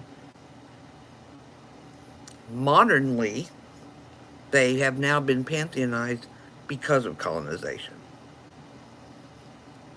Right, so they have a representation in that.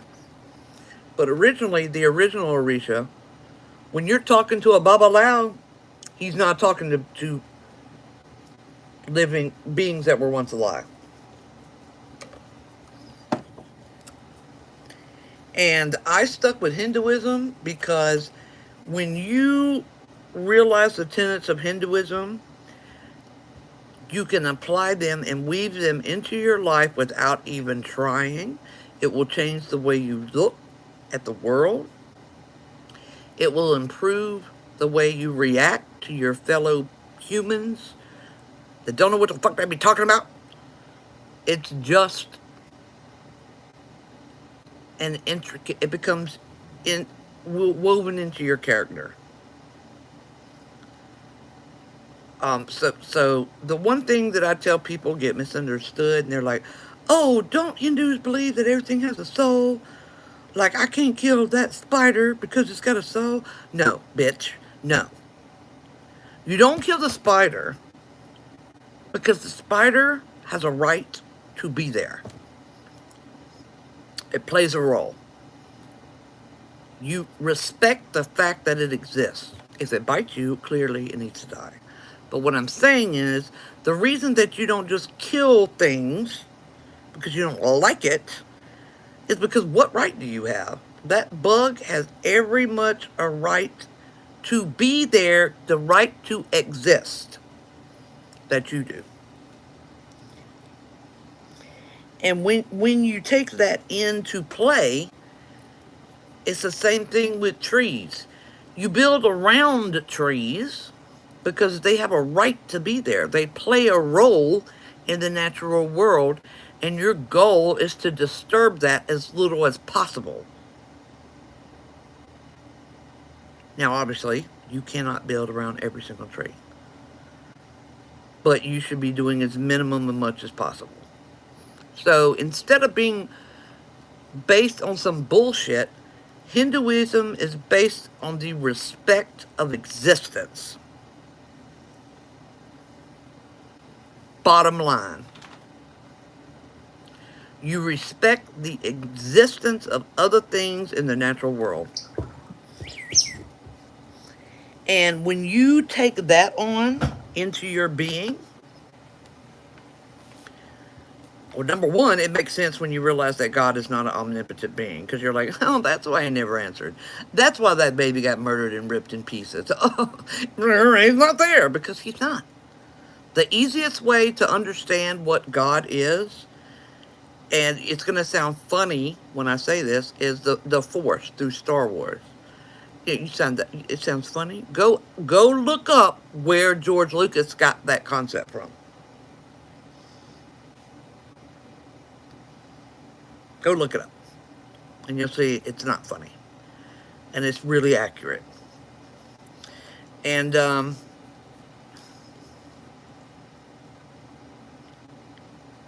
not going to go down the aspects of what the Hindu gods are, because there's millions of them.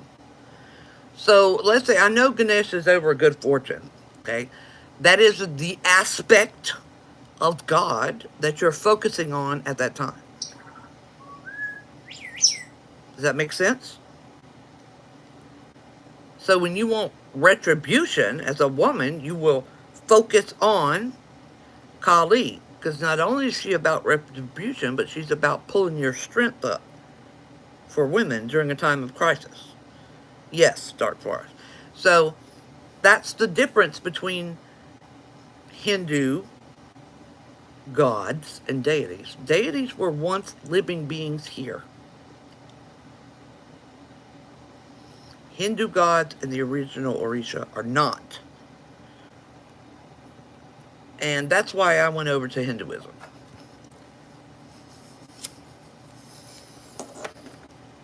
That is why when you go into a gas station owned by Indians, you can have a complete Karen in that store and they would be like, okay, all right, okay, okay. That's also why if you work for Indians in that corner store and you get somebody like that, or the racist motherfuckers that have been in there, you can drag them over the counter and start beating the shit out of them for calling your Indian people SN words, and you won't be fired.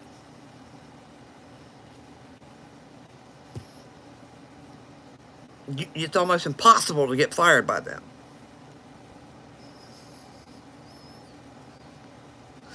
Sydney, because it's talking to the universe. You are talking to God. That's why you can do it with a pendulum and don't need a pendulum stand.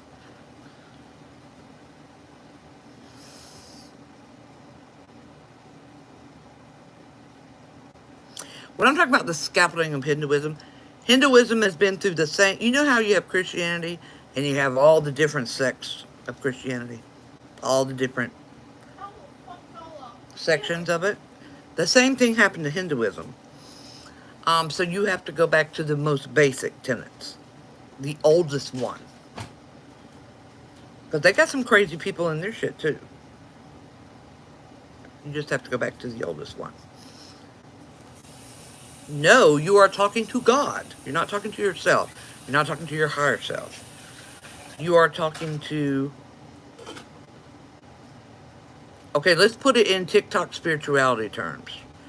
You are talking to Source. And Source is basically a hive mind. Okay?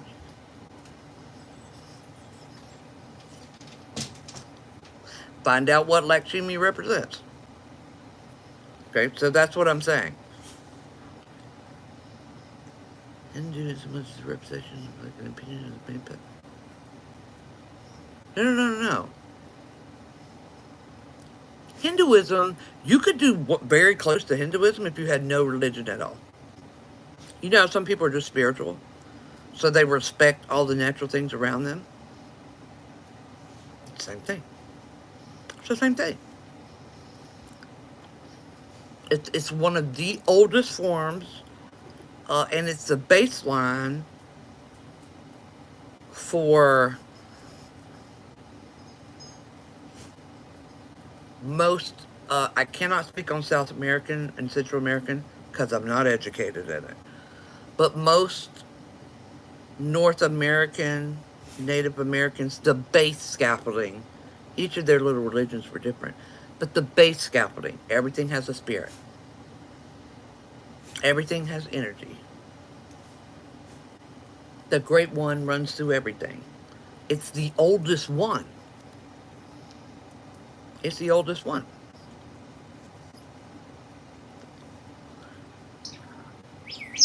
So that's why I said, oh, and as a side note, between the Vedas and the Bhagavad Gita, everything we have ever learned to science to this point was already there. No, Dominic, that's my decision.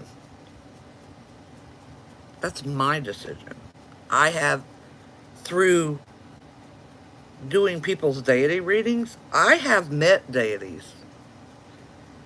And they are very powerful in their own right and should be respected. But for me, I might call on a deity for a specific period of time going in my life, because I know they do that in the people that I read. They come through at a certain period, chapter in their life, and then they help them and they go. So there's nothing wrong with working with deities.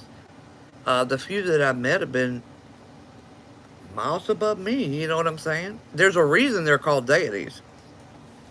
So no. But as for my soul and understanding of what God is, that is why I settled on the oldest form of Hinduism. The whole world makes sense, and what happens in it makes sense when you realize that God is not a being at all.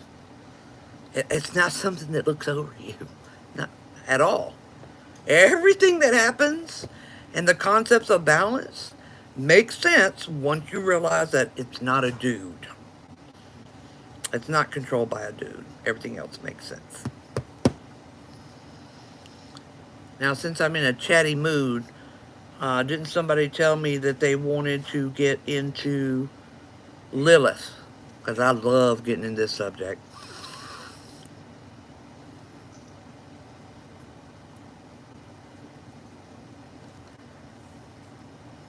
Yes. Did Hecate and Morrigan live life on Earth? Yes, you can follow them back. There is a crossroads, and there are always crossroad deities in every pantheon, and there is always a deity that watches over, whether they call it sorceresses or witches or whatever they call it. There's always a deity that goes over them. I have yet to find out where Hecate originates from, because even though it makes all of witch talk mad, Hecate fucking appears. I think Hecate was, or Hecate, whatever you want to say, sometimes a deity that does several things is split as time goes on. So I think that's why Hecate appears. I think she was split from another deity that did X, Y, and Z. They just split them sometimes. They also reverse roles over time. Hades is not over the underworld. There is no male presenting deity that has ever been over the underworld, ever, until the patriarchal Greeks flipped it. Persephone is the one that rules the underworld. Hades is the consort. People don't like that either, and I'm like, I don't care. I don't care. That's the way it is. They flipped it. Hell or the underworld, rather, has always been run by a female presenting deity. What?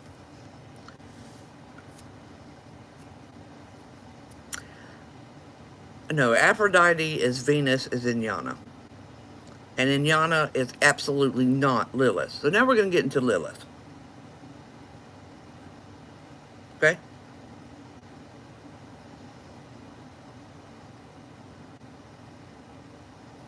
We ready? I do have this video on my page. I have this video on YouTube. So if you want the resources, go to that video. There are two Liliths. Two completely different Liliths. One is a deity that is pantheonic, that came from the Anunnaki. And one is a created mythology in Judaism. Is also the second one. Okay. So, I'm going to find y'all the picture that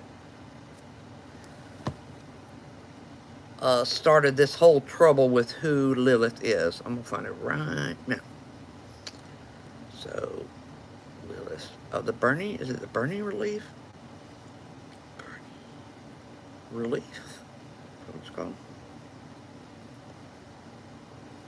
Okay. Pull it up. This is the thing that started the whole problem. Okay, so y'all recognize this as Lilith, yes? This is called the Bernie relief, okay? The European white guy's name, last name was Bernie. And he incorrectly called this Inyana. We're going to get to the other name.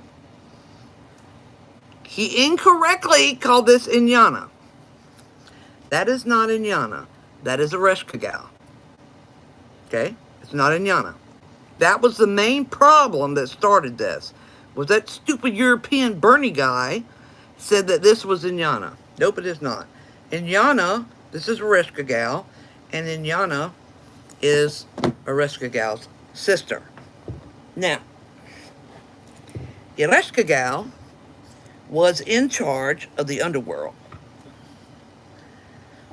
And she's known in other places as Hell. Persephone, who was the person that's in charge, not Hades. And a couple other names that I could look them up, but I'm not going to. Every pantheon has one, and it's a woman. Or presents as a woman. These guys didn't really... Anyway. The little errand runners for Ereshkigal in the underworld. The little spirits that ran her errands, did her bidding. Those were called the Lilitu. And they traveled amongst the wind. Okay? They traveled amongst the wind. No, not that Hell. No. I'm talking about the Norse one. These Lilitu traveled amongst the wind and lost in translation. Ereshkigal became Lilith. Lilith is a direct translation from Lilitu. So in the Gilgamesh story, over time, this got recapitulated. And Ereshkigal became known as Lilith.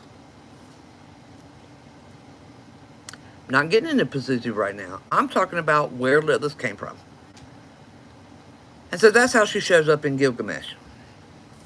As Lilith. So what they've done is through time and telephone, Ereshkigal of the underworld became Lilith of the underworld, if you read Gilgamesh. That's what she is.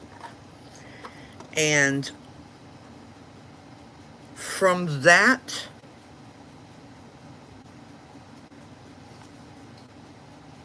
story, Sumerian in that area, so you had Sumerian, Babylonian, Akkadians. Anyway, you end up with the Canaanites. And all these are pre-Judaic paganism. Okay?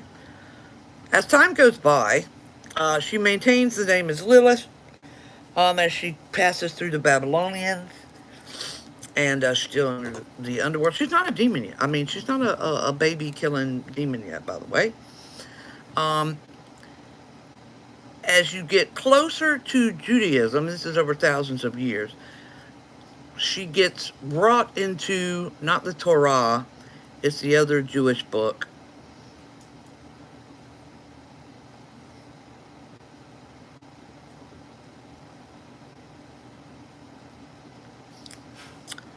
I'm getting to that healing vibes. What's the other Jewish book? No, the other one. Talmud. She gets brought into the Talmud. In the Talmud, she becomes the first wife of Adam. This is where we have left the basic, okay? We have now left who Lilith was. Now, she's still going on about her business in every other pantheon on the planet, okay? She's over the underworld. She is a deity over the underworld, and you can work the dark feminine through her. So she goes on about her business in every other pantheon on the planet as the deity that's over the underworld.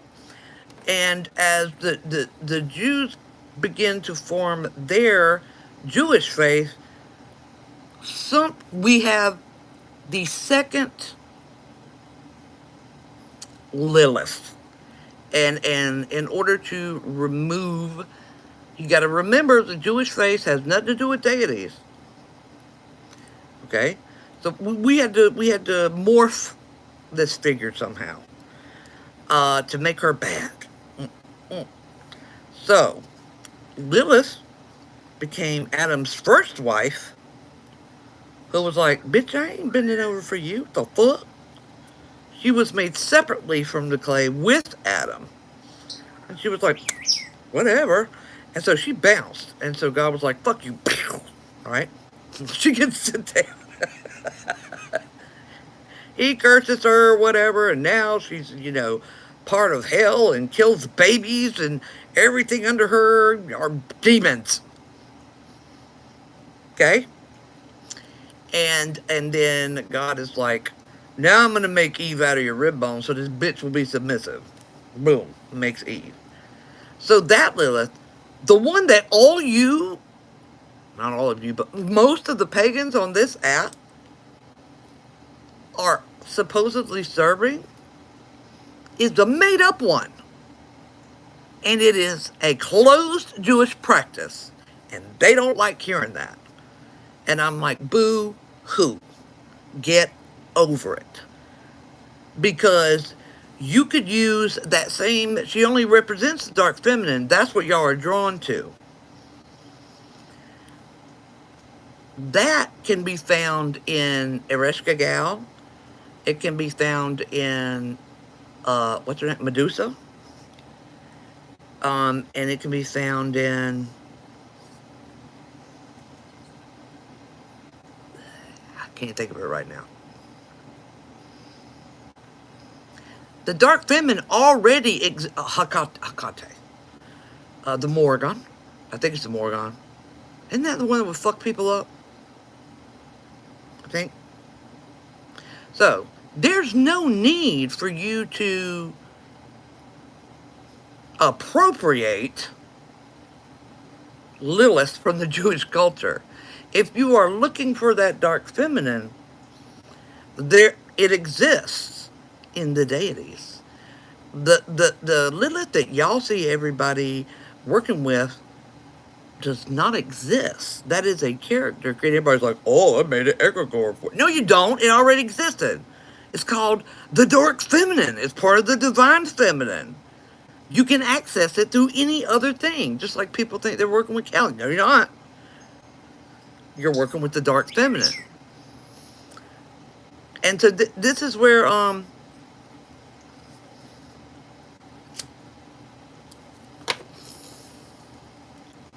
the pagans, especially the TikTok pagans, they want to get mad. I don't care if you're mad. Correct your behavior.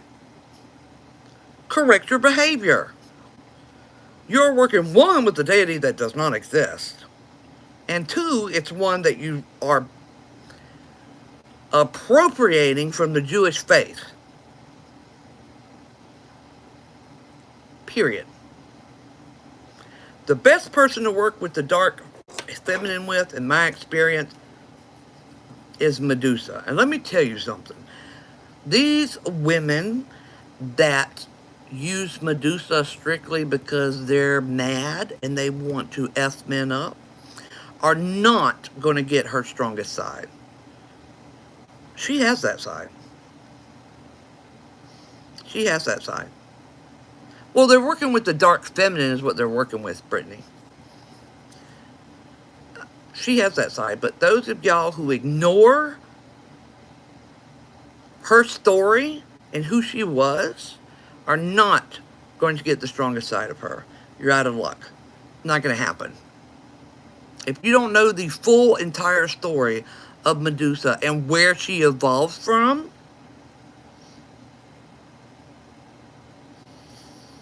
you are doing a disservice. Period.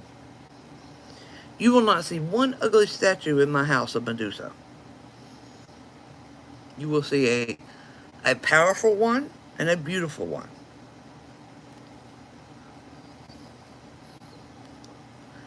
And she always has seashells around her.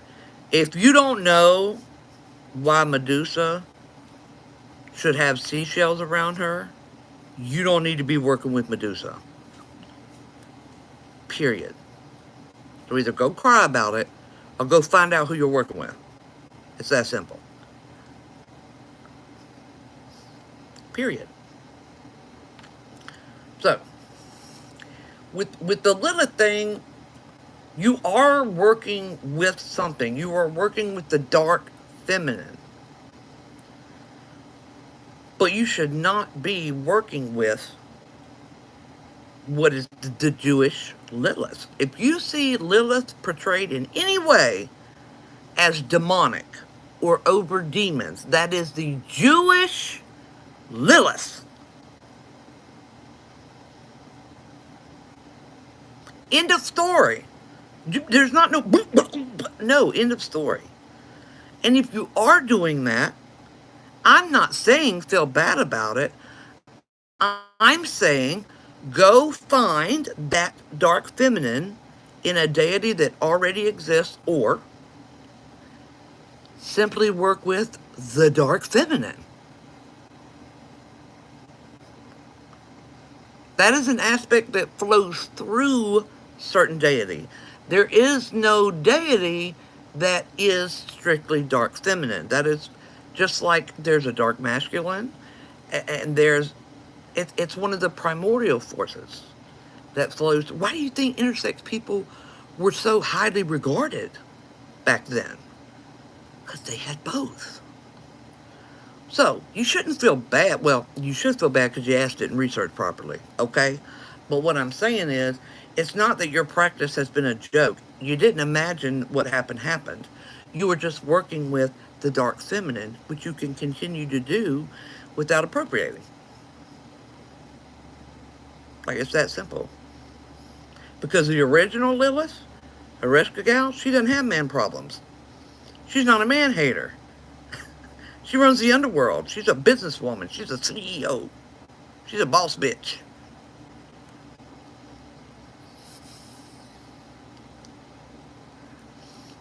And she's over there. I've worked with her for as long as I can remember. Areska gal. So,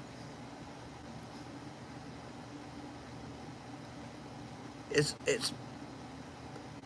I know I've rambled on a lot tonight, but it's the origin that's important. That's why I push for the origin. You can't just stop. If you're attracted to, let's say, Norse mythology, great.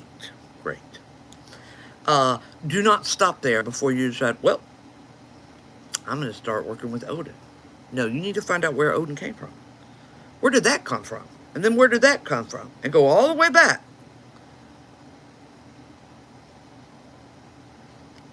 And then when you know the entire story and you still want to use the form Odin, go for it. They don't care which of the names that you pick. They don't care.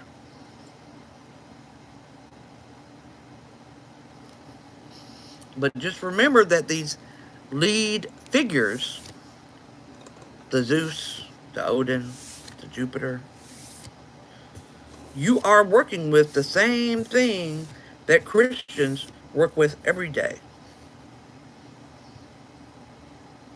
Just because it was put in a more fatherly way for Odin does not mean the other facets of him have disappeared.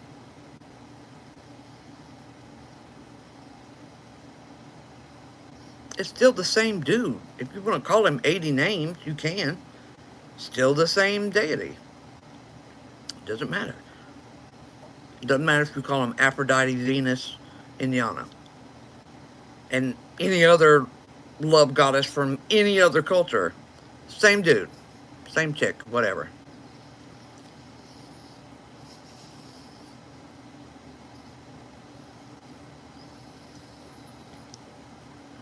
I do not know enough about... Let me tell you something. The Frigg and Freya thing... Their names and shit get me so motherfucking confused. If I saw it on a chart, I'd be like, okay, yes, that goes that, goes that. And I used to have it on a chart, you know what I'm saying? I used to could line them up way back in the day. It's been years. Who is Inanna? Inanna is Venus and Aphrodite. I don't know, was Isis over love? You can follow it back. I had it all wrote down, but you follow it back. Like the original figure of Inanna was over harvest and love, I think. In some cultures that was split. Hey, Celine. Love and harvest were split. So that's why I say when some deities were split.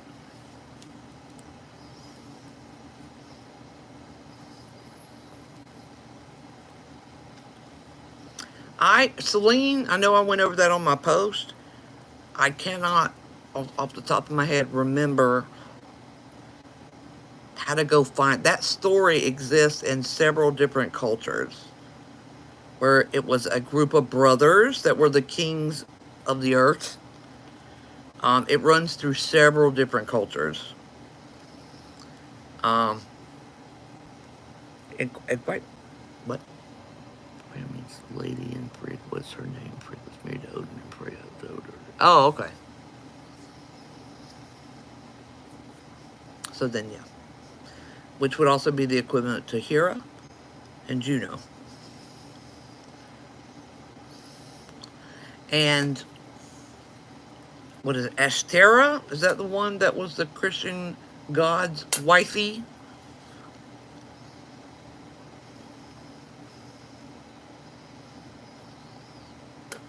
Am I getting the name wrong? Astarte. Is that it?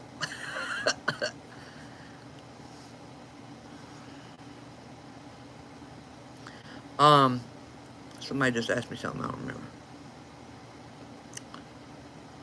Whatever, dude. It's the Christian god's wifey that they took out of the Bible. All the same. Are the Anunnaki coming back? According to legend, you'd have to look up the stories about Nibiru.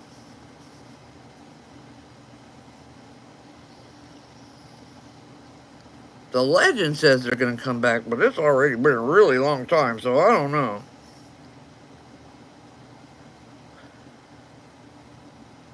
Somebody asked me the dark masculine. That's what they asked me for. So, in general, the dark masculine can be found in the head guy. Okay. God, Enlil, Odin, Zeus, Jupiter. But it runs through several deities. So,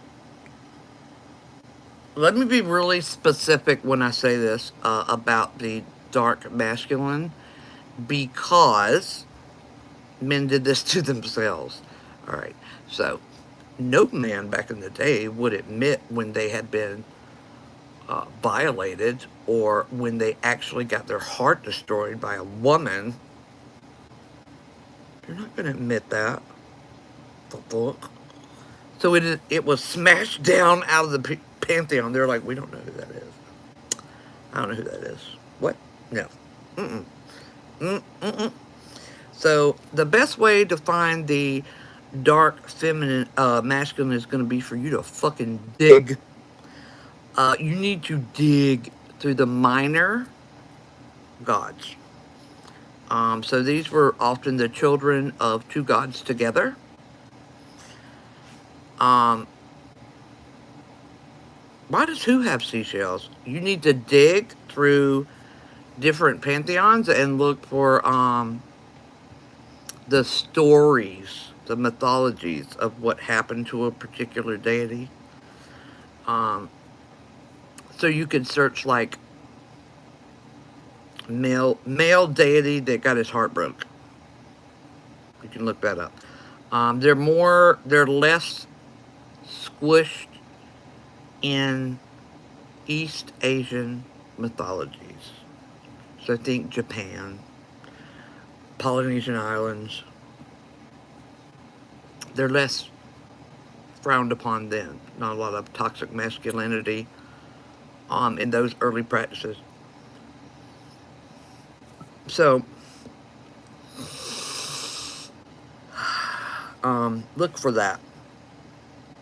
Because, like I said, the dark masculine is an energy that flows through several different deities. So or you can just call on the dark masculine. I should do a post about this because nobody talks about this. So not only is the dark masculine the one that can make you a player where you don't get attached to no bitch, or bitch male or female, but it's also the one that picks you up and keeps you strong when nobody's looking to see you crying because society says you're not supposed to do that. And so they are there. It's going to be very hard to find in anything associated with the common pantheons. You need to go look into East Asian, Polynesian. The Chinese dynasties have really destroyed their stuff.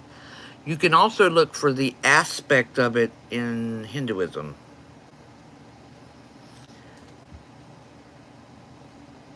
Oh, absolutely. Absolutely. Pantheonic worship was... Are you willing to talk about dimensions? Are they all coinciding inside of one another, or are they separated in different places? If the Abrahamic religions wouldn't have taken over the world, we would all be in pantheonic worship.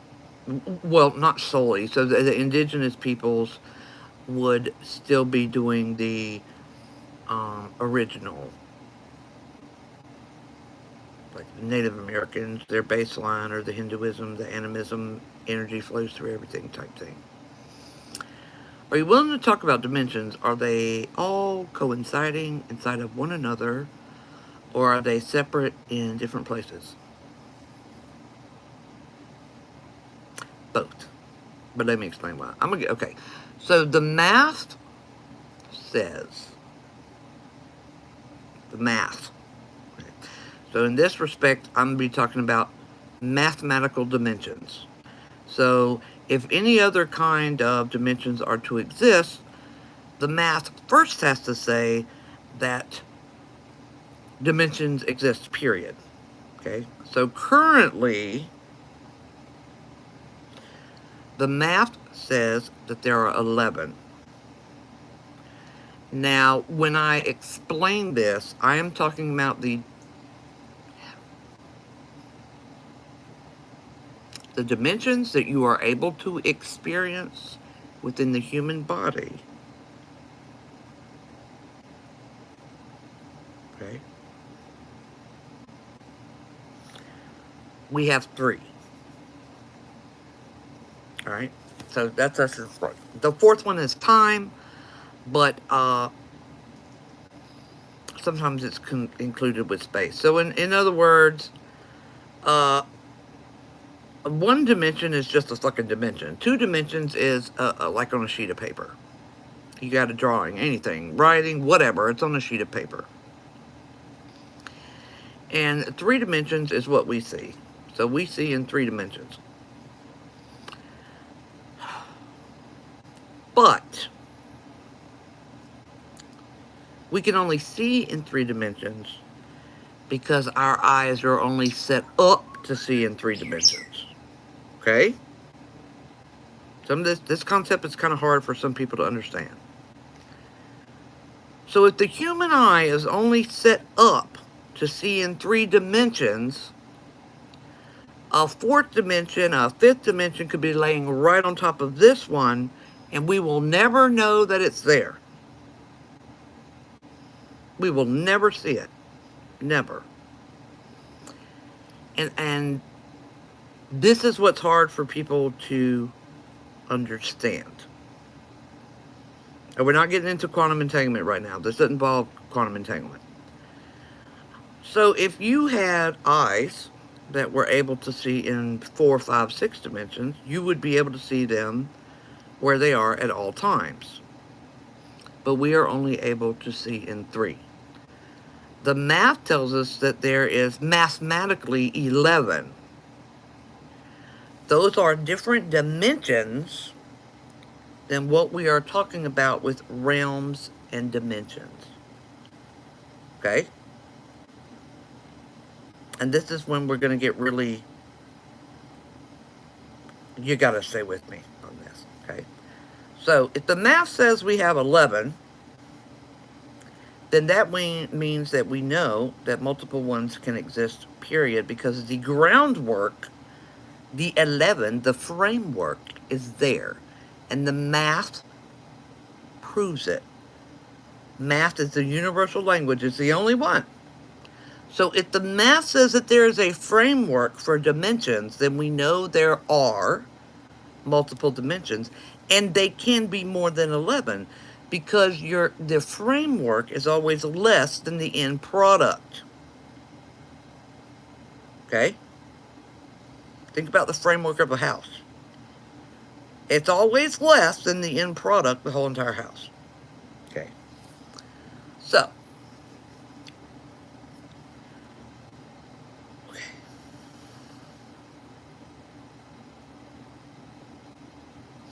So. We got that here. Now we're going to go to the non-scientific. In every single spiritual creation story ever, you will hear them talk about the waters.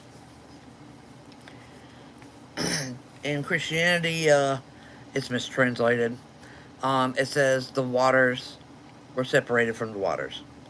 I know a lot of Christians are like, what the fuck is that? They're thinking like, is that like rain and oceans? No. So, the waters, and you can ask, I had this verified also on my YouTube, is the correct translation of the 7 days of creation. Verified by 2 Jewish scholars, if you're ever curious as to how bad the Bible is translated. I only translate 1 chapter. Okay. So, the waters from the waters is a mistranslation because the original Hebrew refers to the cosmos as the waters. So when it says that God separated the waters from the waters, he is talking about dimensions.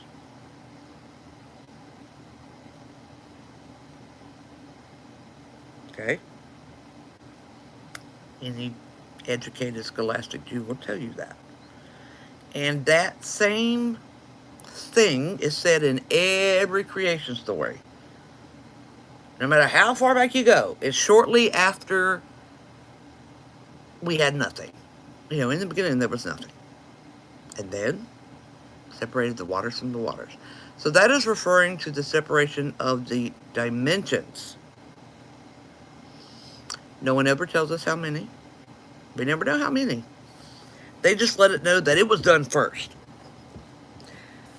And so,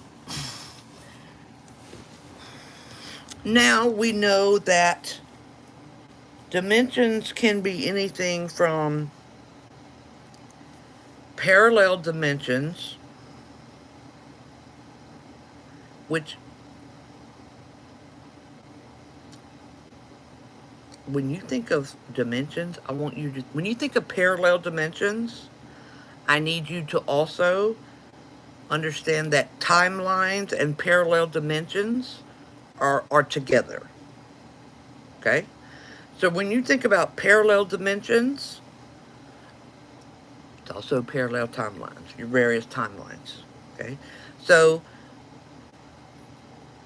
you exist in multiple dimensions and multiple timelines. I'm not going to get any further on that on this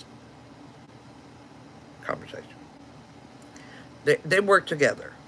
There are also dimensions that have nothing to do with that. So there's so many different dimensions, yo.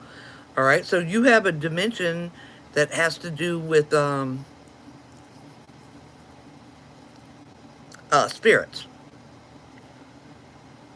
You have like the dead, the ancestral, the dream, the Akashic record, and all of these things exist for every being, sentient, soul-bearing being in the universe. Okay? No. Well, yeah, kind of like Doctor Who, but when they're falling through the different generations and they go through, I mean, they're like going through a cartoon one and a pain one. No. But I get what you're saying. And the thing is we don't notice these, and these run seamlessly until there is a glitch. You know, people be like, there's a glitch in the Matrix. This is not a simulation, by the way. People would be like, there's a glitch in the Matrix. You got to understand that these timelines are not physically separated. They are dimensionally separated. So you can have glitches where your phone, you'll look at your phone, that bitch will say 1992, and you're like, the fuck? 1992? You turn your phone off and back on again, and it's like, just kidding, 2022. You can have shit like that happen. I used to think it was bullshit until it happened to me. Now I don't even like discussing it. I'm like, absolutely not. I do not, absolutely not. We'll get to that story if y'all want to hear it later. Because I thought that people were full of shit until it happened to me. So, there are things that can travel between those spaces. Okay? And we are just not advanced enough to know why, how, where, what. We're just not yet. It will be much more understood towards the end of the age of Aquarius, which is 21,060 years, and we started roughly around 2012. So we got like 21,138 years to go. Okay. So it's hard to understand because you only get to see little pieces. Now, what I personally think deja vu is, this is my own personal thing. I think that deja vu is when you sync up perfectly with another version of you.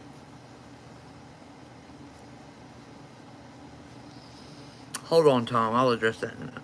That's what I think it is. And that plays into what Tom said, which was, Tom says, we are always living in all dimensions, but if you're a human, you can only perceive less than 0.1% of the electromagnetic spectrum, and psychics and mediums can perceive more of that spectrum than those. I respectfully disagree.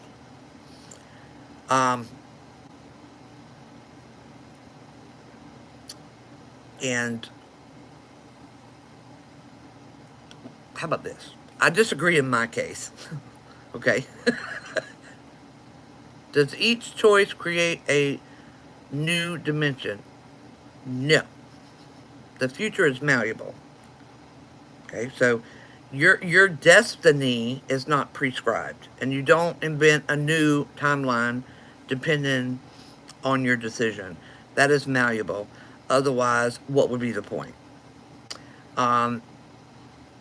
And that also, it also will wrap back into reincarnation. Tom isn't completely off, but it's a lot too constricting. So these things are not cut and dry. Um, so different dimensions. I hope that helps you understand what they are. We will be able to mathematically explain them at some point. I don't know enough about Norse to comment on it at all. Oh my God, I wanted to offshoot from something that was said and I just lost it in my brain. Hold on.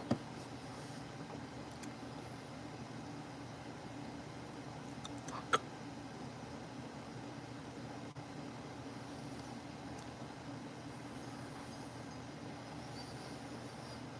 Yeah, but there was something else that I wanted to pan off into.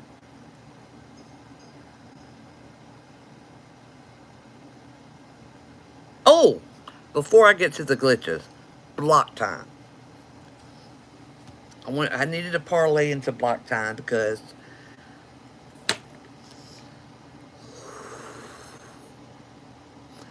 when people in the spiritual community want to talk about block time and that the past, present, and the future is happening right now, I want to rip their vocal cords out of their throat and then set them on fire.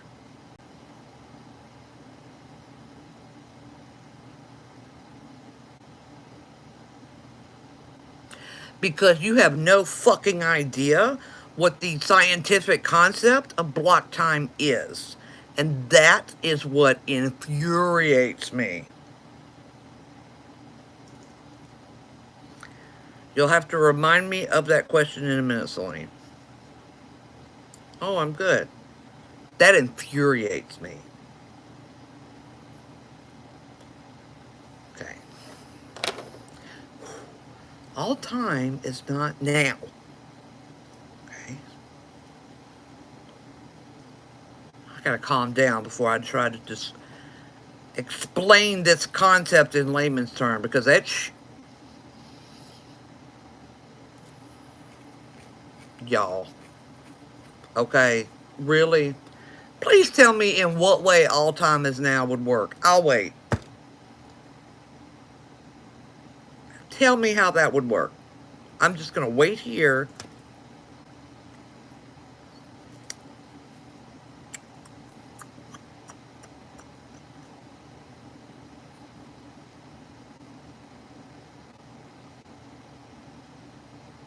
Yeah, it doesn't. It doesn't. So, block time is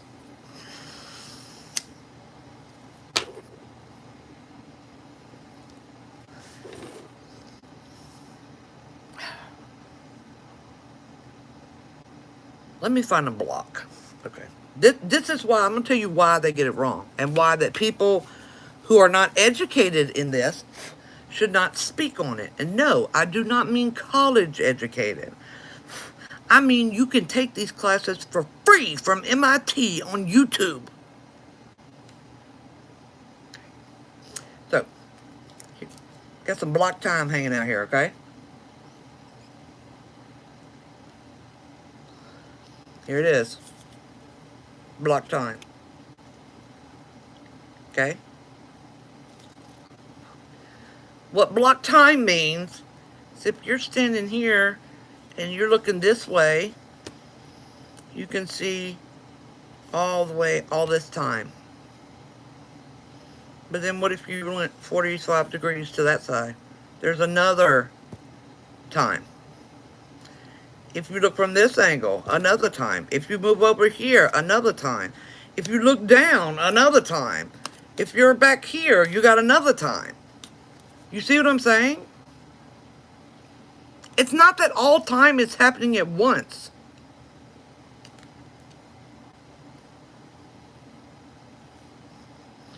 It means that you can access theoretically. On top of that, theoretically, you can access multiple timelines at the same time. There's still a start point, okay? There's still, I was born right here. Okay, you can't, you still got a start point. You know what I'm saying? Whether you look this way, that way, that way, that way, this way, that way, that way, that way, that way, that way, that you still have a starting point. It means that theoretically, you can see all possible timelines at the same time if you're omniscient.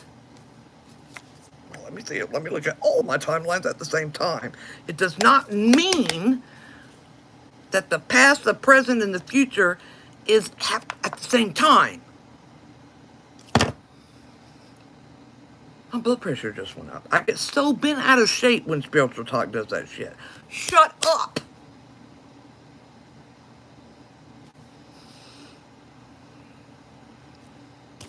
Shut up! That's what block time means. So, when people try to give me that, well, you can do this because all time is now. Shut the fuck up. Just shut up. I don't want to talk to you anymore. The fact that you took that on board without finding out what it means, I can't talk to you right now. I just can't. I'm sorry. I can't. So, that was not a direct attack at whoever said that, by the way. That's my general frustration with what woke people do with scientific concepts. It is a pet peeve of mine. It was not an attack on you or your intellect. However, if you did take on that concept into your being without finding out about that concept, that is something that you need to work on, because that means you have a part of you that is very gullible. And I used to be the same way. Okay? So if I offended someone, it's actually not directly right at you. Okay? I don't even know if I ran that person out of the room. I get fired up. Sorry.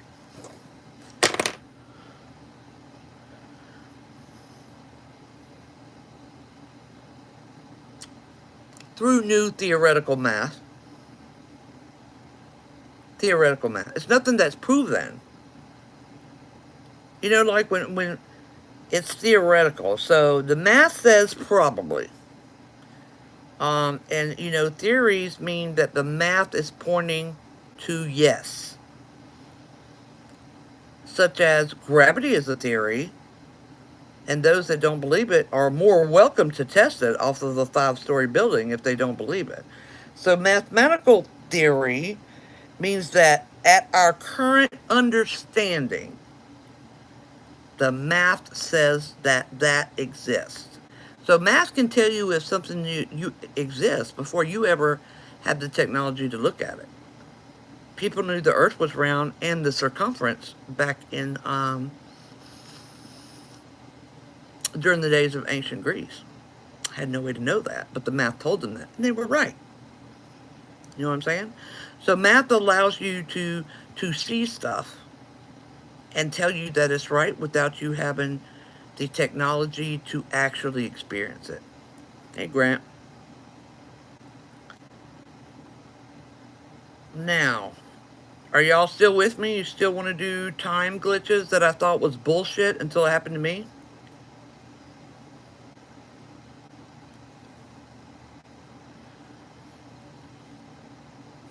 It happened once, I denied it, and when it happened the second time, I could not deny it.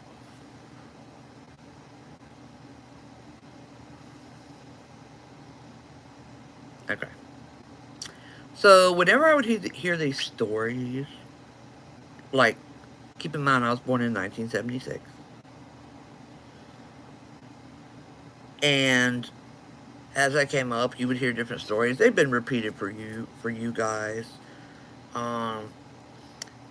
there's the one guy who got off the plane and he's had a passport to a country that doesn't exist. And he's like, what the fuck are you talking about? And they were like, what are you talking about? And he's like, look, I got to catch my flight to Tartaria right now. And they're like, where the hell is Tartaria? And his passport said Tartaria. Anyway, they were like, this guy's crazy. We're going to put him in this room. And then they went back to get him, and he's gone. Okay? So we've heard lots of stories about that. I'm going to bring up the plane trip. You've seen it on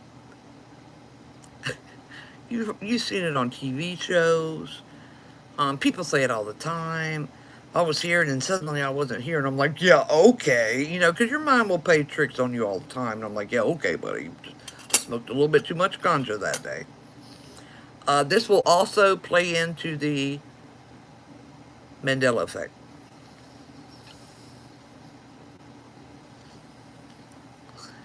Right? So I thought that... No, Angelique, not crashing. So, I thought those people were full of shit. That there was a reasonable... Because believe it or not, even though I'm a witch, I always look for the scientific explanation first. And the first time that I realized the possibility that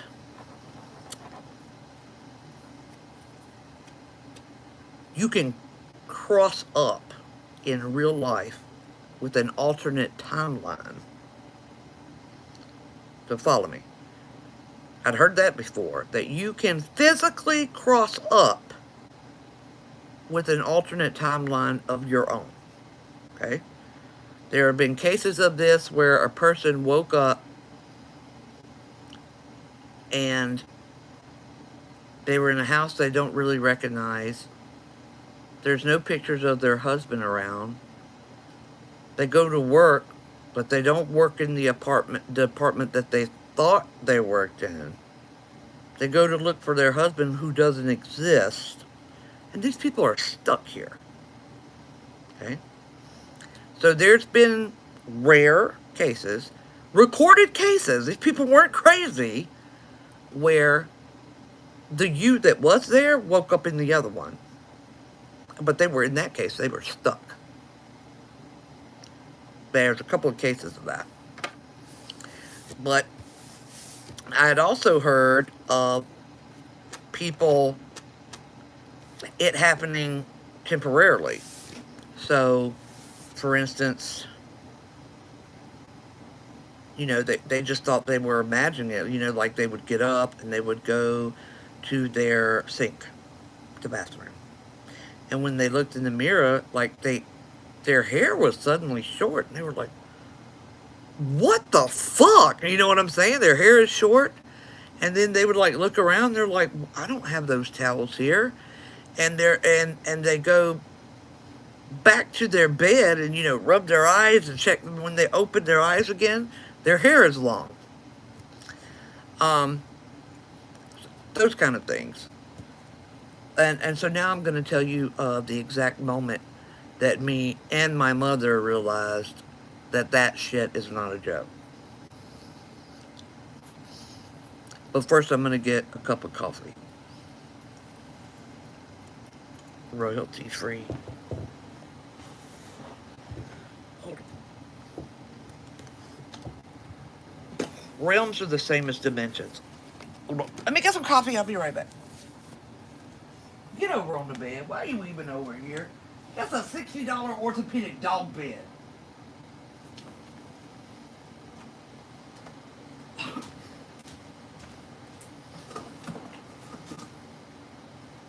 French roast.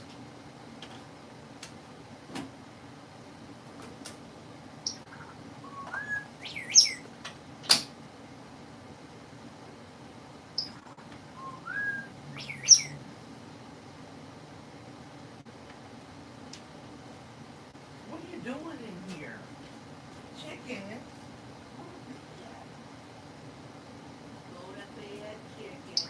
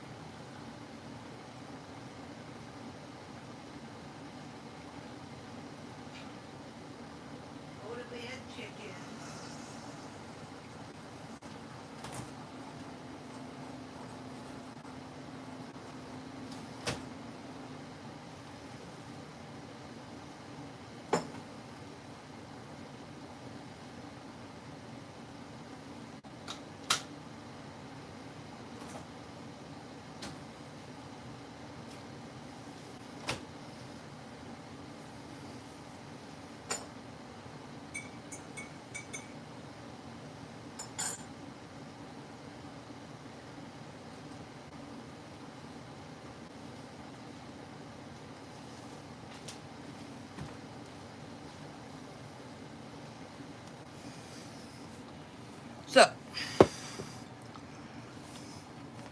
is everybody here? Ow. Is everybody here? All right. If you were alive, how many of you can remember exactly where you were on 9/11? Hey, Daniel.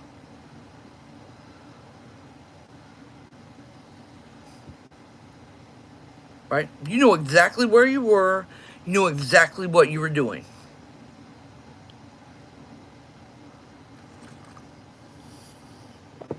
Okay. All right. So let's keep that in mind. I want you to keep that in mind as I go through this story. The other thing that I want you to remember is my only kid was born on July 16th, 2001. Okay? That is important to this story. Sorry, my fat itches. All right. So my child, Jaded, was born on July 16th, 2001. Now we're going to start the story. So, when Jade was about, I'm going to guess here, 10, 12-ish, somewhere around there. When Jaded was about that old, every few years or so, your kid will ask you about, tell me the story about when I was born, okay? You better sit down. Every few years, your kid will ask you about that. Well, most kids do. And you tell them the story. And it had been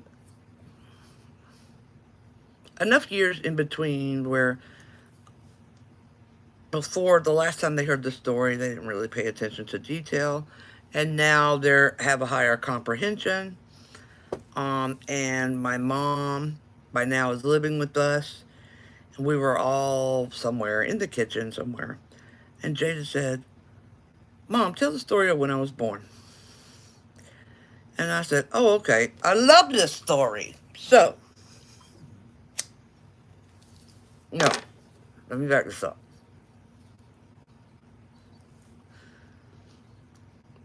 No, not that one. The subject of 9/11 came up. That's what it was. Not the birth story. And somebody else was there. It was me and Mom, and I think Benny, maybe Philip. Anyway, y'all remember when my kid's birthday is? July 16th, 2001.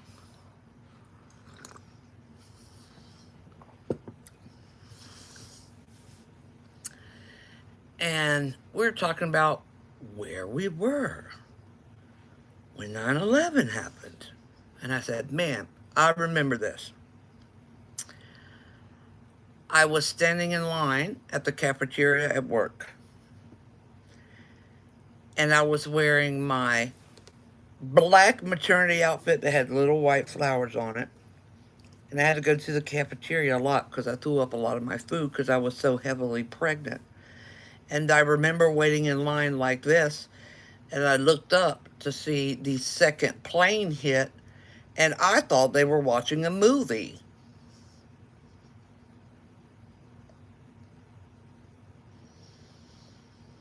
And I looked back over to Jade, and Jade's going, and I was like, what? And she was like, Mom, I've heard you tell this story many, many times. But I was born in July of 2001. The feeling that came over me at that moment was new. New. Because I remember. It's traumatizing. You remember when it happens. And that's exactly what happened. I can even tell you where I worked, what I was wearing, where I was standing in line. And I had my stomach like this. And I looked up at the TV and I saw the second plane hit. And I was like, what movie are y'all watching? And they all looked at me like I was crazy.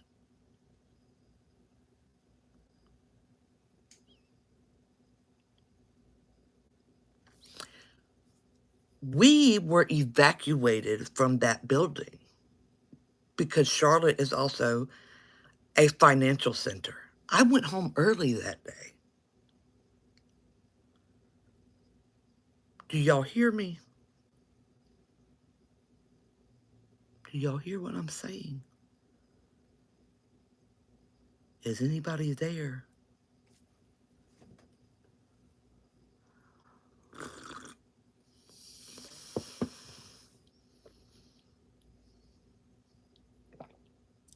Did y'all catch that?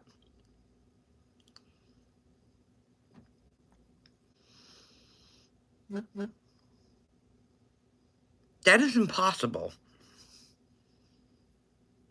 That's impossible. And then my mom goes, what? No, because I was there when you got home. And I was like, Mom, remember you said that Dave came flying through your door. You were living in Florida and said that he thought we were at war.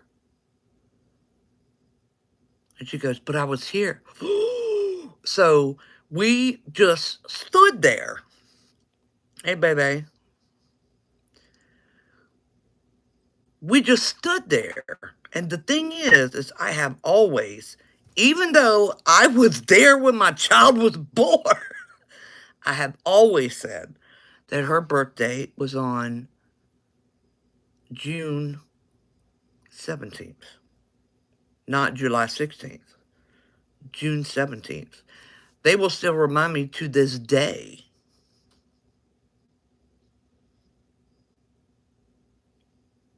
Okay?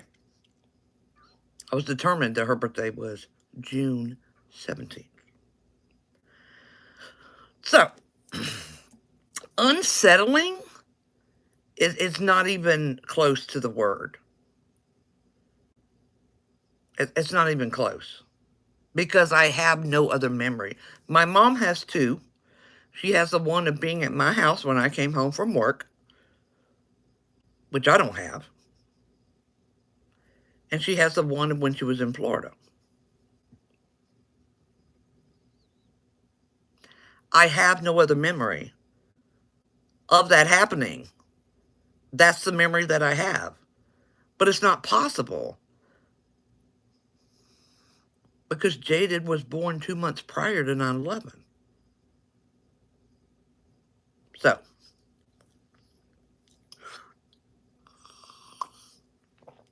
I flat out told Jade, I'm never talking about this again. We're not bringing this up.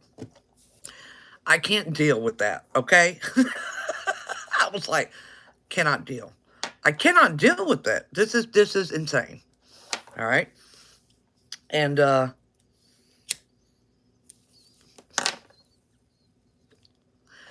time goes by. Jade is 21 now.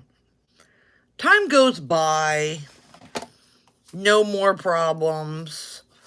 Oh, the only other thing that I noticed, and how this will tie in eventually, is, you know when everybody says when there's a Mandela thing, and they're like, I don't remember that. I do remember it. I'm like, what are you talking about? What are you talking about? You know, like, oh, I don't remember the Berenstain Bears being this. I'm like, I do. What do you mean? Or I don't remember Skippy Pin. I do. What do you mean? Well, the Pharaoh never had two things. Yes, he did. What are you talking about? I'm always remembering the old one. Or the original one. Not the one that people said there was. And that'll come into play in a minute. And now, this is the one I have proof for. So, earlier this year, let me look at my photos. Hold on.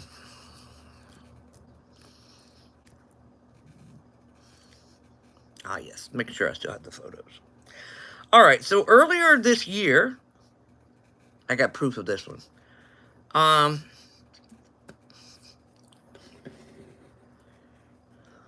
It was my last trip to Boston. He started coming down here after that.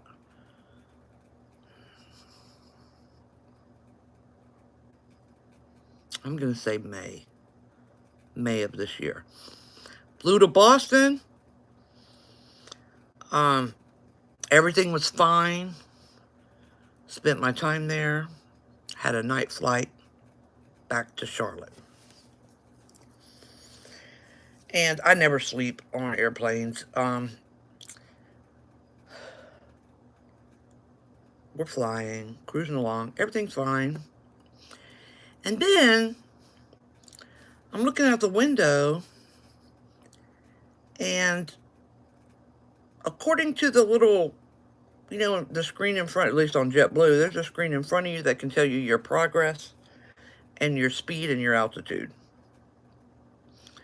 Right? So that's what I pay attention to when I fly. I'm looking for warning signs, And I looked out the window, and the plane is slowing down. And I'm like, okay, I'm tired.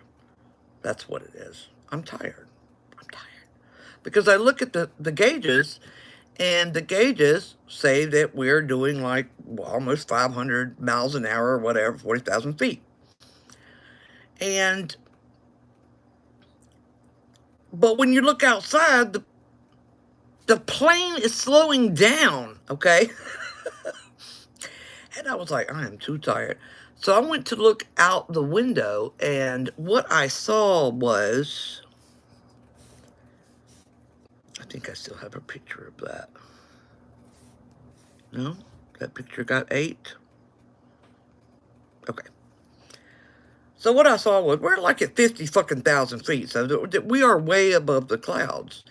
And we are also, according to my little mappy that I'm looking at, we are not over any cities. Not that the sky would be that bright if we were. I just wanted to tell y'all that there was no cities there.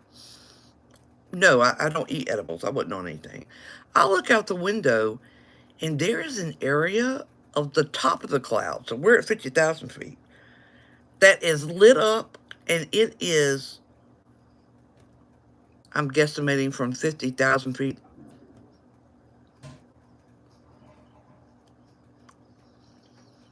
$50 to 100 football fields wide.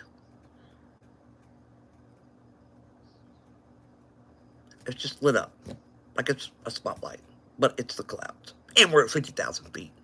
And I was like, I took a picture of it, which I thought I got that one, but I didn't. I'm freaking the fuck out. The plane is slowing down, and I looked up at my thing, and I said, I know when I turn around, everybody going, the whole plane going to be asleep. I know it. And I turned around, everybody on the whole plane is asleep.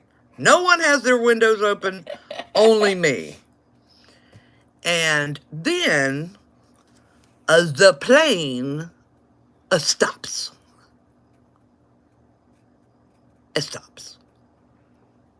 And the little screeny thing goes out. I am in a plane. I am stopped. With full, not the engines. The engines are still going and everything.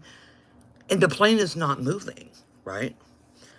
And I just start laughing. Because what else are you going to do in that situation?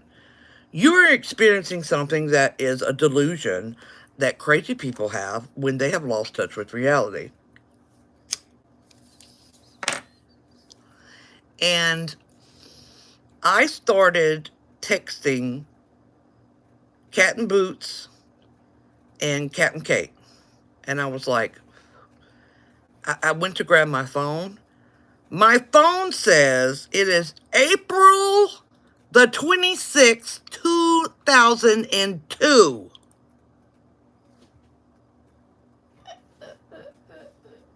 And I'm going to show you all the proof of that in just a minute. April the 26th of 2002. No. I started texting Captain Kate and Captain Boots. I said, listen, I am not about to land in 2002. Okay? I sent them pictures of what I saw. I sent them the screenshot of what date and time my phone said. And I said, no. I'm not playing this. Okay? I don't know what's going on by that magic thing, and my plane is stopped. If I land in the year 2002, everybody's going to pay. Everybody's going to pay. I was past panic. I was like, I'm going to come to y'all's 2002 versions, and I'm going to start fucking shit up. I'm not having it. So y'all need to do whatever it is that you do with all them people, and I better land in 2022. I'm not going through this shit again. Absolutely not. I was tripping. Yes, there is a plane show. That's based on a true story. I'm tripping. Because this is not... No one's going to believe me. This is insane. Oh, no. No, they didn't. They didn't. There's a whole... They got a whole other thing going on that y'all don't know about. A whole nother thing. And I was like, you need to fix whatever it is. Because if I land in 2002, y'all all paying for it. I am going to wreck the timeline so bad that the whole world is going to pay for it. I'm not having it. So you need to do whatever it is and get my plane unstuck from whatever this is. I'm not having it. Right? And I took screenshots and I sent them to other people, like my kid and my brother and my mom, so that when I landed, I would have proof. All right? First of all, I want y'all to understand that there was no cloud. It didn't exist. There was no cloud for Google Photos in 2002. Y'all hear me? Because I'm about to show y'all some shit. There was no Google Cloud in 2002 to store your Google Photos in. Can I have a yes? So that everyone understands what I'm saying?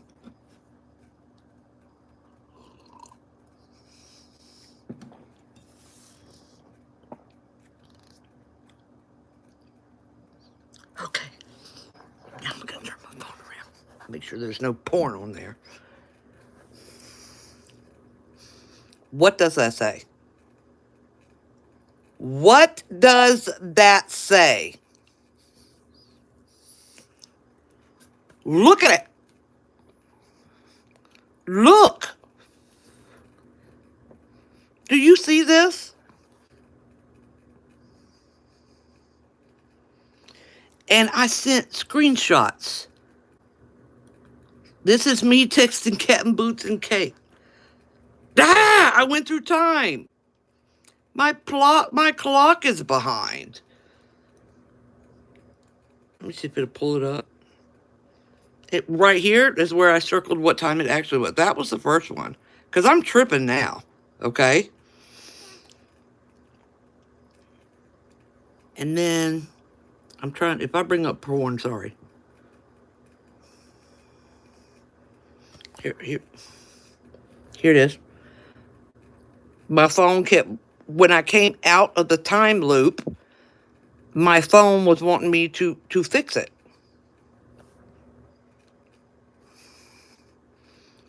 Okay?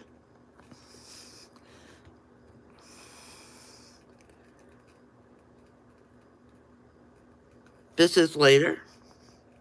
Right there. Okay, and did that again. And let's see what this is. Okay, that was 10:01. Okay. I thought I had the picture of the cloud thing. I must have took right here, clock error. They wanted me to fix my time. And this is, so I took like every minute. Okay? So,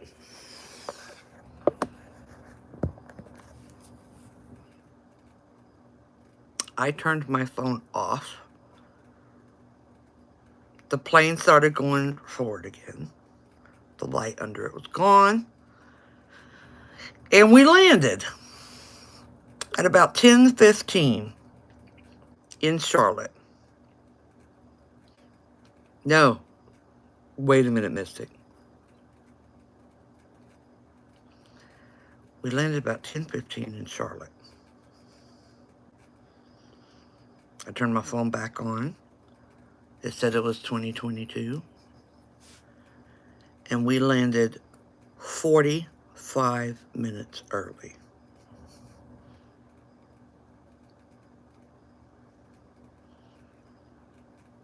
Yeah, Oslam, you're late. I thought people were full of shit about the timeline thing.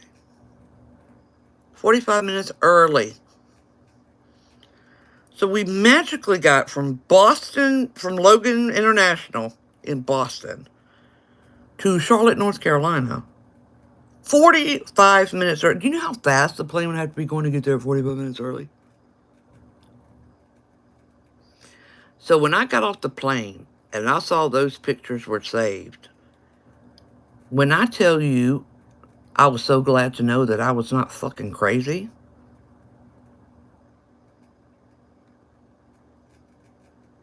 I have never doubted another person since that moment.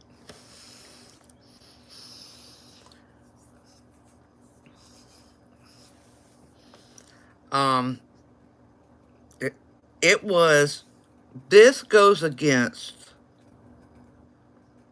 everything that I know, scientifically, and what I knew about the time metaphysically.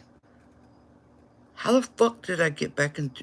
No, I was the only motherfucker up in the plane. That's what made me mad. Oh, I'm sorry. The little lady was sitting, seatbelted in, up at the front with a stewardess lady. Not another motherfucker on the plane was awake, and nobody had a window open for me. What am I supposed to go? Oh, hey, excuse me, stewardess. Do you also notice that the plane is stopped in midair at 50,000 feet? I don't want to... You know what they do to people that say that shit on planes nowadays? I don't want to go to jail, have an emergency landing. So when I tell you that that was enough for me, I told Philip, I said, Philip, I'm not going to be flying for a while. I would not doubt that, Osmond, because the American government would be the government that just screwed around with shit.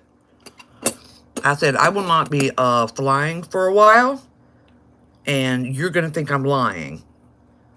But here are the pictures. Here's the picture proof.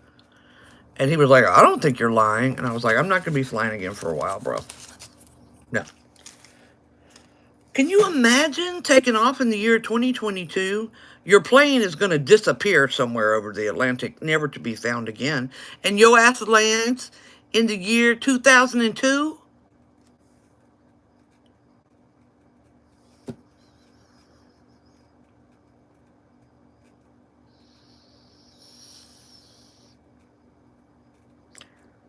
Alex, I've flown off and on my own life, and my whole life, and it didn't happen.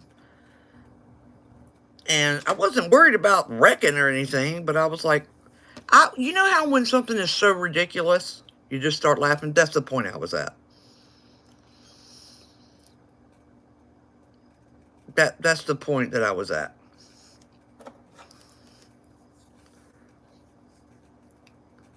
And over time, since then, I gotta be careful with what I say. What I learned since then is my original. I am not from this one. This is the part that's going to sound really fucking crazy, just so y'all know. I am not from this one. I am originally from the other one. I don't know what happened to the me that was originally in this one. I don't know what happened. I don't know. I am originally from the other one. That has all the original Mandela effects that everybody's like, I don't remember that. And I'm like, oh, I do. Because not only that, but jaded. Also, that's why her birthday is 6/17/01 in my head. Because 9/11 wasn't 9/11. It didn't happen in September over there. So all of my memories are overlapped with that one. They're off by a day. Like my birth date is off by one day. So I'm assuming that these are the closest two running ones. And why I'm missing from one and not the other, I don't know. But at some point, those two either me and that one got pushed together, but in other words, when I'm here now, there's not a me there. Nor with Jaded.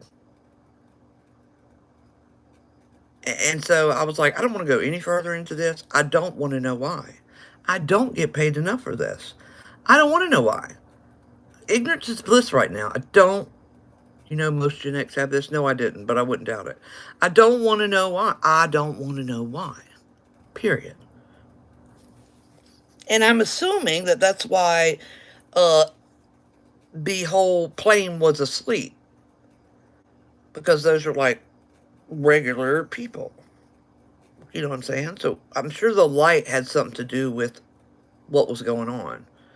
Which, probably makes most people just go to sleep. And I'm over here like, we're going backwards. In an airplane at 50,000 feet. Oh, and there's a ginormous light below me in the clouds. No problem. Nobody else? Of course nobody's awake. Of course. No windows are open. Of course. It's just at the point where you're just like, it's so ridiculous that it's happening that you're just like, I don't even care anymore. I just know, look, I don't care anymore. All I know is I better land in 2022. I don't care what y'all are doing, but I better land in 2022. That's all I care about. Oh yeah, I just started laughing. It was so ridiculous and so against logic, and yet it's happening. And I know that I'm not like having a psychotic break. So that's when I was like, I'm in an airplane that's going backwards. What are you going to do? I just don't react in the panic way. It was so ridiculous.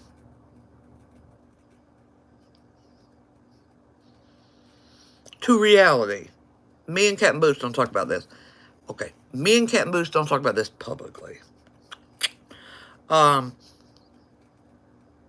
It's just so ridiculous when you are sane sitting there and a plane stops and then goes backwards and your fucking phone says you are 20 years in the past. No, I'm sorry, what? Say that again? No. I didn't freeze. I was just like, this is fucking ridiculous. Nobody's going to believe me. They're all going to think I'm insane.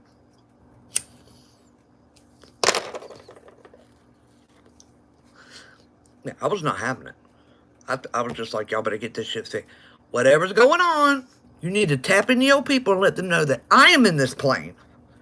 And I better land in 2022. So you better let whoever's in charge know. So y'all go do y'all's thing. And I cut off my phone. Spirit apple. That is the most ridiculous non-reality thing that's ever happened to me in my whole life. And I have pictures. I can show people. Look. It's not a story. I'm just like, we didn't even have Google Cloud. And yet, here I have pictures stored in the cloud from 2002 on a phone that I bought in 2020. So, There you go. At least I have proof. But yeah. So I don't understand it. I want the manager, I want it off the plane. All I knew, when I cut that phone on, I waited till we were all the way to the fucking gate. We were almost rolled up, and I turned my phone back on. I was like, if this motherfucker doesn't say 2022, it is on. It's on. And it did. And I was like, all right. May the universe be glad that I landed in 2022, because I was not going to be having it. I did not sign up for that. You're not sending me back 20 fucking years. I don't know. It could have been an anomaly that I flew in. I don't know. But they had like an hour and a half to fix it before I touched down. Yeah, I'm going to upload it.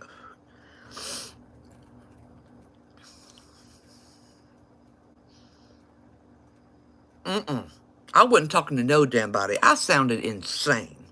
And now that the airport has to report to the fucking higher government, I wasn't saying shit. I just got the fuck off the plane. Oh, and another thing. On my kid's phone, because that's the person's phone I had access to when I got home, the text of me saying that I landed was before the text that said, I'm in a time loop. I'm in 2022. The text that said when I'm landed, and it came in at like 9:30. I didn't land until like 10:30, 10:15, something like that. Yeah, it was ridiculous. It was insane. I was like, you know what? But look, I'm not flying again for a while, so just letting you know. That was... no.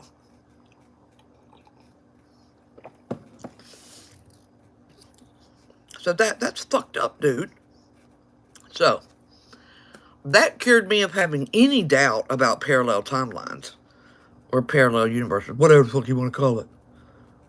Because I was like, this is happening in real life.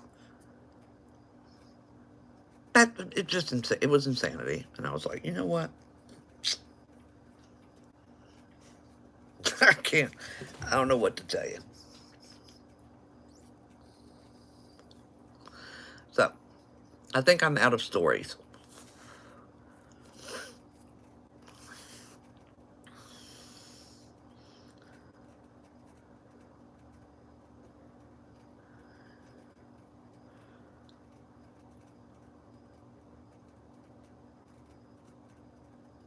I can't think of any other stories. I've been on here for a while. It wasn't released in movie theaters for almost a year. I'm telling you, dude, after that, when you run into people like that, imagine if I had landed in 2022. I mean, 2002. If I told anybody that, I'm going straight to the mental health. I'm getting locked up.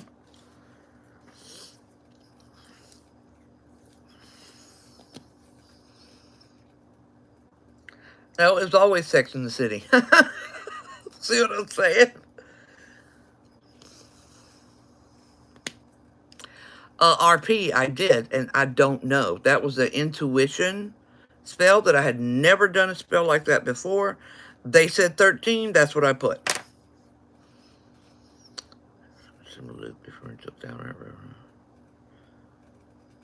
Yeah, it's crazy.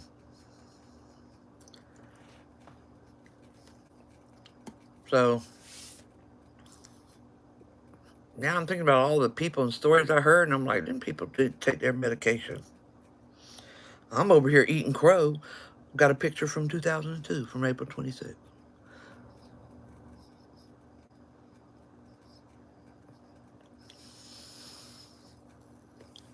Oh, yeah, absolutely.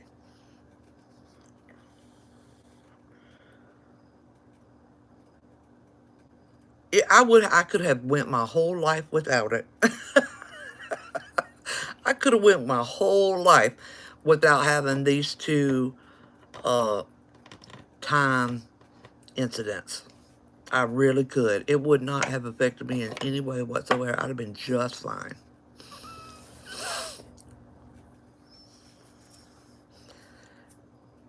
I mean, it could have.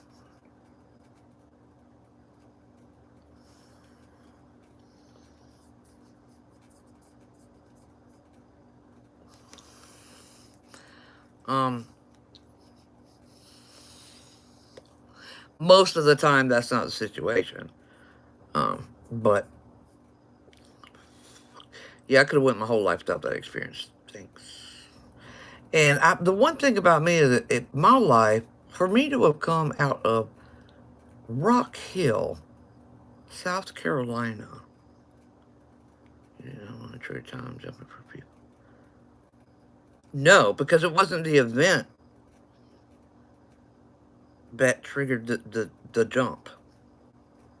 It's just I remembered it clearly because that's one of the, just like I remember exactly where I was when the Challenger exploded. Yeah, the favorite realm would be another dimension.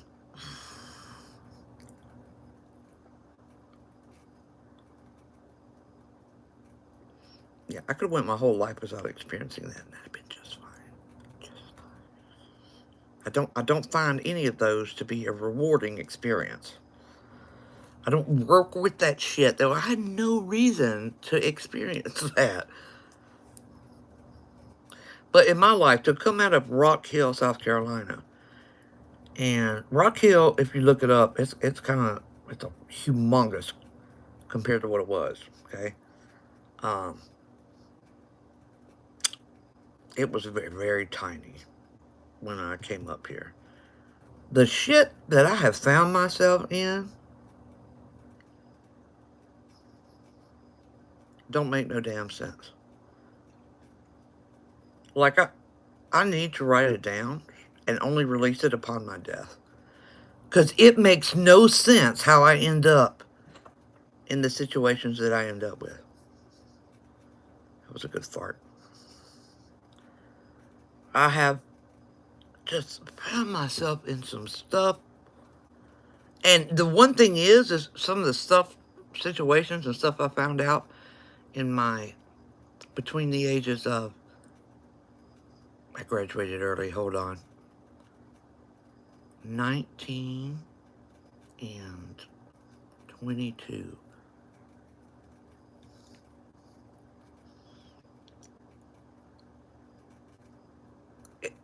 Having BPD was an advantage.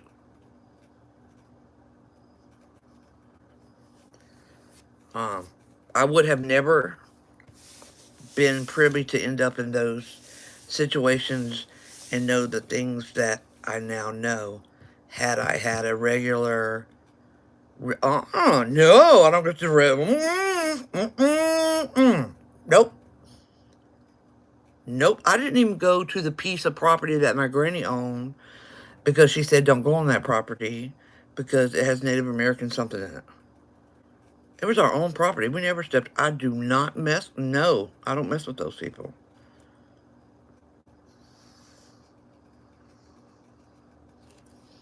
But BPD and the ability for BPDs to automatically compartmentalize things, I wouldn't be able to experience the things that I did at that time. Because you're able to compartmentalize, and you have very little empathy, if any at all.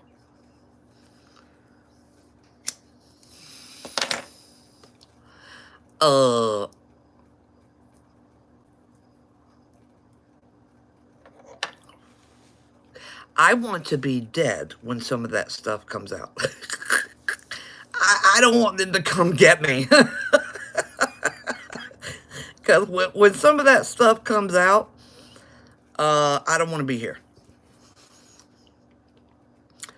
No, this is quantum entanglement teleportation. I got it many years ago.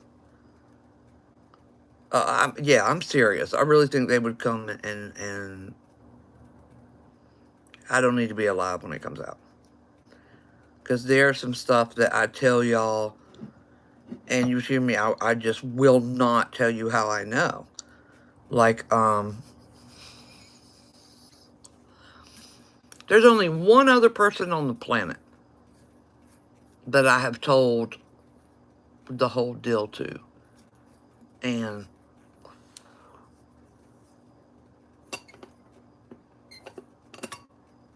I didn't know if he would be, I didn't know if he was going to be able to see me the same after that. And that was my husband. It's scientific proof that destiny exists. I mean, he was just so fucking traumatized after he asked, and I said, "You don't want to know?" And he goes, "Yes, I do. I'm your husband." I was like, "No, you don't." And he's like, "Yes, I do." And I'm like, "Okay." And then when we were done, I think I added to his PTSD because of my ability to live just fine after seeing what I saw and knowing what I know. That was a problem for him. Not destiny and the two people running through the universe. I don't know, Dominic. But since I have y'all on here, one of the things that I remind people is when people, I think all pagans understand that the universe, there's no, that good and evil is a human moral concept. And it varies in what culture you're in. But balance between the light and the dark, so to speak, is a very real thing.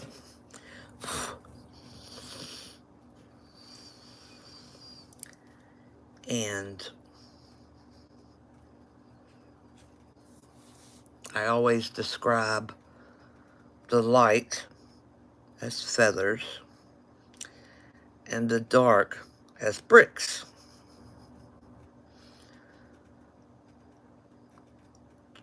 Can you capitulate in your mind how many more feathers you would have to equal 1 ton of bricks?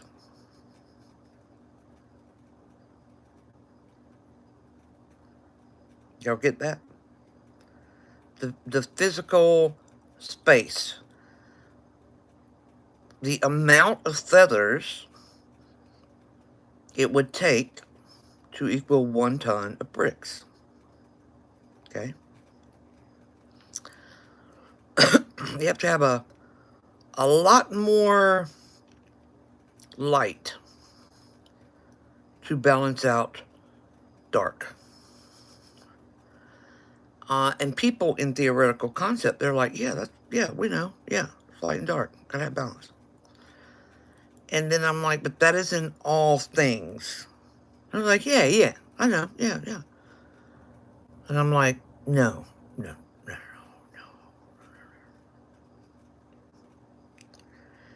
If you want things to be really, really, really good on this planet, then you need to understand that there's going to be something really, really bad to balance it out. So, when I tell y'all that no matter what comes to surface, you will never see a government-related or suspected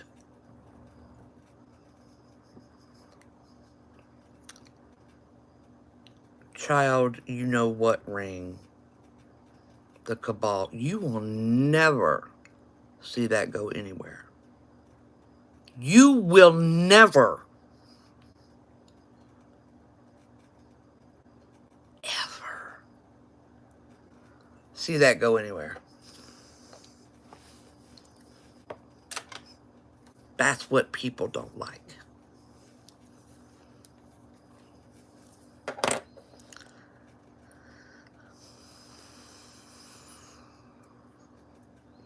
Yeah, that's a simple way of putting it. So if you want things to get better, then you have to leave the things there that are absolutely horrible. And then nobody wants to be a pagan then. Hold on, I'll be right back.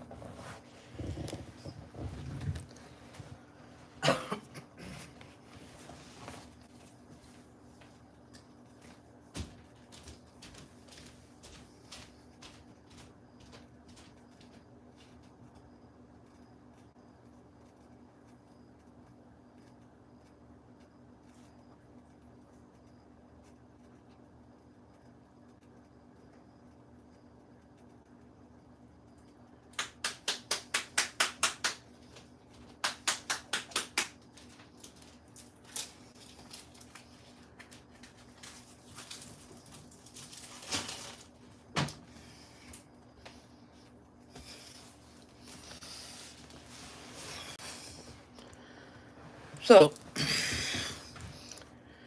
I have to go buy mom put bod on it. Get red sometimes. Ah, I'm glad you noticed that, Marie. Very observant.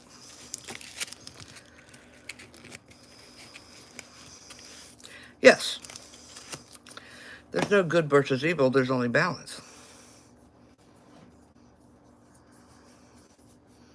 Spiritual consequence? No. I'm just stating facts spiritually. And I never say enough to cause an uproar. So I don't tell people to fight against it. I tell people don't bother. Yes. Like the battery. So it would be different if I was fighting against what happens. That's not what I'm doing. You remember when all that stuff came up with the fall of the cabal and all that crap that was going on? Y'all remember that? Any form of energy work into your personal magic witchcraft. A lot of it seems more Eastern. I would like to wait. Y'all know about the fall of the cabal and everybody being linked up to that shit and all that stuff that was going on? I'm talking about in politics.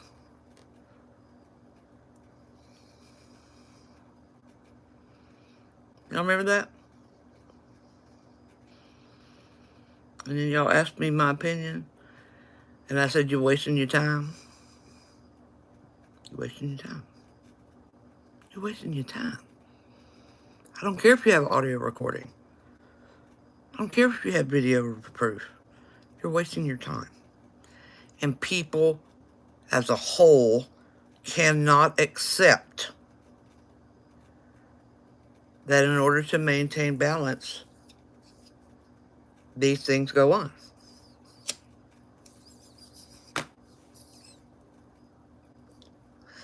And I'll just tell you that that's just the surface. That's just the surface. You're barely scratching the surface. Not even close. And if you have to leave it alone. You have to walk away. You will be so in under your head. You will disappear off the planet. Barely scratching the surface with that child stuff.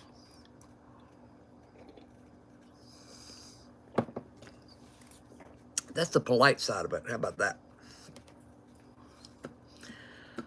And people don't like it. And I'm like, oh, boo-hoo. So, back here, Grant says, Witchfoot, you incorporate any form of energy work into your personal magic or witchcraft. A lot of it seems more Eastern. And I would like to incorporate a form of energy work from my culture. Well, Grant, that is very observant. I cannot confirm nor deny that because one of my practices are closed. However, I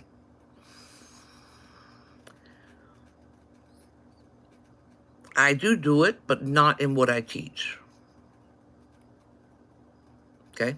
So not in I don't use it in physical witchcraft. It's not necessary. However, you can incorporate it in whatever you do.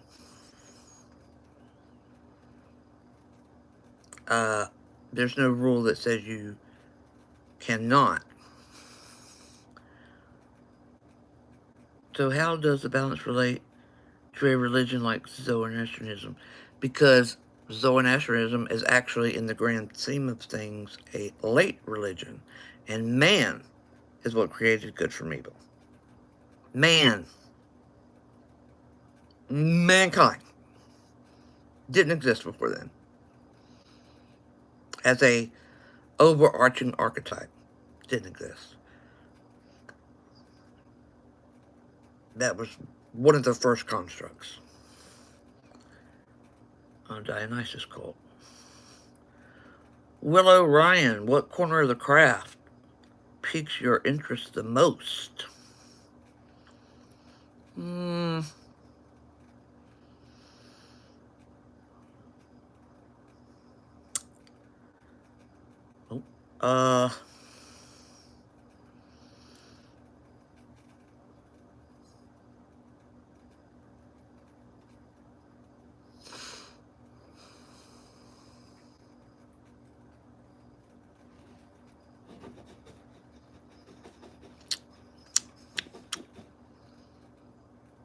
I don't really have the one I'm in, really. I like to see how much I can do in the one that I'm in. That's why I stay in it.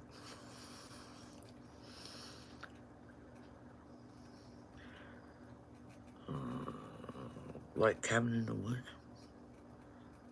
I don't remember the premise of that movie. It wasn't in the YouTube app. What advice do you have for someone who's terrified of dying? Dying is scary as hell. But once you're dead, you're like, oh, why was I so scared? And I can only tell you that because it happened to me. Mortified of dying. Mortified of dying. Because of the infinity part. I have a phobia of infinity. Do not say that word in the chat after this conversation. And I was terrified. But then when I actually died, I was like, why was I so... You don't care what you did. None of that goes with you. The reason it's terrifying is the unknown, and your body will do everything in its fucking power not to die. And so it's scary. Even thinking about it is scary. But then once you're dead, you're like, oh, why was I so scared? Oh yeah, as soon as you detach from your body, and you zip over, you're like, why was I so scared? Things are so much better over here. What do you mean I gotta go back? That was my conversation. Have you ever worked in a coven before? No. No. I am not social. I have cooperated with different teachers that have come along in my life. I am not a coven type of gal.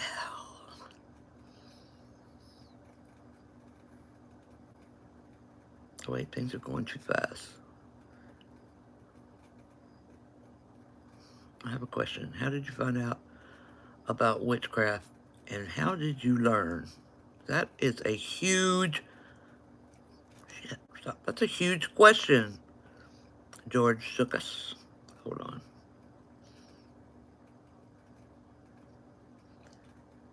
Do you think people see what they expect to see when they're dead? I can answer that for you. All right, so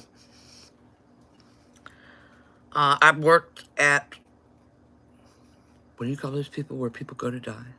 Hospice. I volunteered at Hospice, and when you know that your life is coming to an end, people show up to wait for you 24, 48 hours ahead of time. It is not always your spouse. It will be family members or very close friends, so that lets me know right there it depends on who is not reincarnated at that time.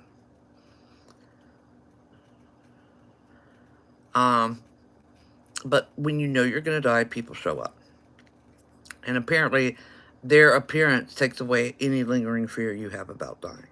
Now, fun story time. I don't want to get into the details of this because it will upset me all over again. But I was with a gentleman named John. He was in hospice. And John was raised Christian. And he knew that I was very much not Christian.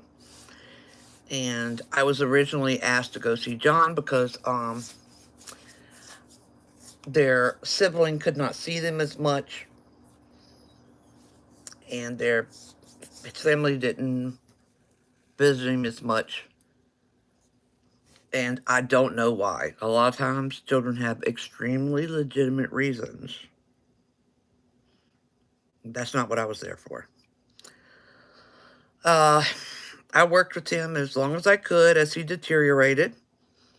So I was with him from the time that his speech started not being able to speak. He's deteriorating. He's still there up here, but his body is doing the slow shutdown thing.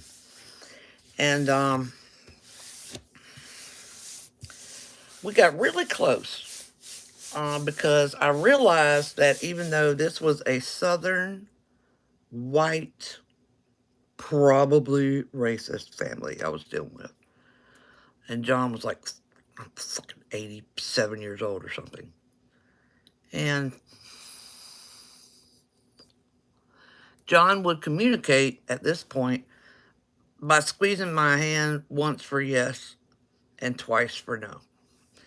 And what he had done was, I usually went to see him on the weekends on a Saturday, and he had my number and name written on this little notebook that was beside his table, because when he wanted something, the nurses would grab the notebook and say, this person or this person, he wanted me. So I actually drove up there. It was my boss's brother, so they let me go up there. And I came up there and I sat down with him. The nursing home called me and told me they wanted me to come up there. And I came up there for a minute, and I came in the room, and it was different. And he's trying to tell me so much with his eyeballs, and I sat down with him for a minute. I said, give me a hand for a minute, John. Let me see what's going on. And I think this was like on a Wednesday. And I was holding his hand. I closed my eyes a little bit. And I opened them back up, and I said, so you're going to be leaving soon? And he squeezed the hand. That's why he wanted me to come up there. He was going to be leaving before Saturday. And I said, are you going to be, I said, I assume you're going to be leaving before Saturday. He squeezed my hand. And he looked scared in his eyeballs. He looked scared. And I said, you look scared. And I was like, hold on for a minute. Hold on. Just hold on. And I held his hand for a minute. And I was trying my best to see the room through his eyes. And I come back to him and I said, no one's here to pick you up. And he squeezed my hand. Nobody had come to pick him up. They always come. And I said, oh, you're scared because no one has come to pick you up. And he squeezed my hand. And I said, are you scared because you got some stuff you shouldn't have done, John? And like, as hard as what he could do, he was squeezing my hand. And I said, all right, John. I said, let me explain something. I said, I need you to pay attention, okay? I said, keep me feeling I didn't know their versions of yesterday. I said, you're not going to hell. That's not how this works. I said, I know you're Christian, but hear me out. Now, there might not be somebody here to pick you up because of something that you did. Your ancestors aren't happy with you right now. I said, but you're not going to hell. And he looked at me, and I said, I'm guessing by now you understand that not everything they told you in church was what it was. You know, and he squeezed my hand, and I said, well, I just want you to know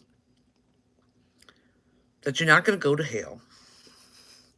But someone will show up just late. Probably won't be a family member. I was like, but somebody will show up. I didn't even know that was a thing at the time, RP. This was just my I just had a knack at it. That's why I volunteered at the hospice. I said, someone will show up. It'll be later than you think. I was like, but since you're going to be dead, and since we're friends, and I'm the only one that's here, do you think you could do me a favor after you die? And his eyes got kind of questioned. I was like, I'm serious. Like, will you do a experiment after you die? Now, this man had never been to my house, ever.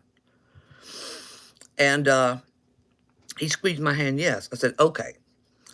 I was like, now, when you die, you're going to see new things that you didn't see. You didn't expect. So there's not going to be a pearly gates when you die. I said, but I want for you to look for a big blue man who has long brown hair, and he kind of might look like a woman and a man at the same time. I said, he's blue, like a Smurf. He's blue. Find that guy, and he's going to take you by my house. And you're going to let me know through the garage light, right, when you die. And I said, can you do that for me? And he squeezed my hand. I was like, big blue guy, long brown hair, kind of looks like a guy, but maybe a girl. Big blue guy. Now, obviously, it wasn't actually Shiva, okay? I'm asking him to follow one of my people, but that would be the most obvious form they could take. So there's no doubt. A big-ass blue guy, right? So,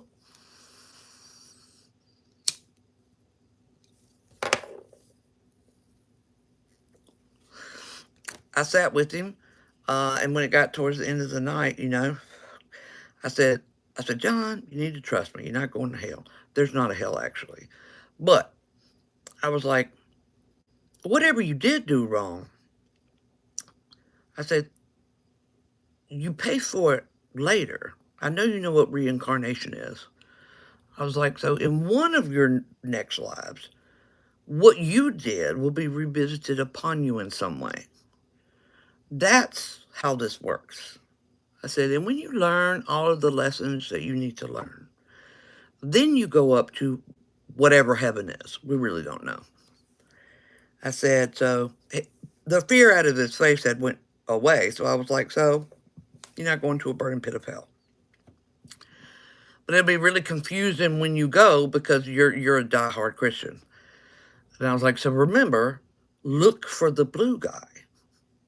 I wanted to, make sure that he understood. Well, he understood.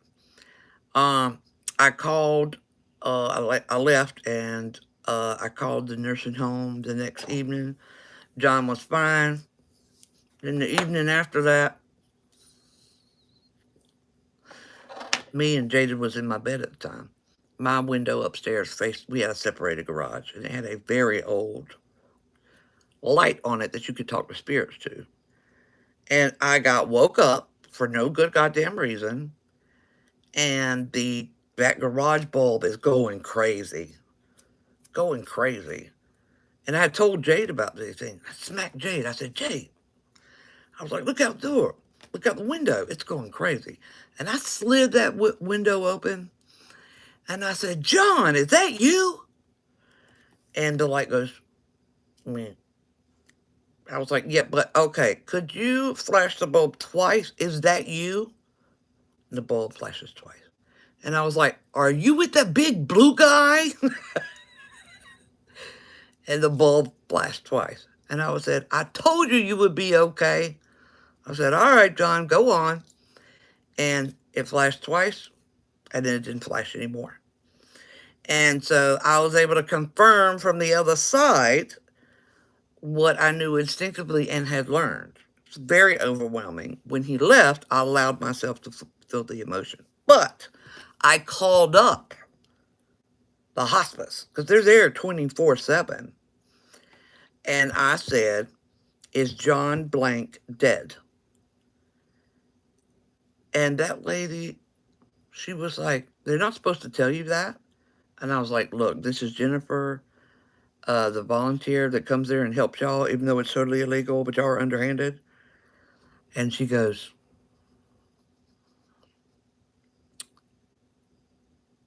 about 30 minutes ago. And I said, all right, thank you. And I hung up the phone. So from the time he died to the time he got to the house was roughly 30 minutes. So it's a whole different ballgame over there. But the amount of fear this guy had because nobody showed up. And I was like, well, I mean, with his age range and where he's from and knowing his family, the other brothers, I think we all know what he did. And he probably was present at lynchings and probably participated in that mindset. And I think when his wife or someone did not show up, had not shown up yet, it scared the shit out of him because he thought he was going to hell. And I was like, good news, you're not going to hell. You are going to pay for what you did, though, buddy. But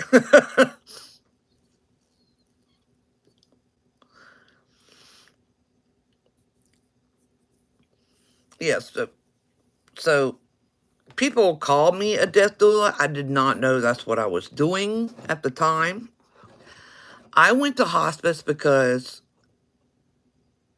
I was, for some reason, I know people don't visit. I know that people have really fucking good reasons for not visiting their parents. Okay? Did you see the people who come to get you? No, I don't get to see them. I just know if they're there. I know that kids have really good reasons not to visit their parents.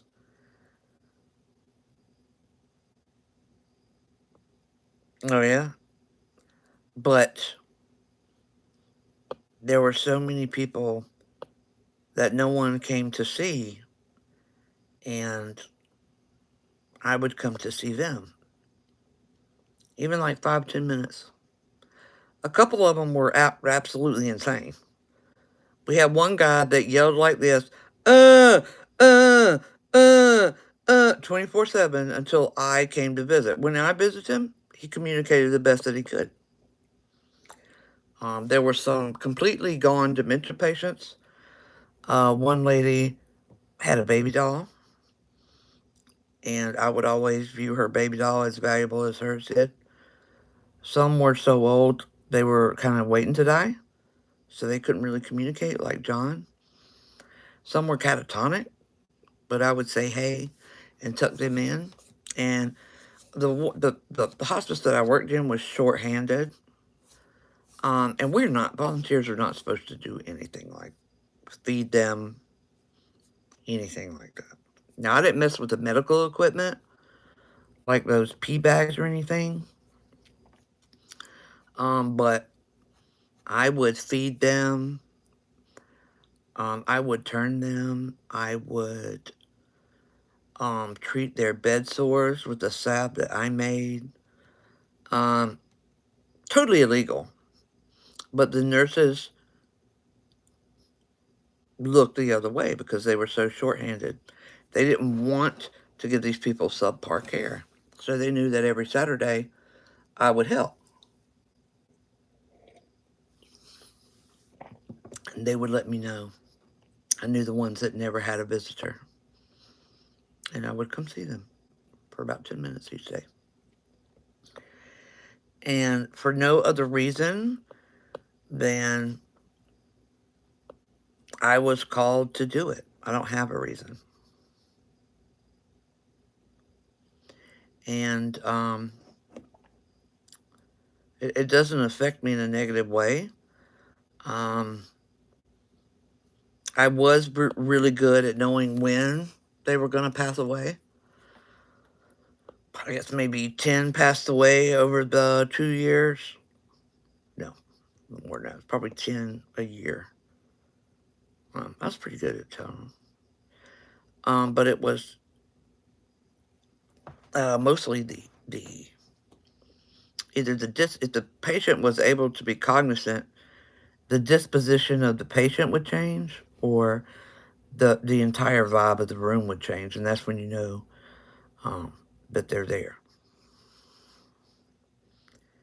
Can you share why you stopped if you're comfortable? Life got in the way. Life got in the way. And I didn't feel like going. I wasn't pulled to go back to it, so I figured that I helped the people I was meant to help.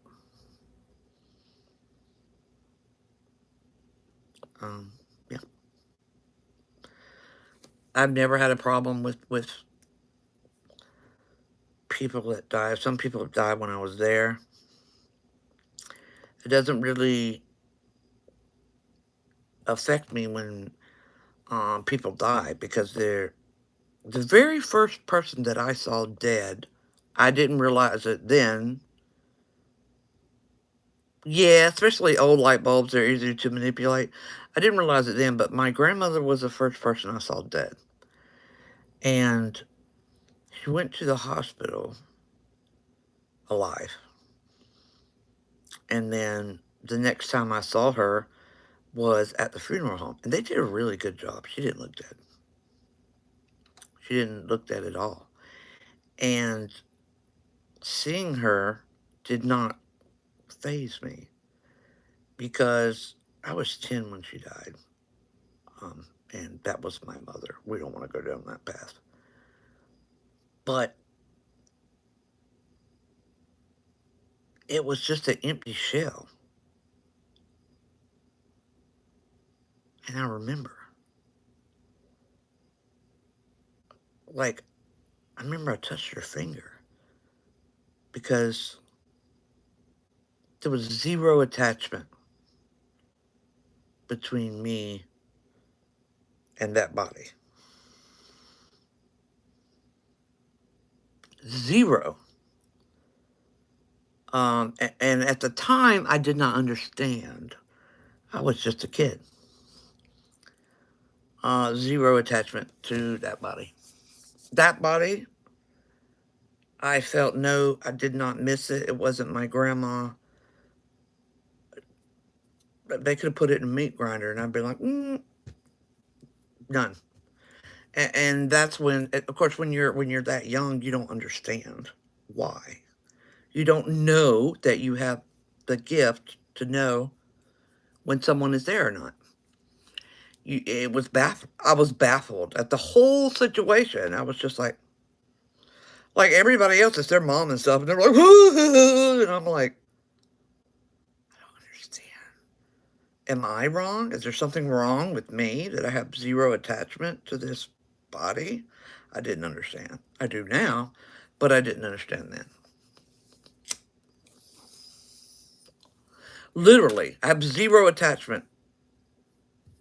Like, if my child died, of course I'm going to be absolutely mortified.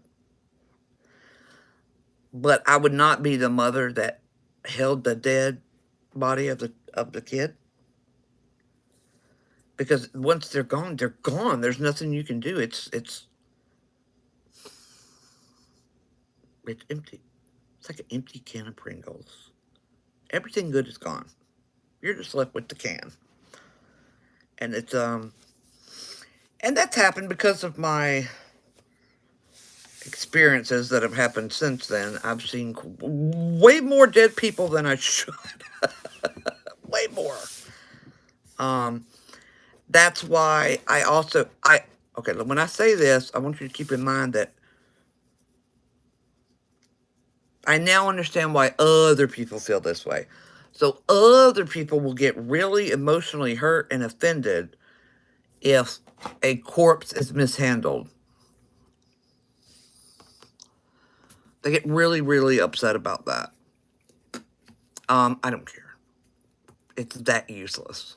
So I see 0 point in embalming, 0 point like in purchasing a grave site, right? So you can put a fucking cement whatever in your yard, wherever you live, if you want a spot to talk to me at. You know what I'm saying? I didn't find it comforting. I was just like, why is this here? That's what it felt like. It was like drinking the last bit of tea and putting the empty gallon back in the refrigerator. When you open the refrigerator, like, why is this in here? That's what they feel like to me. But I realized that I'm very few of me like that, because people get really upset if the corpse, even if they drop like the coffin, people are like, and I'm like, what? Like they care. I don't get it. Yeah, I don't see why people find that comforting, because of my own personal experiences. I know they do, and I don't make fun of them for it. And if that's what you need to get on with your stuff, but I don't get it. You know what I mean? I don't get it. I'm like, they're not there. You know what I'm saying? They're not there. I don't know why you're doing that. They can't hear you there. You could do that from home. I don't get it. So that's why I don't. I'm like, they don't hear you. and then I just don't get it. Or when people are like, well, no, I won't say that, because I guess that would, I've never been in that position. But if they're gone, they're gone. I don't understand. It sucks. But they gone. But I know I'm not normal. And so I don't make fun of anyone else that does that, because that's not right. They feel what they feel, and that's a really powerful emotion. But I'm just like, meh. Like when my dad died, y'all still want me to talk? Because it's a body someone might have hooked us up to. Yeah, see, I don't get that. I understand, Serafina, which is why I respect that people do that. But I don't get it. I don't get it. I'm just like, that can has no more Pringles left in it. So, I do respect people that feel that way. And I understand that that's more along the normal. And I am not. So I do get it. I never make fun of someone. And I never disrespect that wish when I'm at somebody else's funerals, which I go strictly to support the person, because I don't know why we're here. Let's make ourselves sadder. I will never understand funerals, ever. Because they always are like, we're going to celebrate their life. No, you don't. Let's see how much sadder I can make myself. All right. But I don't understand them. I hate going to fucking funerals. I'm like, oh my God, I gotta pretend to care for this entire time. I can't stand it. I don't want one. My dad didn't have one. My dad. What was I saying? Oh, y'all are still here. I don't want to contribute or offend anyone. Dylan, what the hell are you talking about? When my dad died, as we all know, if you've followed me long enough, my dad fucking hated me the minute I hit puberty. Now, he wasn't, he was more psychologically abusive. All right, Celine. He's more psychologically abusive. But I knew I was going to take care of him until he died anyway, because anybody going to take care of his ass. So when he died on my property in the garage. And, I walked into the garage and I was like, huh.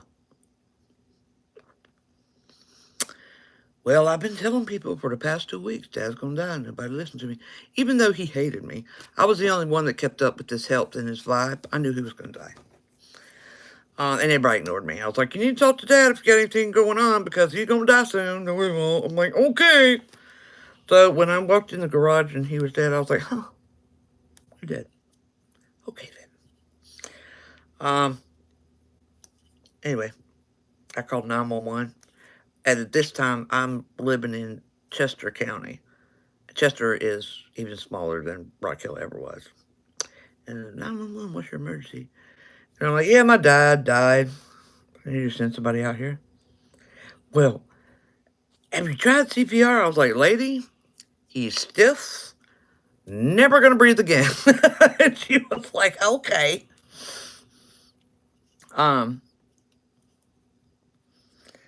Oh, I'm not doing that alligator skull question in here. And she was like, oh, okay, right. She sends the police show up first. And I could have, just when you listen to the story, keep in mind this is Chester County, I could have totally poisoned my dad and got away with it. I'm just letting you know the way they handled this. Yeah, Chester. I was living right inside Chester County. Anyway, the police come, and because of my dad's ancestry, I did go get 2 coins and shut his eyes and put coins on top of them. And so when the cops get out there, they could see him, like, he died instantly. And they were like, how do you get coins on his eyes? I was like, his ancestry is Scottish. That's what you do. It's for the ferryman. So I shut his eyes and put coins on him. And they were like, oh. So then they're like, no investigation, nothing. You're in Pickens County? And they were like, what do you think happened? I was like, well, he had half a heart before this ever happened. So I have no doubt he had a massive heart attack. They're like, oh, okay. So they're walking. Well, the coroner gets there, and the coroner looks like he has seen a ghost. And I was like, what the hell is your problem? You know? And he's like, my car literally broke down at the end of your driveway the day before yesterday. I was like, that's what you? And he was like, yes. And I was like, well, you didn't cause it, dude. It was just letting you know you were going to be back here soon. Oh, yeah. Like, And so the coroner's like, well, what happened here? I was like, well, it sounded like this. I'm guessing massive heart attack. He had huge heart problem. I was like, not the healthiest guy. So, yeah. And the coroner was like, all right. So they load him up, right? Load him up. I could have completely poisoned this dude. And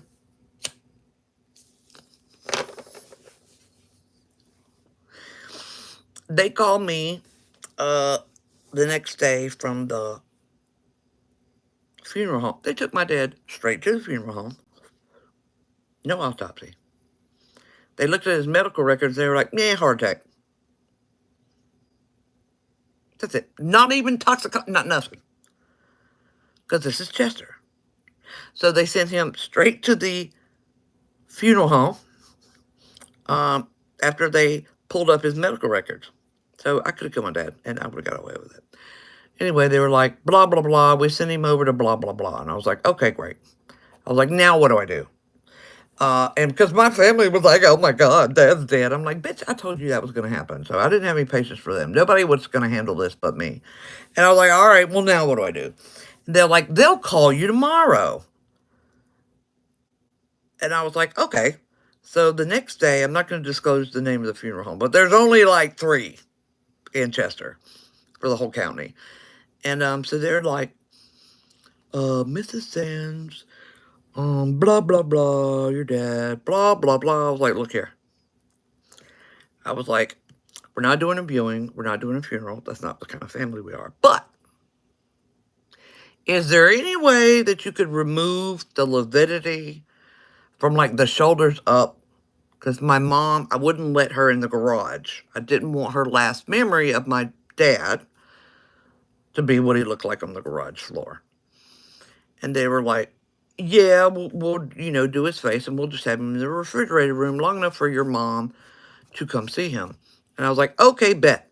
So they called me later, and they're like, bring everybody up here because we're going to talk about arrangements, and we got him done. I was like, cool. So they bring him up there, and he's in the refrigerator room with like a green velvet thing. And his face, they did a good job. You couldn't tell, it just looked like my dad was sleeping. And my mom went in there alone. She was in shock, thank God. This led to another story I don't want to get into. But at the time, she was in shock, so she was able to ingest it or whatever. So at the funeral home, we have me, my mom, my brother, my aunt,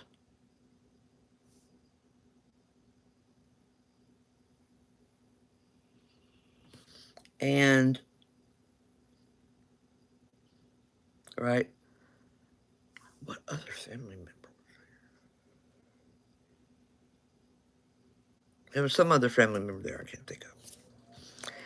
And my mom is not there, so I'm the one that's in charge. So this man has the audacity. I done told this man we weren't doing anything. And keep in mind that no funeral people think that they are burying a not nice person. So they sit down. They're on one side of the table, him and another guy, and the whole family's on the rest of the table. I'm directly across from him. And he was like, the cheapest that we can get him cremated or whatever is $1,600, Miss Sands. And I'm going to reenact exactly what I said, in the exact way that I said it.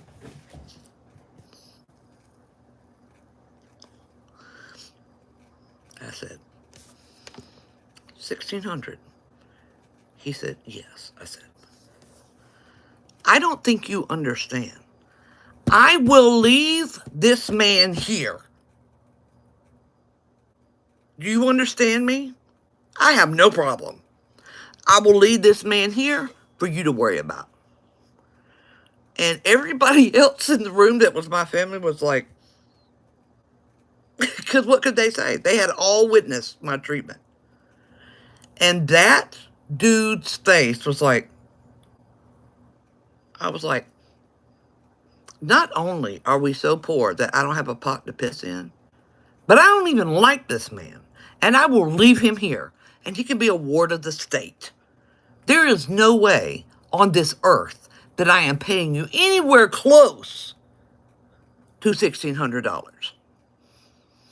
And his face was just like, he's like, okay, we're going to step out for a minute, Miss Sands, and we'll be back. And I was like, okay. No way in hell. I'd have left that motherfucker right there. Bye. I don't care. So they came back in roughly about 30 minutes later. And the coroner peeked his head in the door and he goes, I'm going to talk to them before they come back in here. And I was like, well, whatever. And I don't know what the fuck they told them, but they came back in with a total of $742 to cremate my dad. And I was like, I think I can find $742. And I was like, Benny, call so-and-so. Aunt Gretchen, call this person. You call that person. I'm going to call this person. We're going to come up with $742. And we did. And that's what. And the thing is, when I came back to pick him up in that little box, they gave me all that other shit extra. So I don't know what the coroner said to them.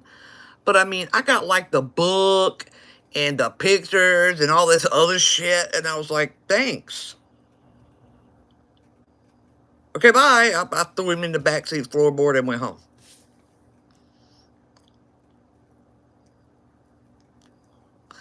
I was like, I'll leave his motherfucking ass here. He'd be a ward of the state. Ain't nobody got time for that.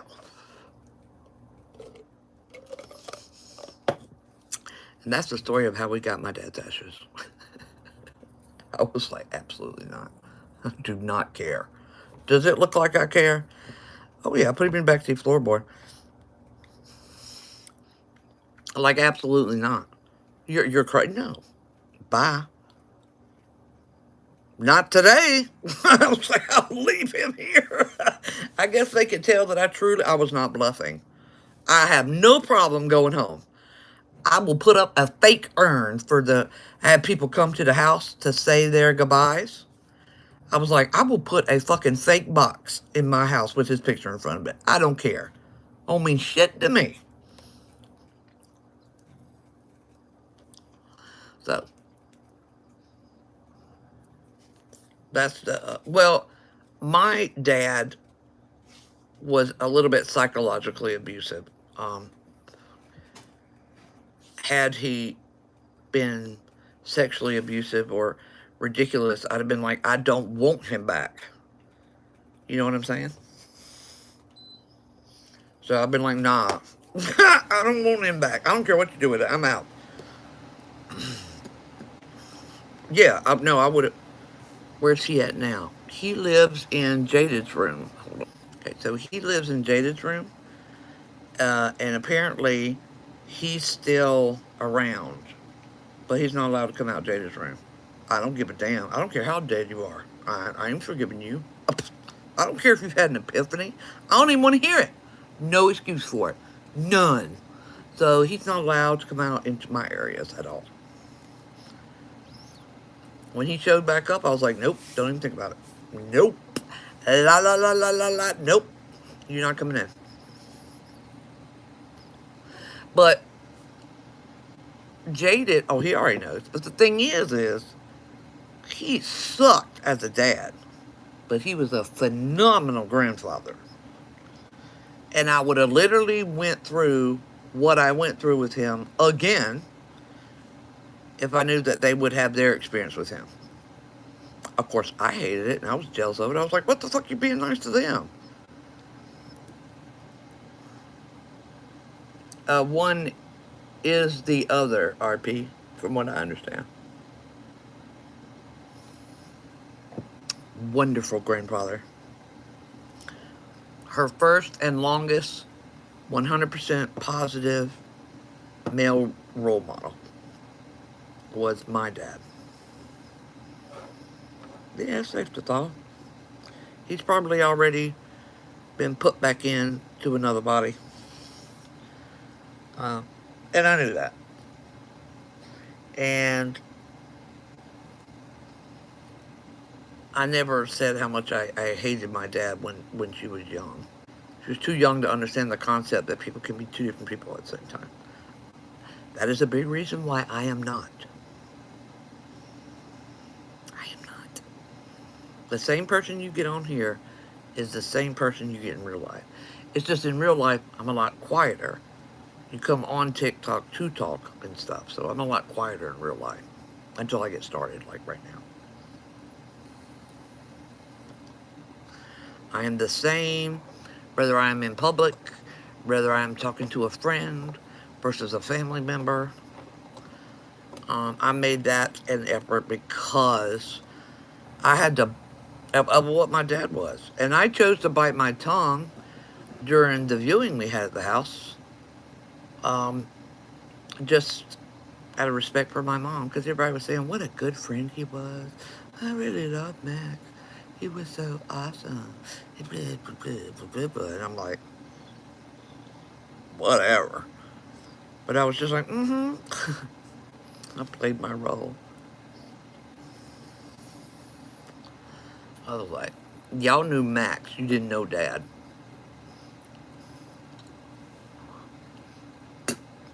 So. And then that incident led into me finding out that my mom had hidden trauma-induced split personality disorder for my entire life. That's freaky.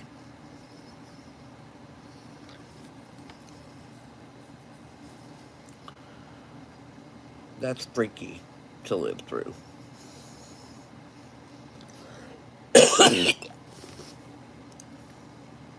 All right.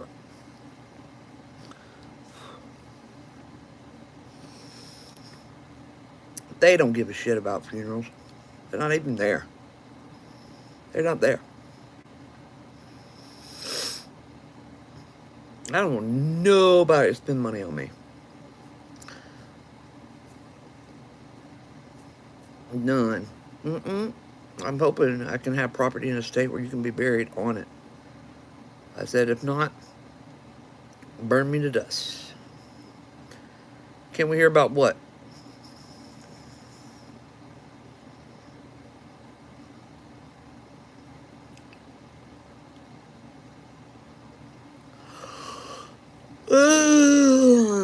Apparently I have a geographic tongue. I didn't know that was a thing until I started sticking out my tongue on TikTok. Yeah, I'd rather be buried. My mom. Oh!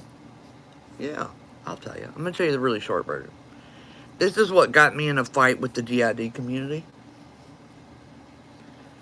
Because DID and MPD need to stay separated. They are not the same. They are not the same. And psychiatrists are violently fighting against it. What would you want the witch feet to do when you're... spread my teachings?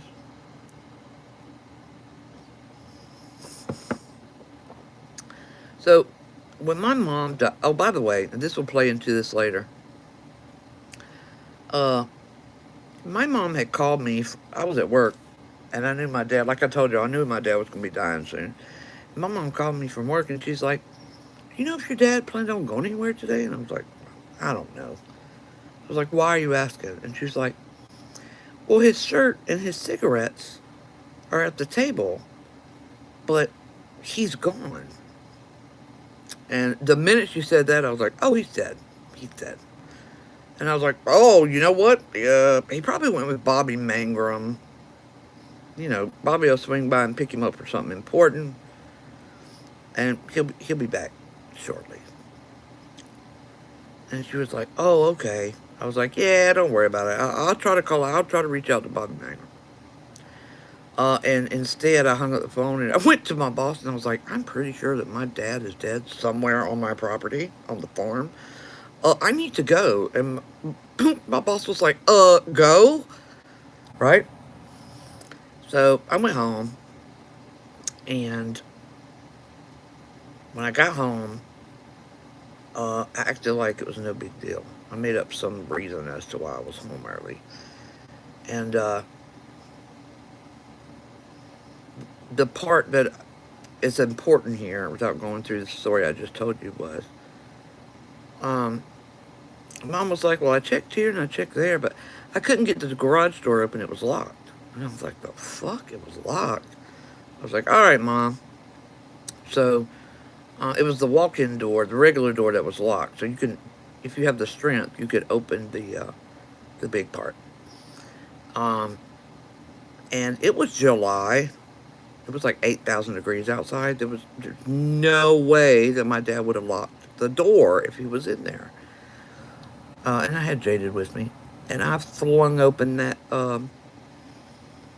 door, and he's dead as hell on the ground. So the reason about the door being locked is going to come into play later. So Mom was in shock, right? That Dad was dead. And about the next month, some weird shit started happening. So one time, I got up, and somebody had given us a shit ton of blueberry muffins that they had done from where you dumpster dive. Like, the blueberry muffins weren't out of date, but the grocery store had thrown them away, and they pulled them out. There was Otis Spunkmeyer blueberry muffins. One morning I got up, and there were fucking Otis Spunkmeyer blueberry muffins in every surface of the kitchen. And I was like, why the fuck are all these muffins in here? And no one could tell me why. But Jaded couldn't, my brother couldn't, my mom couldn't. And I was like, you know what? Why are y'all fucking around with me? You know, I'm like, they're fucking around with me.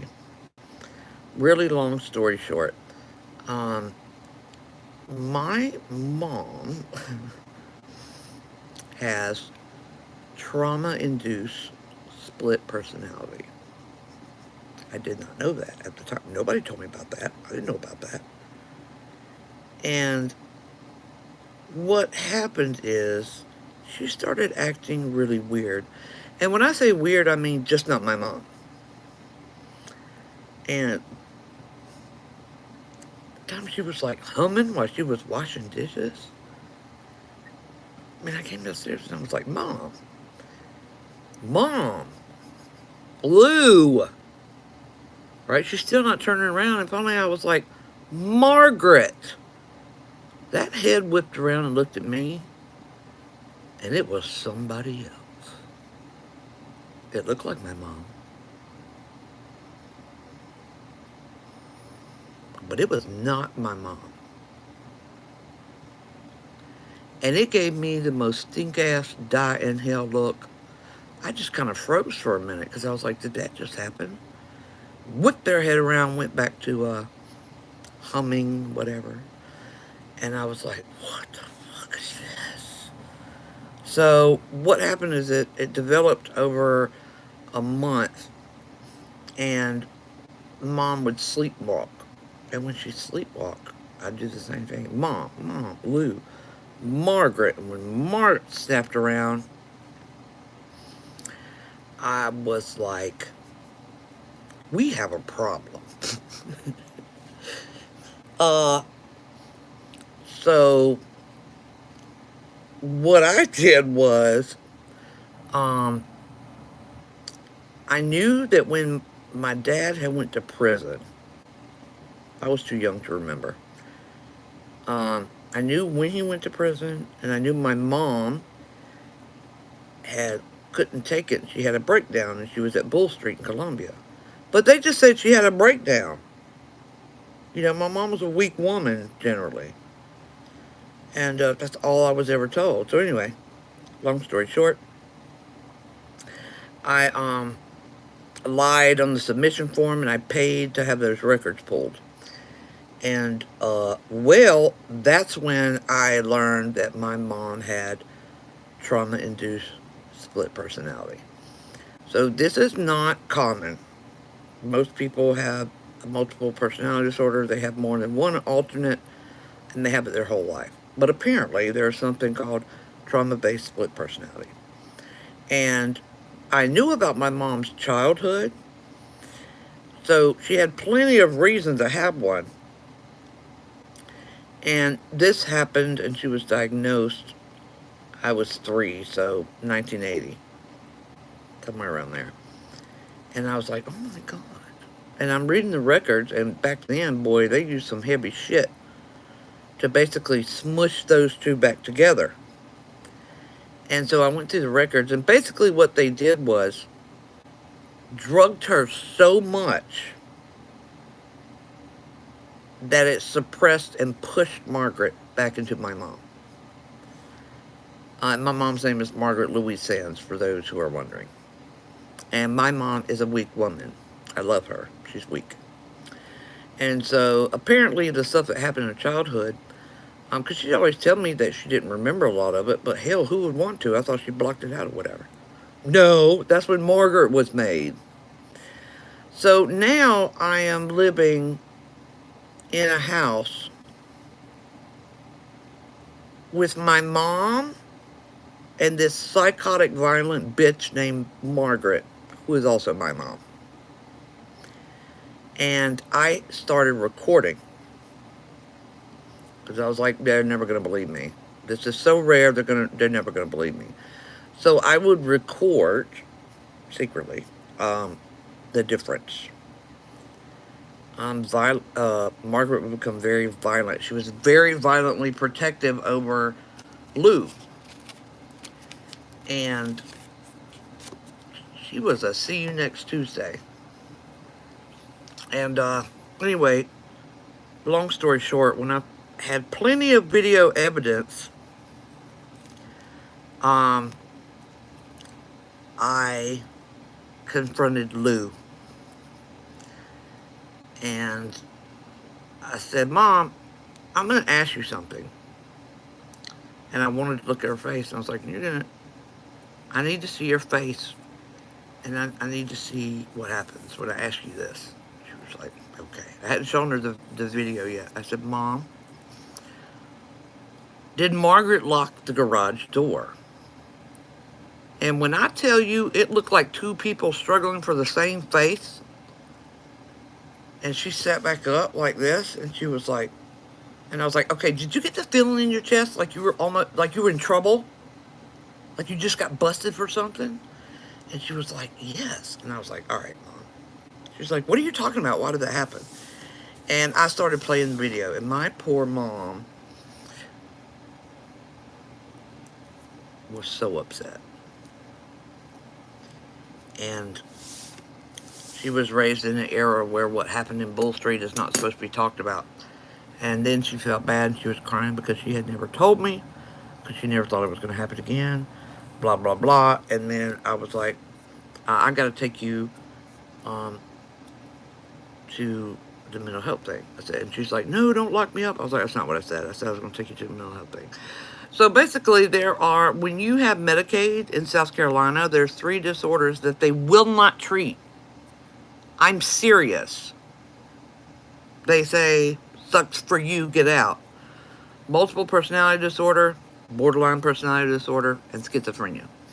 They don't have the medical staff to handle those. So I went to her regular therapist, who had been working for her for a while prior to this. And I told her, I need to talk to you about something off the record. And this woman wanted to be a therapist in Medicaid for the right reasons. I said, and if you ask me about it in public, I'm going to deny it.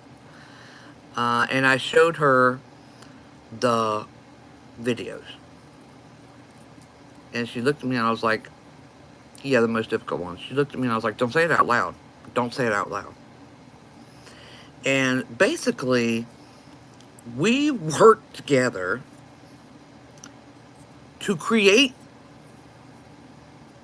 symptoms that would require similar medications that would be given to someone with multiple personality disorder.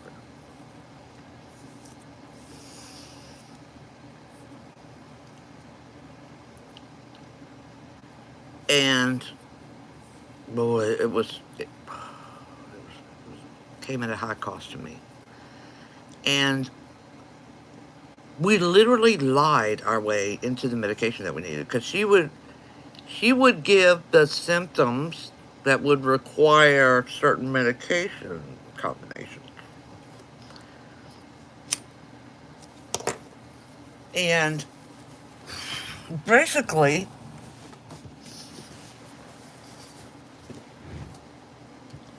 I even showed her the records from Bull Street. And that's how we formulated our plan. So we had to lie about the symptoms in order to get the combination of medicines that basically will turn my mom into a zombie for about months and months. I have to zombify my mother in order to push this part back in. Okay? Because that's what worked last time. When I tell you that my poor mom looked like a zombie that somebody just medicates and throws in an asylum, I felt bad, but it was the only thing I could do. So she shuffled around. She'd be drooling and shit. She would trip over shit.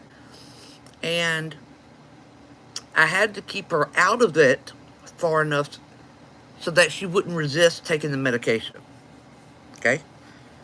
So that's how far out of it I had to push her. She had to be completely, just do whatever I told her to do. And then, after, it was damn near a year, y'all, I would go with her to every appointment so that I could, because she couldn't fucking talk. She was like, and after, I don't know, it was like, I want to say it's 8 months-ish. And this is when the dynamic between Jade and my mom changed, because my child had to keep an eye on her when I was at work. There was no other option. We would use the same therapist, and we would use the front initial of the medication with the word vitamin in order for me to explain in the office, I'm going to start reducing the vitamin D for that, whatever that antipsychotic is, or vitamin R, right? So that's Respirodol. And what we were doing, see, we were backing her off, because once you get down to that 1 second medicine, if Margaret's there, she's going to come out, and then you can go back up quicker. You don't have to do it as much. And so she was zonked out for about 6 or 8 months, and then it took us 3 more months to back her off at a pace that would not cause psychosis. Because that's how many medications I had her out of it. And so it was a year of all together. And each time I would go back, I would be like, okay, we successfully have stopped vitamin R. And now we're starting to back down vitamin X. And we got her all the way down to just an antidepressant. And once my mom started becoming, more cognizant, of course, my mom had lost that year. That's how drugged out she was. And I had to explain her a little bit at a time what we had done.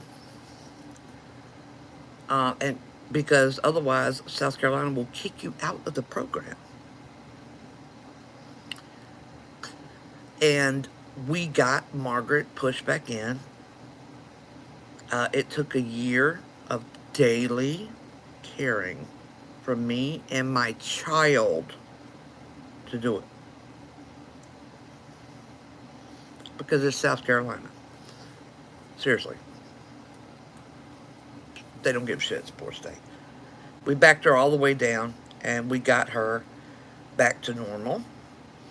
And I got my mom back. And several years, go by. Well, not several, maybe 2-3 years go by.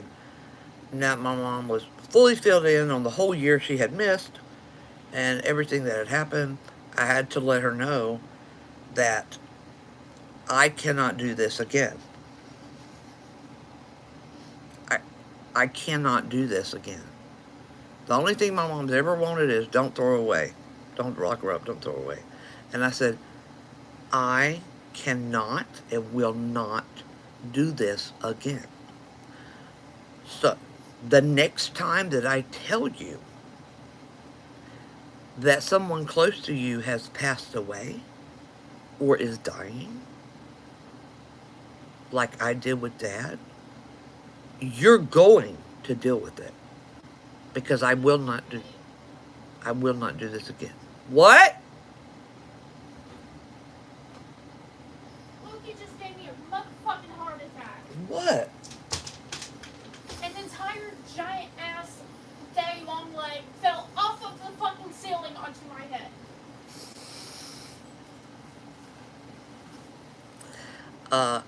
And she has dealt with it at then, because we've had 2 more deaths of close relatives, close to her. One would be her sister. 3.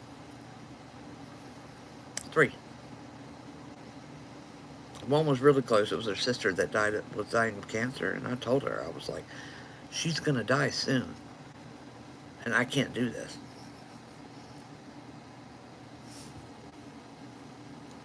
Come here, buddy. Here, go live on my shelf.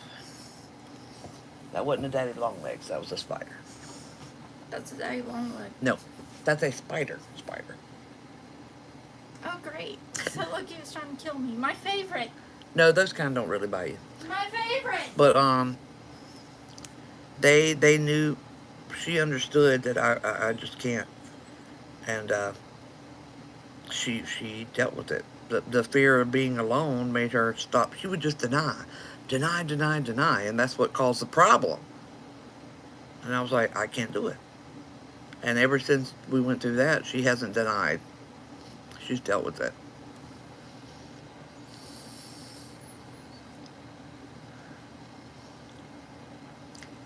MPD is not MPD. I can only tell you about borderline personality disorder.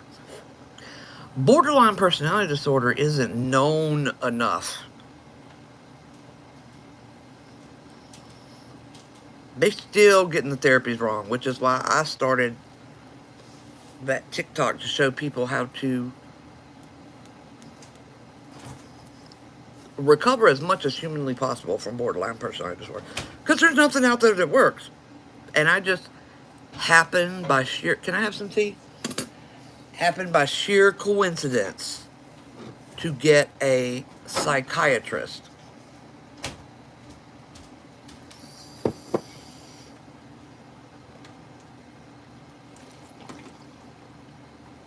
Instead of a therapist or a psychologist, I got a psychiatrist. And when he diagnosed me at that time, my answer to him was, she's fine now. My answer to him was, I don't have time to be mentally ill. And that man looked at me like, what did you... I was like, I don't have time to be locked up here in Colombia mentally ill. I have to support my mom, my kid, my brother, my dad.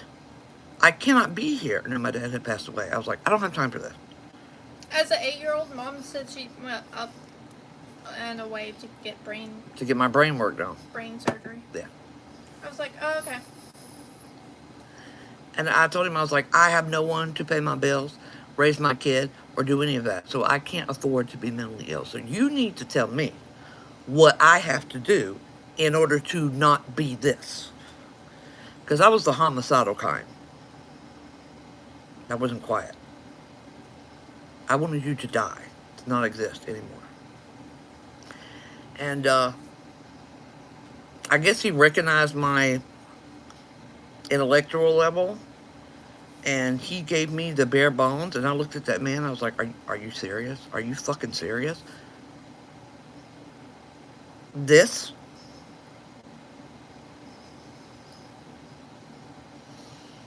I lost like 15 years of my life, and this was how you fix it? Like, I was so mad. So mad. And I fixed it. If you don't personally know me, you would not know that I have borderline personality disorder. You would think I was a little off. You know, I wasn't the average person working in the office. But you would just be like, nah, she's crazy. But crazy in a good way. You would have no idea that I had borderline. Because from that day forward of discovering how to fix that as much as it can be fixed, I did it from that day forward. Within 6 months, 50% of my symptoms were gone. Within 1 year, 90% of my symptoms were gone. There's always new situations that I get into that I haven't encountered before. But that was back when I was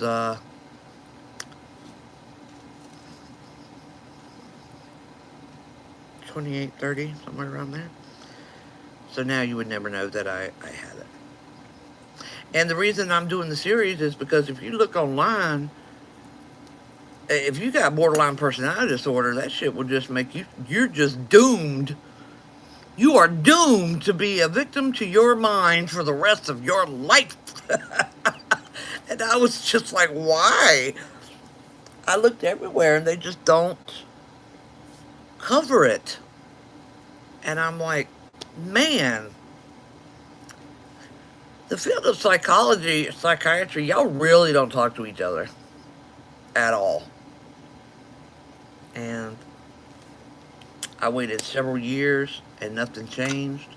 So I found out what legal terms to use so I can't get sued. And I just started that TikTok page to teach people, I have to be careful with my language, to tell people what techniques that were directed under a doctor's care worked for me to get a handle on my BPD. Not for BPD. The DSM is pretty nail on, but you can't get the depth of it. You know what? I take that back. That thing is actually not accurate for BPD. Now that I think about it. But if you look on YouTube for borderline Bill, you want to look at the version that's 10 years old, not the newer version. That's the fucked up version.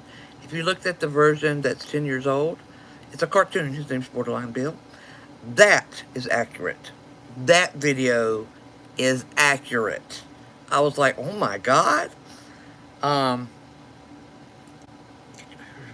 I 100% have every single one of the symptoms, and I've even picked up over the years symptoms that should be on there that are not. And the thing is now it's being overdiagnosed. So EUPD, which is emotionally unregulated personality disorder, needs to be completely separate from BPD, because there are some very specific characterizations that make a huge difference from whether you are BPD or whether you are EUPD. Huge. Huge. One of which is it a medication? No. Well, there is no medication to fix BPD. But serotonin reuptake inhibitors allow you to get through the therapy.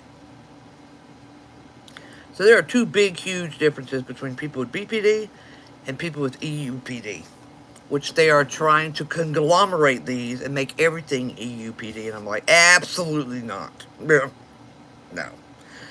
So people with BPD lose their empathy, like a sociopath. They lose their empathy completely. The second thing is, with BPD, talking about traumas does not benefit you at all. You're like, why are we doing this? It has zero effect. We don't need to talk it out. It doesn't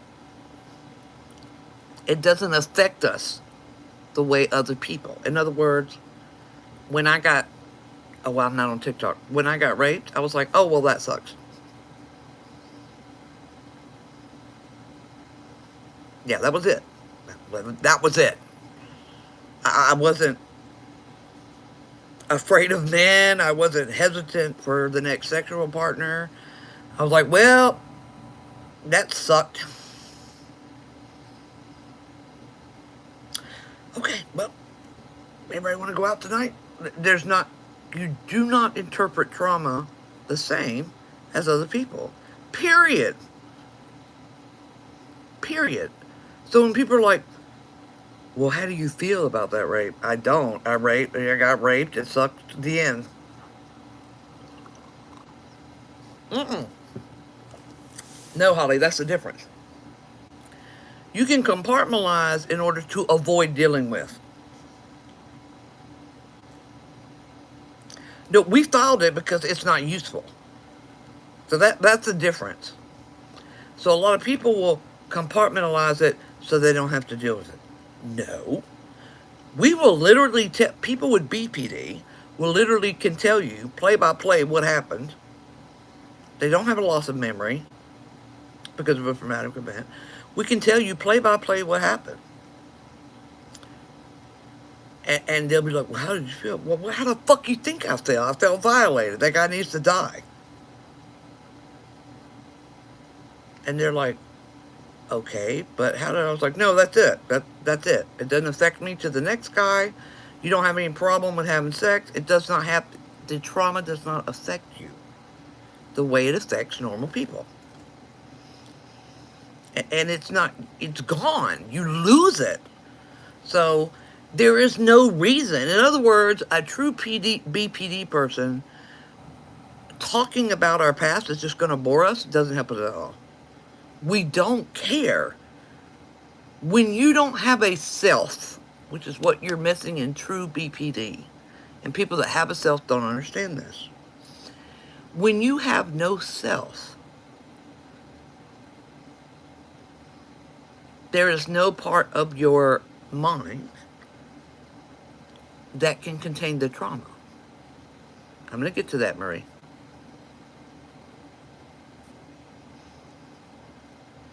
It's yourself that has been violated. It's yourself that gets traumatized. We don't have that. So it is literally something shitty that happened, the end. So it's a blessing in disguise, really. So literally with BPD, you take all this trauma, we're not talking about that. We're now going to tell you how to regulate your emotions. And you learn that. There's none of that. We don't care. It doesn't benefit us. That is a huge, huge difference between BPD and this new EUPD. These people can be traumatized by the rapes or the deaths or whatever happened to them, just like a regularly damaged human being. They need therapy. They need to, I told you, you're not going to be able to explain. You won't understand it if you don't have a self. They need to talk about that. That is not the case with BPD. We do not. We don't. We don't care. Don't care. And that's a big difference. So you lose empathy, and trauma doesn't affect you the same at all, really. It doesn't.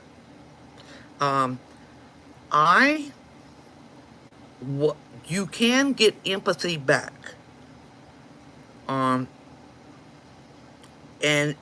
But there's not a formula for that. So mine resurfaced after many years of therapy. With the one cat. If y'all been with me long enough, my cat Tux had passed away. That's why I was abnormally upset when Tux passed away. So you can get empathy back, but we don't know what mechanism makes it come back, and it's sporadic. I had been in therapy about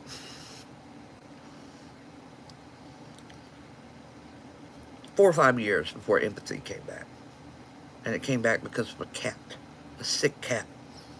Couldn't tell you why. But the trauma thing, you never have that reaction after that, because you don't have a self. So, I've had lots of other traumatic things. Trying to affect the way that sense of self. No. By the way, Absolutely not. No. Has nothing to do with that. I lost it. Oh, and the other difference is there is always a switch. So BPD has a literal, it is the only mental illness in which it can lay dormant and a switch turns it on. The only one. And it usually has to do with death or dying, whether that is a person that's close to you or even an animal that's close to you, and the child was usually there when it happened. That's what triggered it.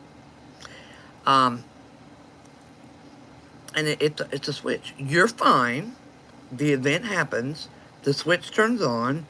You are MIA mentally for 3 or 4 days as a child.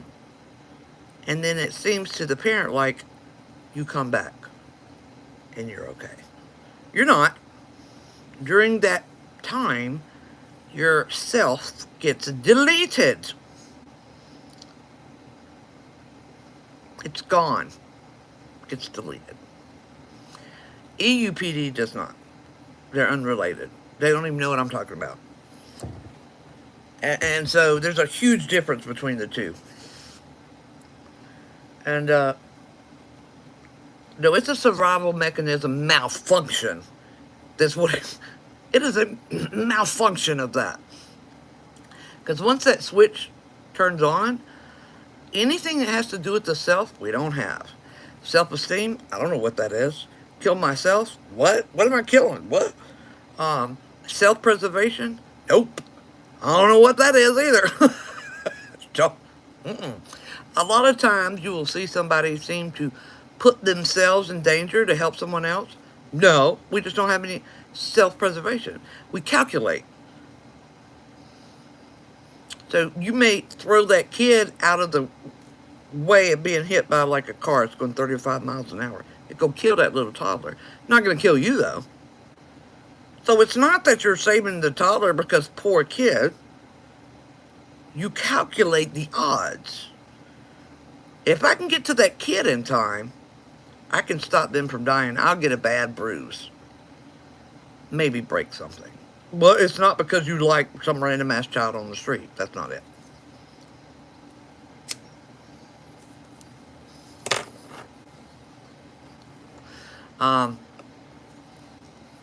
You piece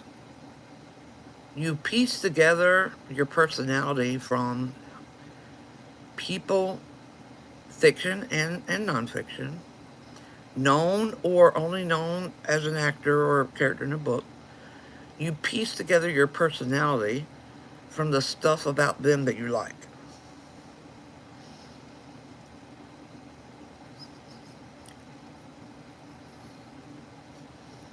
And so, when you say you know yourself, it's not, I use that term, but it's only because of, I know my own habits over 40 some odd years.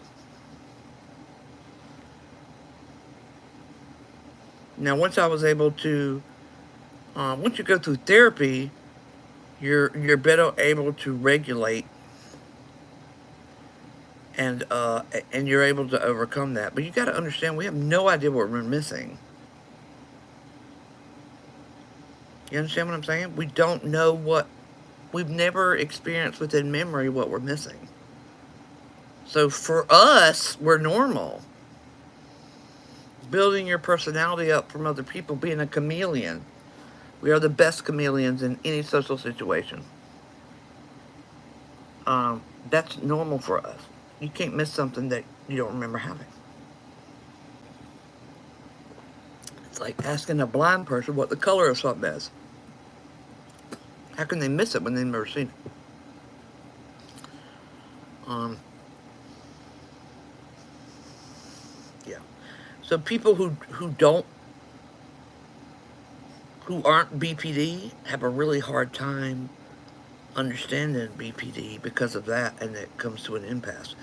But the destructive part is the inability to regulate emotion. And that's the part that the therapy's for. You really don't get therapy for anything else. You get a medication to stop the loneliness because we have a whole different level of loneliness. This isn't a depression. No. Once you have BPD, that's it. You got it. So you take a medication for the loneliness. That's another key sign of BPD. I don't care if you're married to the love of your life and everything in your life is going right, you will feel a loneliness that goes from your soul down to the core of the earth forever. It never goes away. Ever. We know now that's what happens when you don't have a self. So you do take a medication for that. I took Zoloft for 20 some odd years, and then I switched to Celexa. Other than that, you have to learn that therapy is involved in regulating your own emotions. So, people's amygdala do that. So in other words, most people feel emotions in a range. So you go from being slightly, you're bothered, then you're slightly irritated, then you're really irritated, then you might get mad. And then that goes up to angry, and then that goes up to furious, and then you get all the way to murderous. So there's a range.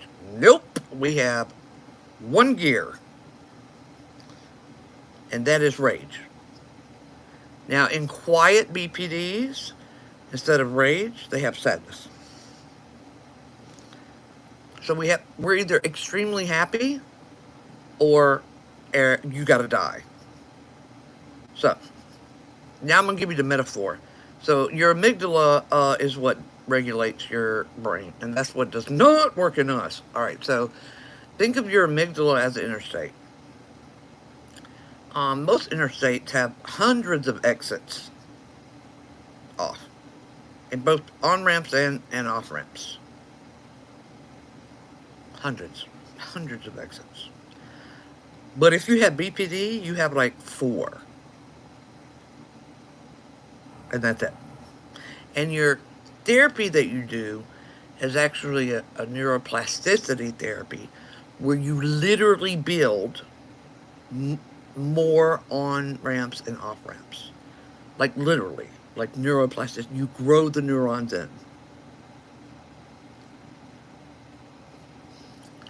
And after you do that for years, you end up like me. So then you have a very wide range of emotions as if you were born that way. It happens very rarely in men.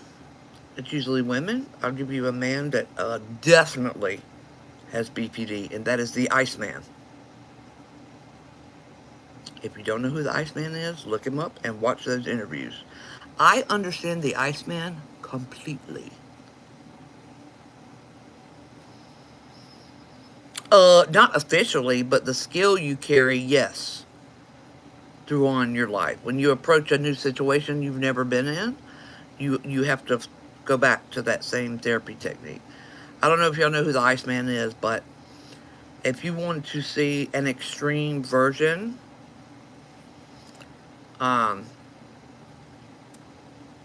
of, I could have easily been the Iceman.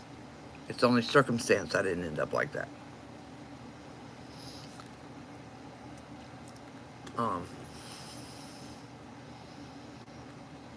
What?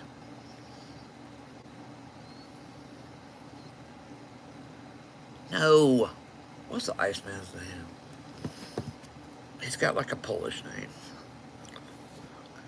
Hold on, I'll find it.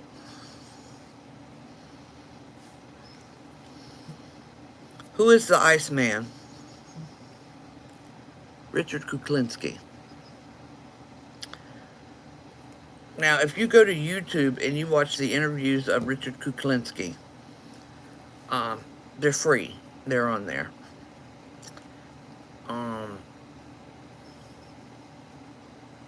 I understand him completely. It's not that I admire him. I understand the man completely, 100%. Had the events in my life not happened the way they did, I could very easily have been a Richard Kuklinski. Very easily.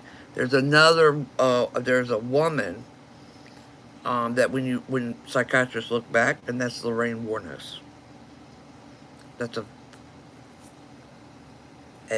female version.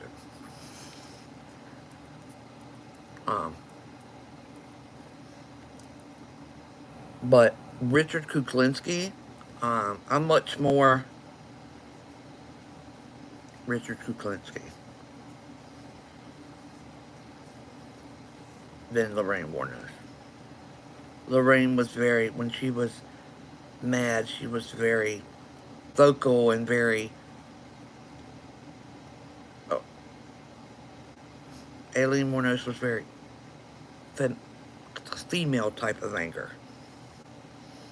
I was Richard Kuklinski, period. And that's what I put myself in the hospital.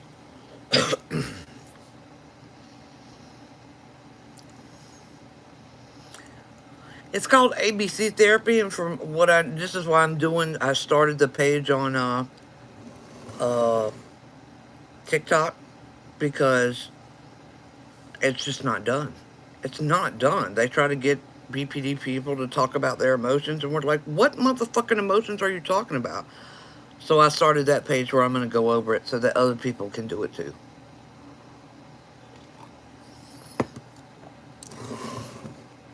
I'm sorry, I meant Aileen Wuornos, but I was not Aileen Wuornos. I am very Richard Kuklinski. That's why I checked myself in to the thing. That's where I was going real quick. And I was aware of it.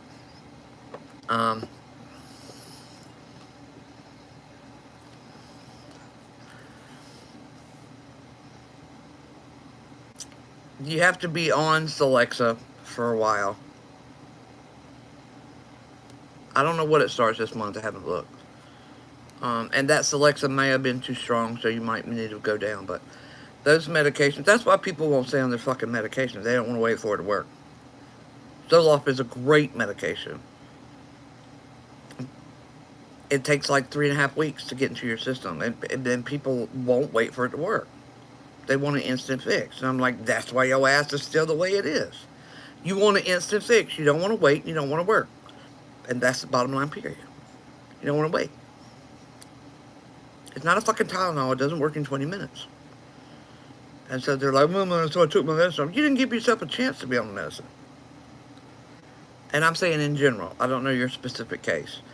But they just don't stay on it long enough. It's that simple. I had a psychology background from Winthrop University before I started. So I knew what I was getting into. I knew it wasn't a quick fix. But people don't get their... And on top of that... Yeah, on top of that... people don't want to do the work. So they want more medications. Right? You have to put in work to fix borderline personality disorder, which you cannot do when you get a medication added. So if you get one for the loneliness, but then you go back and complain, so now you need an anxiety medicine, but now you can't sleep, so then you go ask for that. You have to work. Period. In order to get through BPD. It's not easy. If you're not willing to work on yourself, nothing you take is going to fix it. Nothing. Period.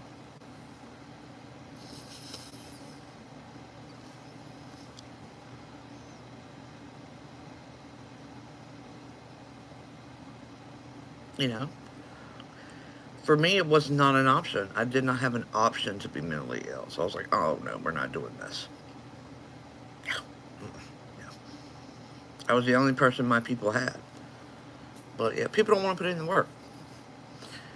The pill for the loneliness, that's all you need to take away. The rest is self-awareness and work. And people want a pill for that. And then they're anxious, so they want a pill for that. No, there is not a choice. I get that all the time. And all these fucking people that say it, I'm like, how many times have you been dead? Oh, that's right, never. We are not smart enough or high enough advanced to have a decision in that. But anyway, people don't want to work to get over their mental illness. They want to be a victim.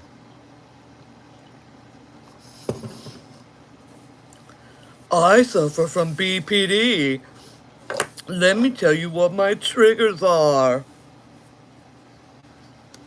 You wouldn't have those triggers if you put into work. And that's another thing is, there are 3 disorders that you have. All the rest you suffer from. You suffer from depression. Hey, you suffer from OCD.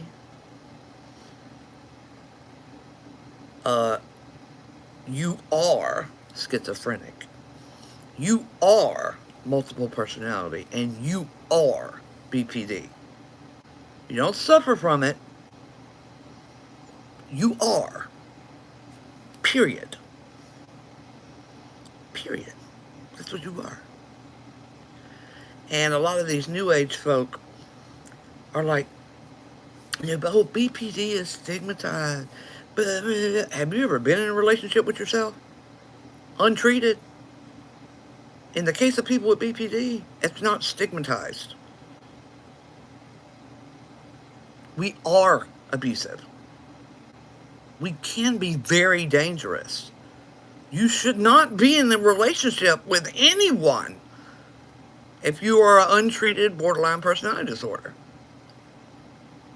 Period. They didn't like that. I was like, I don't care. I don't care. You're going to be stuck in this for the rest of your life. That's what you're going to be. It's not a stigma. We are dangerous, untreated, on multiple different levels. You can get all the way up to Richard Kuklinski, and it's a very low part of, if you're a quiet BPD person, you will manipulate the shit out of your partner with emotional abuse. We are dangerous, period, untreated. And the woke people are like, I'm like, shut up, you are. You shouldn't date you. Take a look at yourself. You would never date you. What the hell is wrong with you? No. It's ridiculous.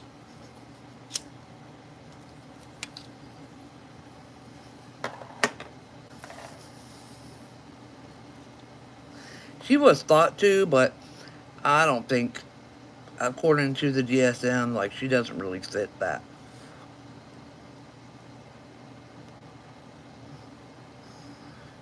How will you get over depression? I'm finding therapy is working, but I still have this sadness that just won't leave. What medication are you on? And what milligram?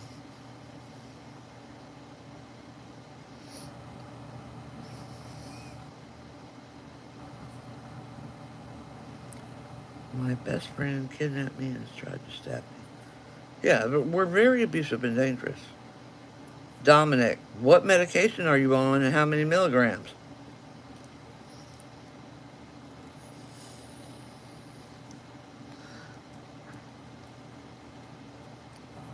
Yeah, we're dangerous. Sometimes physically, but all the time emotionally. We can be so manipulative and emotionally abusive. And when we're not medicated, we think you're the problem. Like, I'm not manipulating you. What the fuck is wrong with you? Because you're not aware of what you're doing. I'm still waiting for Dominic to answer me.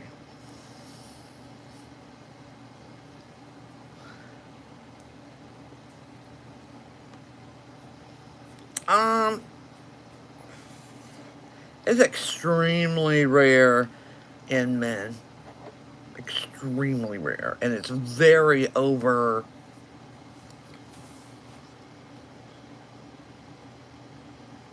diagnosed now. Just like DID. That is not MPD. Two entirely different things.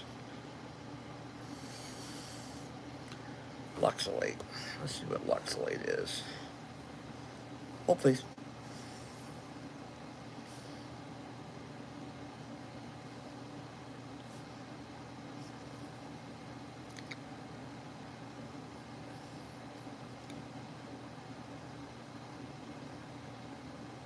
actually. But it's a serotonin reuptake inhibitor. Alright, so what's the SSRI?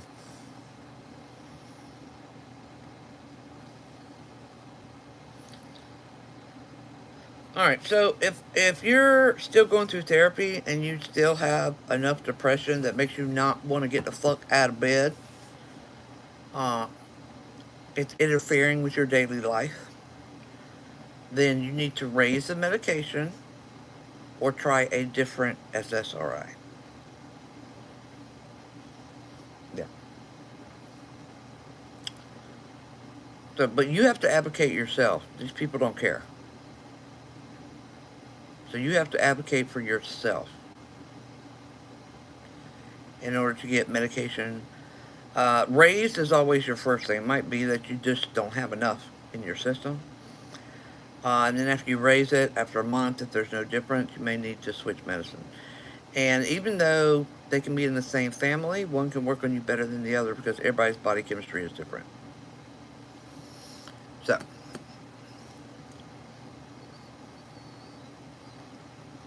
there are herbal equivalents that you know of that could replace depression meds, like the one you recommended for ADHD. There are herbs recommended for environmental depression or situational depression. Okay. Not major depressive disorder. So that means either the environment you're in is depressing you, like your home life sucks or it's abusive, or you're going through a certain patch in your life that you just need to get through. So these are temporary depressions. That's what Prozac is for, actually. I love Prozac. Prozac is great. Seasonal depression. But herb-wise, St. John's wort is known for that. You cannot take it alongside a medication, though. St. John's wort is one of the number one things for that. It works good for some people. It doesn't work for others. But Prozac was never meant to be taken all the time. Prozac was supposed to be temporary. Because Prozac is seriously a magic pill. It is the perfect pill for people with the temporary types of depression. Because once your situation changes or that life incident changes, you can go off Prozac. It's meant to be temporary to get you through that. It's a great drug.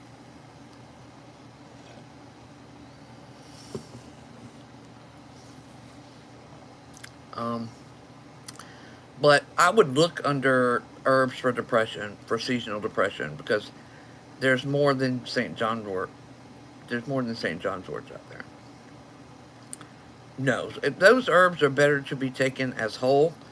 And so you would look for like organic St. John's wort capsules that has a powder or the plant material in it. That do not get the shit off the shelf. It's like super concentrated St. John's. It doesn't need to be concentrated. Nature made it that way on purpose. There are also people that put out, yeah, I mean medicinally. You too, Mushu Cow. There's also herb combinations that are put out that only have whole herbs in them. So they'll already have the shit all together in one. So like it'll have like St. John's wort and fucking kava or some shit in there. We all mix together. And those do work, but they are temporary.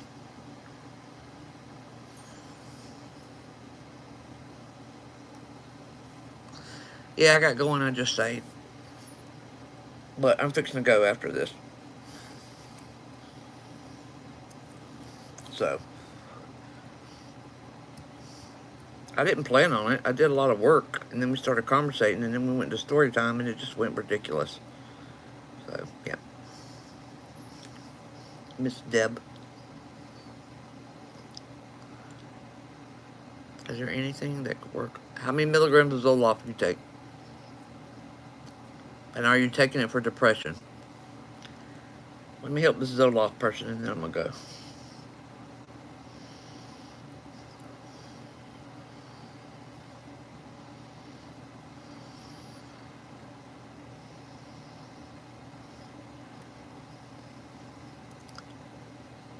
Yeah.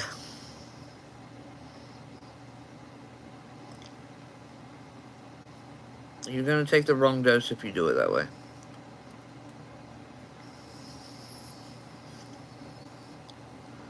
$100 twice a day. If that's not working, you need to change medications. Celexa worked better for me. Celexa worked better for me than Zoloft. Same family, works different. And you don't have to taper off of Zoloft to start Celexa. You can literally stop Zoloft one day and start Celexa the next. It made a big difference. But you got to advocate for yourself. But I'm going to get off of here now.